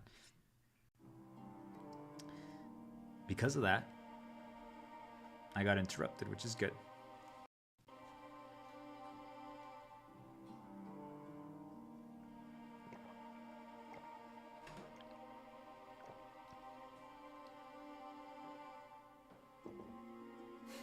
You guys are good. So you guys see, like, this is what I'm talking about. This is the difficulty that I'm playing at. Do you guys understand what I'm trying to say? Is that they just completely reset my mental world without me having even a say, without me even having a choice in the matter. And I see how they did it, but they needed other variables present to do so. And it's not a problem. Do you guys understand? It's not a problem. But think about that, guys. That's the difficulty of the sky world once you reach my level. This doesn't even happen to any of you. They literally just erased my entire mental world that I had for myself. I had no say in the matter. When I say that to all of you, most of you are going to be terrified. What? That's not possible. What could we do? And I'm like, it's hilarious. You drink some water, and you laugh about it, and you say, all right, guys, then let's talk about this a different way. So the chosen effect. You guys see, like, I've literally have no idea where I was going anymore. That's what they did. It's just, they threw a bomb and it's gone. Everything. There's nothing you can do. But it doesn't matter. Do you guys see? Because there's no attachment to it. There's no severity to that journey, to that path. There's no exploration that's needed there. It's irrelevant. We're going to get to what I was going to talk about in a different way, and it's going to be great. But all of us get stuck to, like, caring about the attachment there. Oh, here I go. See, I had to rebuild it. You guys understand? They create tests for us. So here, that's perfect. So right now, this just happened. And when this happens, all of a sudden I'm like, no, I forgot what I was going to talk about. And then a pop-up pops up. Boink. Hey, I'm Underlord. I am an AI assistant. If you use my services, I can literally generate a video that talks about the chosen effect. Would you like to do this? You have to pay for the Expert Pro plan. And I'm like, I lost my, it was so good. You know what? Well, let's see how good this is. My friends told me that Underlord AI is really good, and you can create like whole movies and video games and stories in 5 seconds with it. Let's see if it's real. Let's just try it. Oh my! It actually generated some. Whoa! And wait, it can even generate hot girls. Woo! And like you're like, this is so cool! Oh my gosh! And now the spirits that are present in the sky world, that you guys can't even see it, that you don't even know exist yet because you haven't reached that level of exploration, they shake their head and they're like, another one loses the game. They failed the test. Because that option is not actually meant to be used. It's something that they have full control over. It's something that is their playground. They use it to just manipulate and control the people that they want to just be guaranteed variable to write the stories they want. Because just what I'm trying to get you guys to understand is if you allow something random to be generated, it's them. They decide random.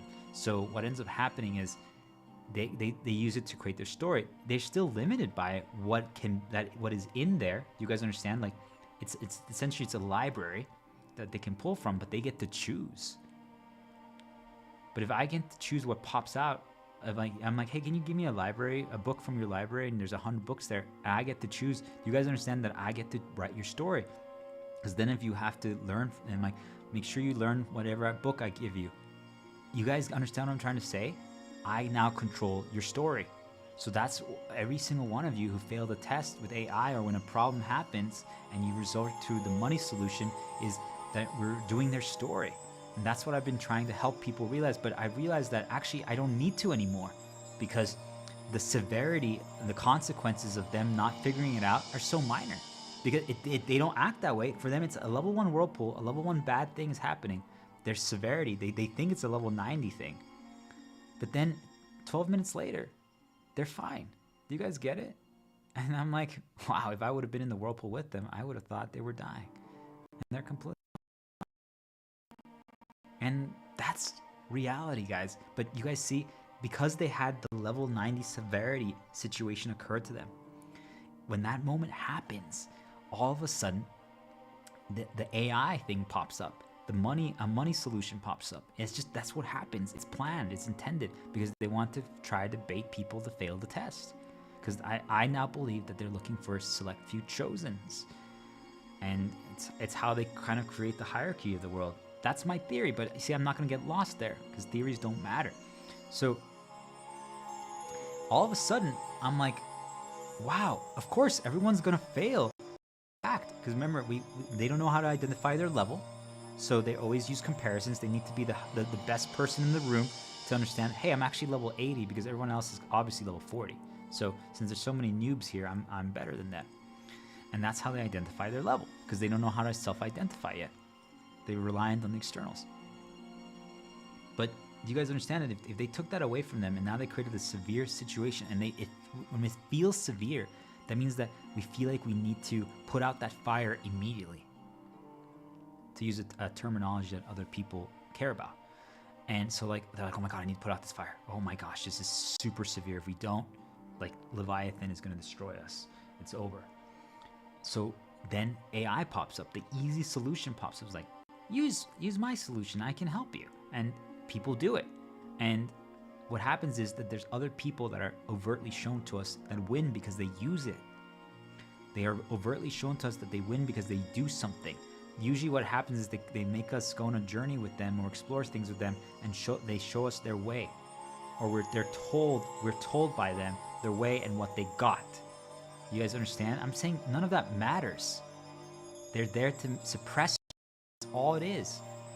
Because if someone actually cared, they would just teach you the vision, they would try to help you understand, and then they would let you do it your way. The methodology doesn't matter. It's understanding the vision, because once something is harmless, then you can just solve it your way. But you have to first get to the point where you are calm and apathetic to everything that presents. Then you can solve it your way. So anyway, because then when you're calm and apathetic, you guys understand there's no severity. If there's no severity, you won't feel the need to respond with a solution out of need. You can choose, you have time. I call it the gray health effect.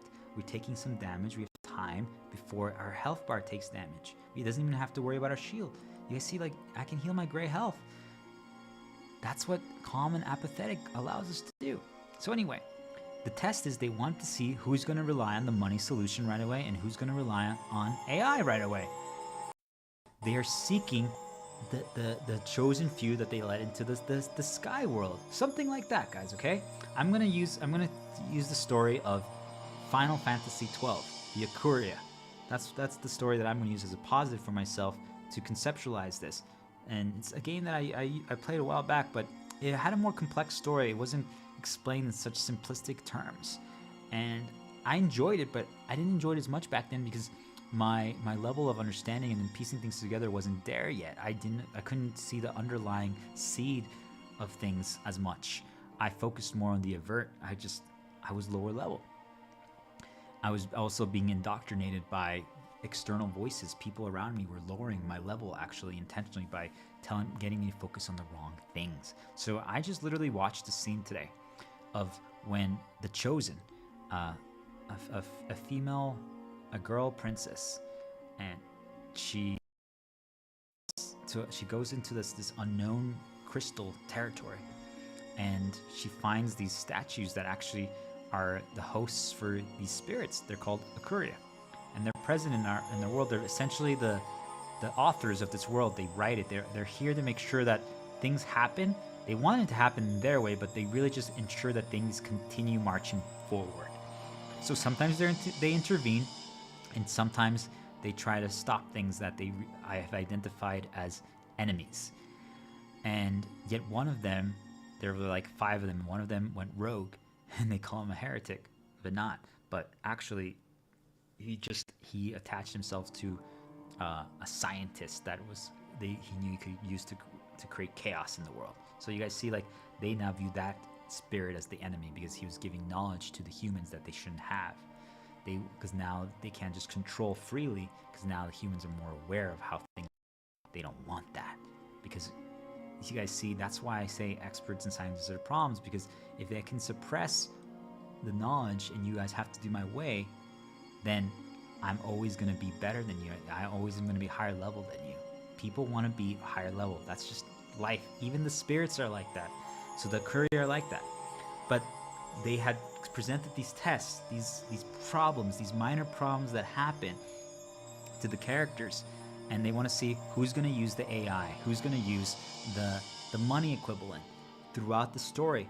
And it could be just as simple things as like, hey, a deer charges them and crashes into them, and actually, like, they were using like a boat or something, and they had it docked, and it crashed into the boat, and the boat, like, the string, that the rope that was tied to the beach, their boat got unwrangled, and the boat got swept away with the wind, and they lost their boat, and that actually was a major setback in their journey, and it was only because a deer crashed into their boat. So in that situation, a test presents where they're like, do they kill the deer because of that, as a consequence, as a punishment? Deer's actually harmless. Deer's actually good. If they they could actually choose to befriend a deer, and they could learn that the deer could actually learn how to communicate with them in its own way, and it could guide them to the deer community, the deer kingdom, and they could explore new things and gain new journeys and stuff. They're like, wait, the deer is an enemy. They were told it's the enemy because a situation happened that made it the enemy. And I'm like, it's not. The deer is not an enemy, but it did cause a bad. But it was made to happen, and then it was meant to be a test to see how they would respond. And then the majority of the heroes throughout the journey fail. They fail. They always fail there. Every single time there's like the deer event that crashes into the boat and makes them lose the boat, they all fail. They all fail because it feels severe because they're like, now we're stuck on this island. We lose. We need money. Now we need the AI. Something simple. So then they're like, we'll kill the deer, and then we have to, like, I don't know, build a new boat. There was other solutions. Do you guys get it? But they make it feel like there's nothing else that we can do. So I'm saying that the Kuria create those tests, those situations, and the majority of them fail. So they do those tests because they want to see who is worthy to be their champion, that it's going to help write the story in the world for them, because they're trying to correct timelines and narratives the way they want. And I'm saying, in the current world, think of it like there's a Banat, a dark spirit that attached to some people of power and money and tools and technology and fame and adoration. Now they're suppressing people's knowledge, but they're only propping up AI. Do you guys understand? What was meant to be the test to see if people are worthy has now been manipulated, and now and same with money, has been now used as the thing that is meant to suppress everyone else. And now they're using it to enslave everyone, money. So Dark Spirit basically went rogue, and now is attached to some people, like the people of power who currently own like big tech companies, who own the corporations, and they're fully manipulated. They're under control of the Dark Spirit. And now the Kuria are looking for a chosen that is going to smite them, that's going to destroy the empire, that's going to make things right. That's what they want. And throughout their entire journey, like they had the deer event, maybe they go to a village of like natives that have completely different culture, and they have a choice. Like, do they go there and they become like conquistadores, colonize and force because the princess comes from like a kingdom herself and she's high class, and does she force them to become like her, or does she allow them to like investigate?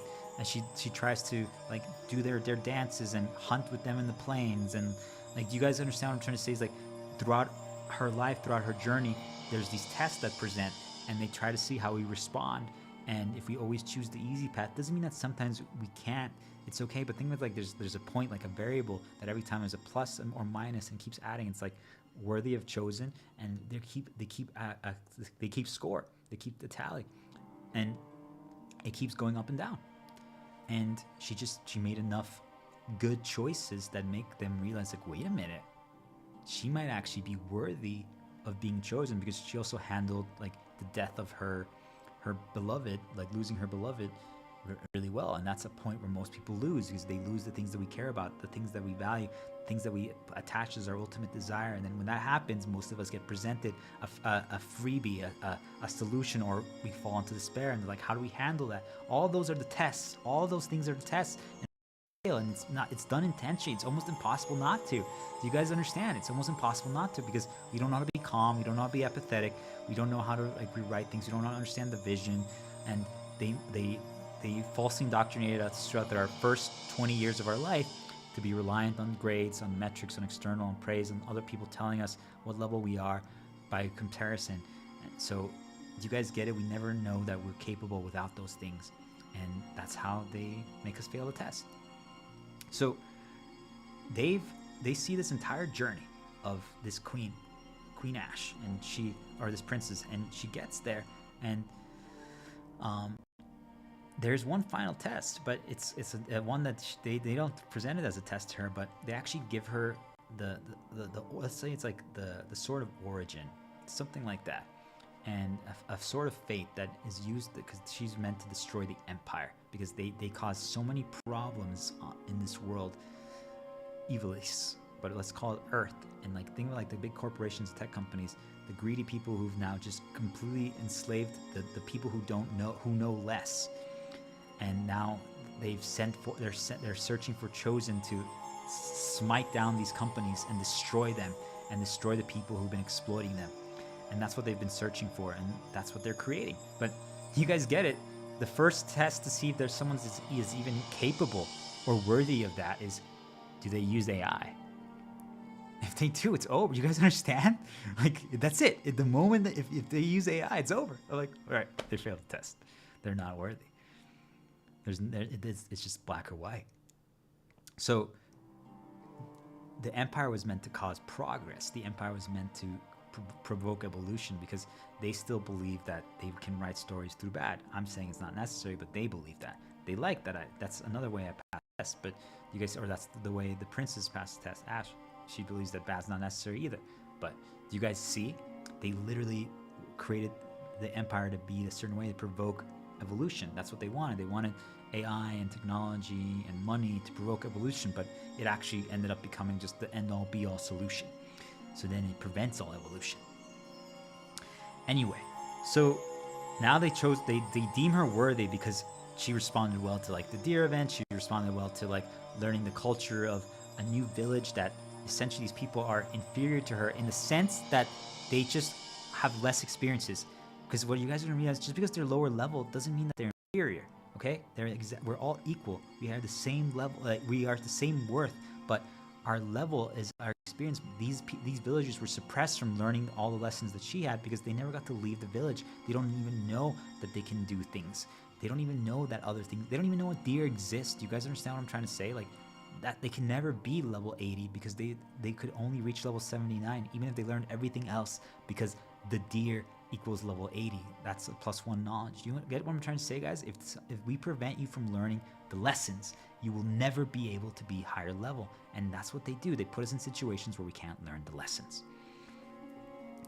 So she responds well to all these tests, and they're proud of her, but at the same time, now they view her as the chosen. So the chosen effect means that now she's meant to be their sword. That's why they give her a sword. It's meant to be a reminder of them, but it's also meant she gets extra power. She gets extra knowledge. She learns how to be like them. She learns the way they think. They explain their reasoning. They explain their wants. They explain their things, but you see, they still want their story. They tell her, now you need to destroy everything that is the empire. Now you destroy everything that's AI. Now you need to destroy everything that's money. You need to do all this. You need to completely change the thing. And she doesn't know what to do, but she accepts the sword. But you see, now she actually was one of the mere mortals that got to talk to these spirits, the Akuria. And they give her background that actually she hails from a legendary bloodline. They thought she seemed like she was deviating. They thought that she was a lost cause because she got deviated, but it turns out that she stayed true to her bloodline. She turned it around. She's worthy. And you guys see, like, this is how it happens. So then all of a sudden now she's a chosen.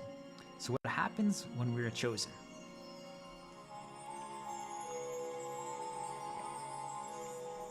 When we're a chosen in anything. So I painted that story on a more grander scale. I painted that story for AI. I painted the story against, like, in the medieval world, a princess defeating the empire, the Imperials. Or us defeating, like, money or the big corporations or things of that nature. Like, think like that, guys, right? Those big storylines. But what I'm saying, guys, is that we all have a chosen effect in our narrative, in our circles, in our kingdoms, in our stories that are active for us. It happens everywhere. Just so you guys know, just to ground it a little bit for some people. But I think of it like when I was a kid, like on soccer teams, even when it was like harmless kid sports.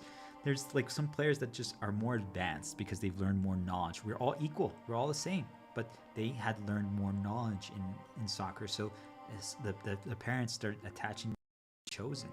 Do you guys understand what I'm saying? They become the chosen now, so that there's expectations, there's pressure, there's demands, but it's also because they have more knowledge. So now they're the one expected to solve everything.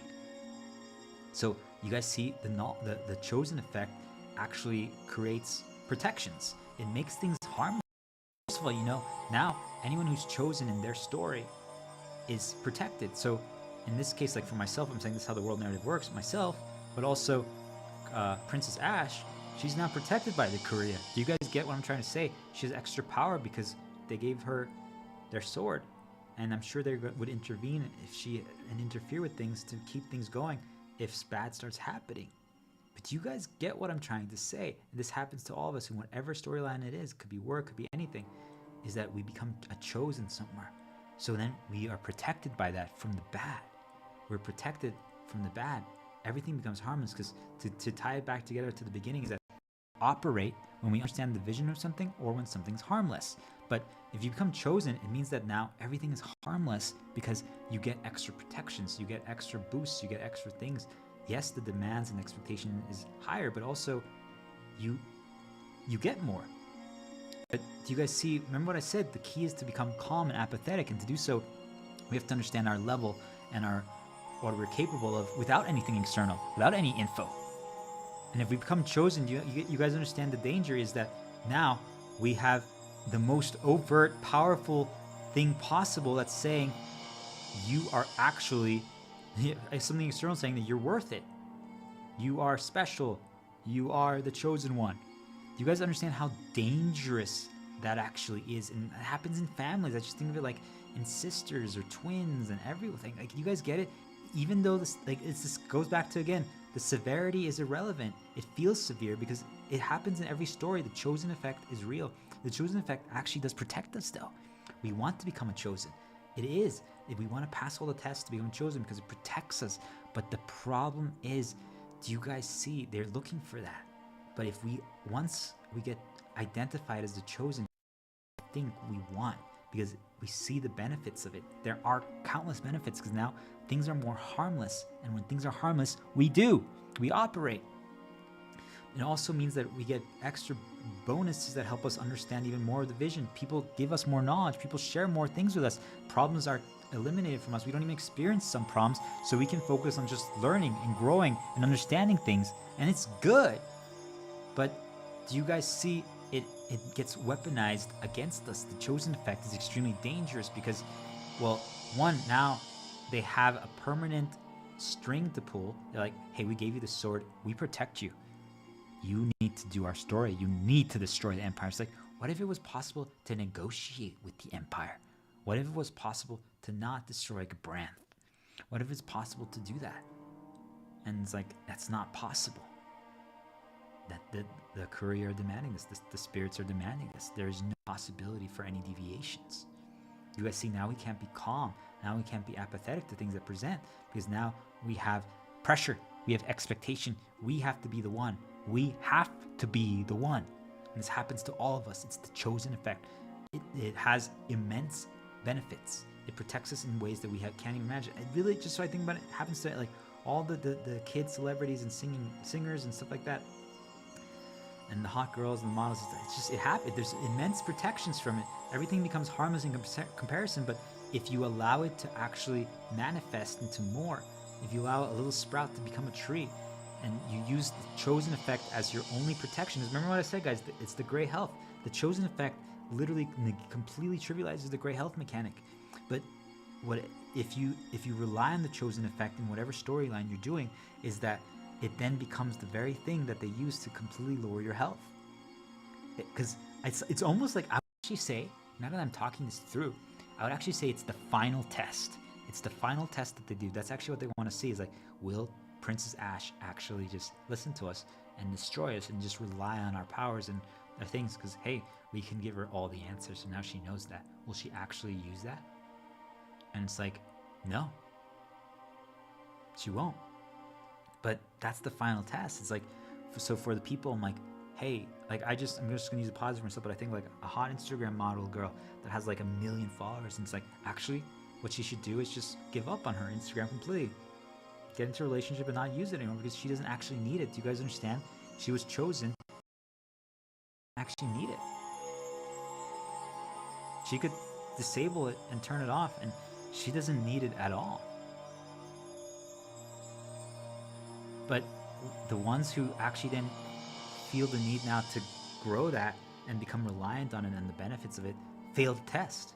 It's almost like they thought that they were going to be the one that could succeed. They thought they could be the one that was going to succeed, and then all of a sudden now they get lost in the likes and the followers in the comments and all this stuff. Every single person who gets lost there and who becomes like completely consumed by the fuel, by the metrics, that's the final test they do, because they're like, so you took advantage of the fact that we chose you, and now you became this. They're like, that's it. he lost. So I believe that that's what they're doing. I'm not exactly sure why, and like I said, we're not going to focus on that, but I believe that's how the world operates. And I don't know if they're really trying to stop the evil corporations or anything like that, but I now believe that that's how the world operates, is that they create these little tests for us to see how we respond.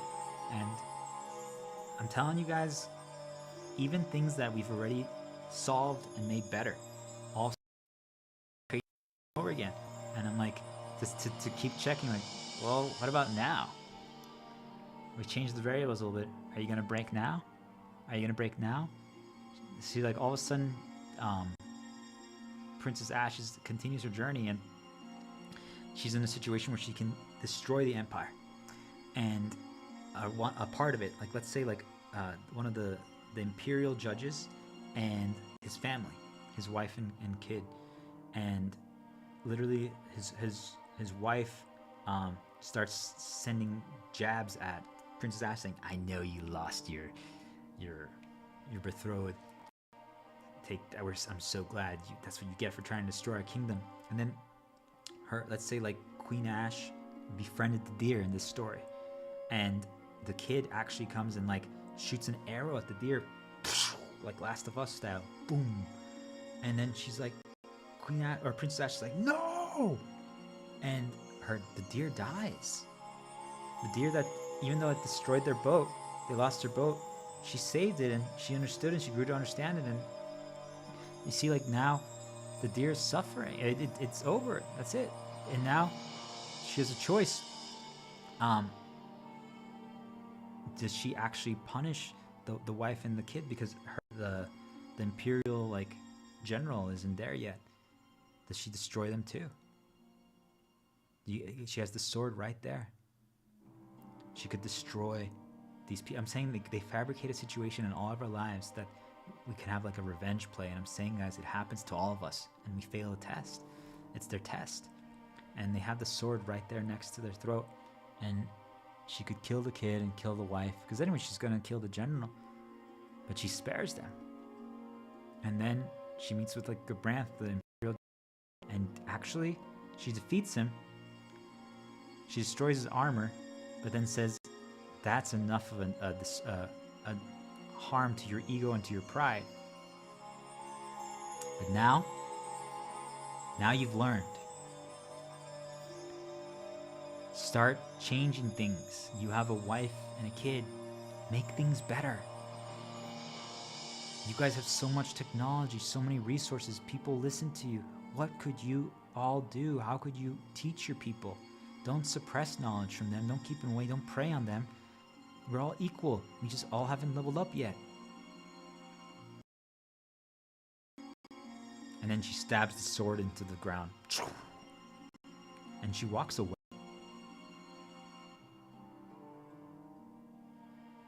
But she walks away toward actually that evil spirit that's been corrupting the empire.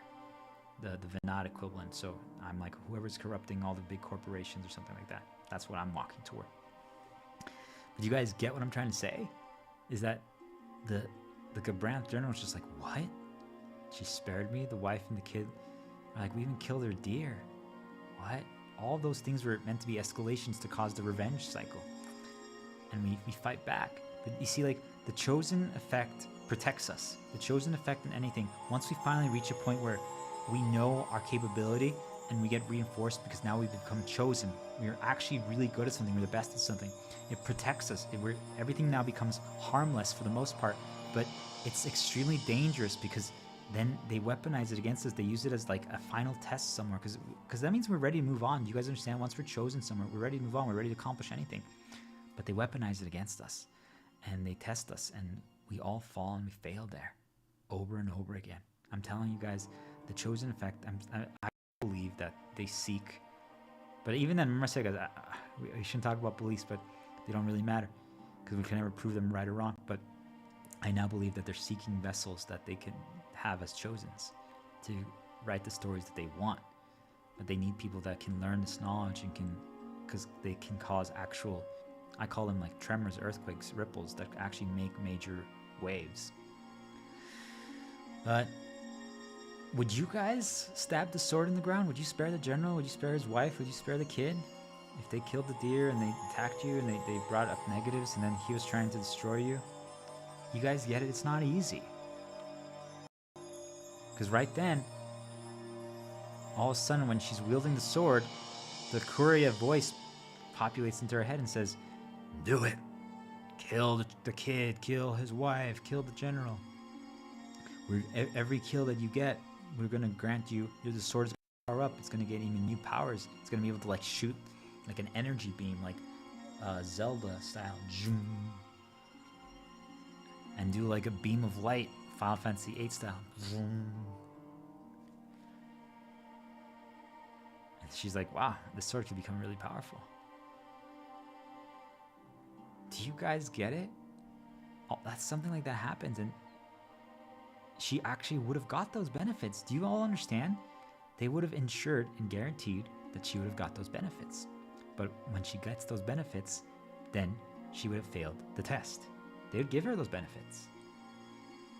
That's like the people who then get the 1 million followers on Instagram.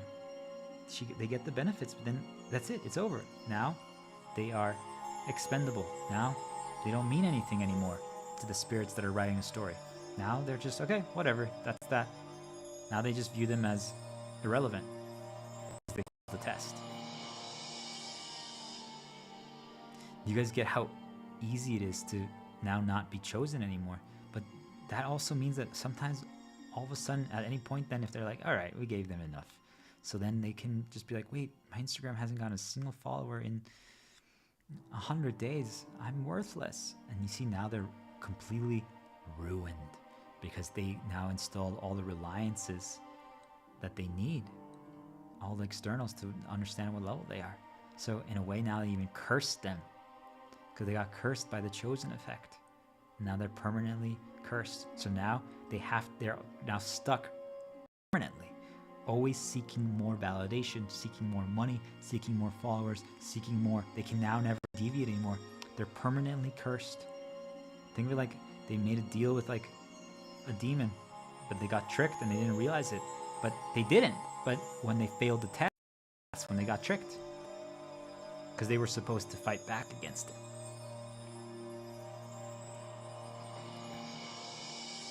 So that's the chosen effect, guys. It protects us. It makes us believe. It makes us. It provides the same benefits that calm and apathy do, but to when things present. But the problem is, it gets presented at the wrong time. It gets presented after we have been only losing for some time. And then it suddenly happens because what you guys are going to realize is we actually already always were that level. It's just something finally made us realize that we were chosen. Do you guys get it? But we always were that level. It's just they had falsely made us believe we weren't because of all the things previously installed in us. So then now that we finally believe it, that's when most of us people are like, wow, you changed. You got corrupted by money. It's like, because it happens all throughout their entire life. We're made to falsely believe they're less than. They're not. They're always are the same, but they got now chosen. There's a moment that they get chosen, and now they get chosen to win. And most people just get corrupted at that point. They don't know how to deviate anymore because all of a sudden they start getting attention, they start getting these things, and that's when it's over because they never learned the vision. They never learned how to identify the effects. Remember what I said in the beginning, guys, the mug, if you can feel the warmth, you know it's poison. If you see the smoke, you know it's poison. They never learned that. They just now know which mug is correct because since they're chosen, they basically have people highlighting the mug that's the correct answer for them. They're like, that's the mug that's safe. And they're like, oh, cool. Think of like they have an entire team telling them exactly what to do. You guys get it? They don't even have to think anymore. It's a guaranteed win. They're just walking the path. It's a guaranteed win. And that's what happens with the chosen effect. And if you reach the chosen effect through your own merit, if you reach the chosen through your own means without an external, without validation, without praise, without something telling you your level, that is the key. I'm telling you guys, that is the key. Because once you realize, wait, I am a chosen because I've passed all their tests, and they basically told you that, but you're like, I don't need anything from you guys anymore. I don't even care about a reward. I don't need anything, nothing.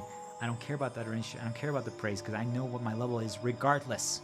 And now if they're starting to tell me that I'm a chosen, I'm going to be extremely worried because I now know that there's bad that's trying to happen. Because if they can successfully attach it to that praise, that means that if at any point they take it away, I'm now not going to feel chosen anymore. So I'm telling you guys, we can create the chosen effect for ourselves, but it's really cool when it happens. It's going to happen to all of us at some point if we actually are learning and evolving and exploring. It's going to happen. But I'm saying when it does, you have to pass the test. You can't let it get to you. You can't, because they're going to create some bad to try to force the AI and money, or like use the sword and cause a bad thing. And even if you still resist, then they're going to try to make it be, so well, now you're just winning. Are you going to get consumed by the metrics? You didn't used to care about them, but now they make you care about them. That's when we lose. We have to actually learn the real effects, the indicators that allow us to deviate correctly. Like, sound presented, feather fell. With the mug, how do I know it's poison? Remember, a feather falls, and if it's the angle is 45 degrees, it means that it's actually probably a positive. There's more to it. We can't always trust it, but that says something. If right as we're about to grab that mug, they have no more indicator, it's the gatekeeper, and a sound pops up right then outside. I'm like, I should pay attention to that. That wasn't a coincidence. Doesn't mean that it's poison, doesn't mean that it's not, but it basically is like, keep thinking. So you guys see, like, if instead of we had done the journey and we learned all those things and we did the progress journey and we now can do a progress check and we leveled up for ourselves, we don't need anything anymore. But we can now create our own chosen effect. So then, because what ends up happening, guys, this is where I'm going to end. We figured out, we defeated the gatekeeper. We knew which was the correct mug to choose. So we didn't fail the illusion of Gaia drinking game. We get to the sky world. And when we get there, now we're talking to these spirits and we're doing all these things and we're learning even so much more. And we're leveling up so fast because, like, it's just us. There's pretty much no one else here. And do you guys get it? Like, that means that there's no external noise presenting that's limiting us anymore. We're not tied down by all the roots of earth, the shackles, the chains, the prisons. So, or in this case, like Evilis for the Princess Ash, she's not getting her own world now. She's so far ahead. But you see, it's not a competition. She doesn't look back and view the villagers from the native village as inferior. She doesn't view any of them as inferior. She just knows they haven't leveled up and they haven't gone through this Akuri experience. So now you guys see, once she's there alone and learning all these lessons, she realizes that, like, wait a minute, I guess I am chosen. Because no one else is here. No one else knows this stuff. And if they do, they're definitely not talking about it. So I feel like because what you guys are going to realize is if you get to that level of Princess Ash, or what I'm saying, being able to talk about all this knowledge and understanding all this knowledge, is that you're not afraid to talk about it anymore. Because you now know that if anyone attacks you, it's because they're trying to understand their level, because you presented something that makes them now feel threatened. So they are comparing. So they have to do that. Because otherwise no one would attack the knowledge. They would try to figure it out. And I'm saying, if someone is at this same level, I now know they'd be doing exactly what I'm doing. They would be doing exactly what Princess Ash is doing. They'd be talking about this openly. If they're not, it means that they're not at that level yet. And you guys see, when that happens, you realize, wait a minute, I guess I am chosen then. But you don't use it as a bragging thing. You don't use it as a superiority thing. It doesn't actually mean anything other than, oh wow, that's yet another reinforcement that I can use to protect my calm and apathy to any attack that presents. Because I'm like, wow, it's a responsibility it's my responsibility to see this through, but it doesn't matter anymore. Do you guys get it? Because now everything is harmless. Because I'm like, wait, we are chosen. It means that there are things that are going to interfere in our realities, no matter what we do, for bad and for good. But it means that we actually aren't in a rush. We don't have to worry that much. We can just operate. We're calm, we're apathetic, but we're chosen. We can stab the sword into the ground. We don't actually have to destroy the empire. We don't actually have to destroy Gabranth, his wife, and his kid. Even if they kill our deer, even if they laugh at the native village, we don't have to. Do you guys understand? Because all those attacks aren't severe anymore now. Because we're calm. When they present, we're apathetic. We know, yeah, it's fine. Because we now know that nothing's going to happen. And also, now we also know, like, we are chosen. That's why we got to this point. But we didn't get consumed by the metrics. We didn't get consumed by the external.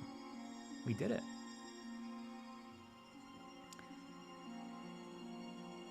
when Queen Ash faces the dark spirit Renat, went rogue, that gave the humans, that corrupted the humans to care about like AI and money. He's like, "Where's your sword? Is it powered up?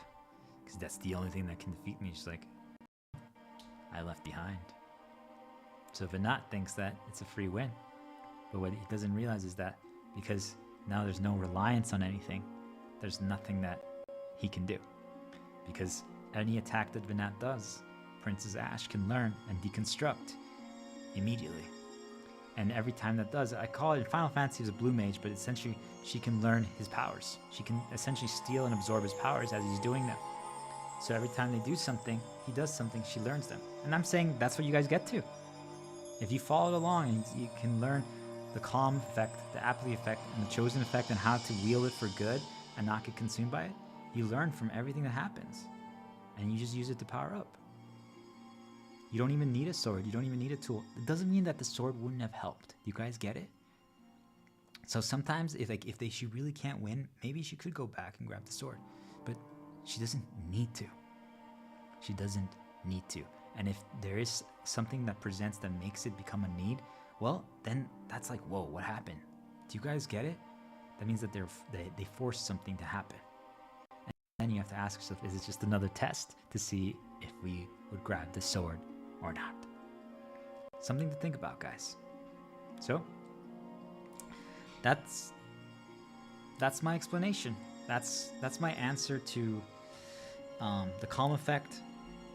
That's how the world operates, guys. If we understand the vision, and once something becomes harmless to us, we can just do. Doesn't make it not challenging, doesn't make it not difficult, doesn't make it trivial. It can still be punishing, but we're calm now. Do you guys get it? Because we realize, like, wait, we now know our level, and we realize, wait, the consequences actually aren't severe. They feel severe, but they're not severe.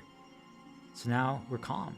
And when they do present, we're apathetic because we're like, it's that again. Doesn't mean that we have to be careful about repetition reinforcement, because that's what the gray health thing. If we don't heal it or interrupt it, it builds and it'll do a lot of damage to us. But now we know our positives, and we know not to get lost in other people's whirlpools, their stories, when the things happen. Because I'm telling you guys, when other people's stories are happening and a problem occurs, all of a sudden we are baited to think that they react as severity. It's actually a level 1 whirlpool. Nothing's going to happen. In 15 minutes, they're going to be fine. But those 15 minutes, they're freaking out. They're acting like it's a level 90 event. And most of us get stuck then now in their stories. And finally, then, once we start solving all that, because we were performing and passing all the tests, that, like, think of like, hey, are you going to do the good choice or the bad choice, and keep choosing the good one, then the world actually does grant us the chosen effect we're doing. And when that happens, they're going to then test us even more. But if we can learn how to wield all those 3 tools as our sword, as our spear, and as our bow, we're going to be protected, guys. And we can just operate, because everything now will be harmless, because we understand. All right, with that, I'll see you guys another time.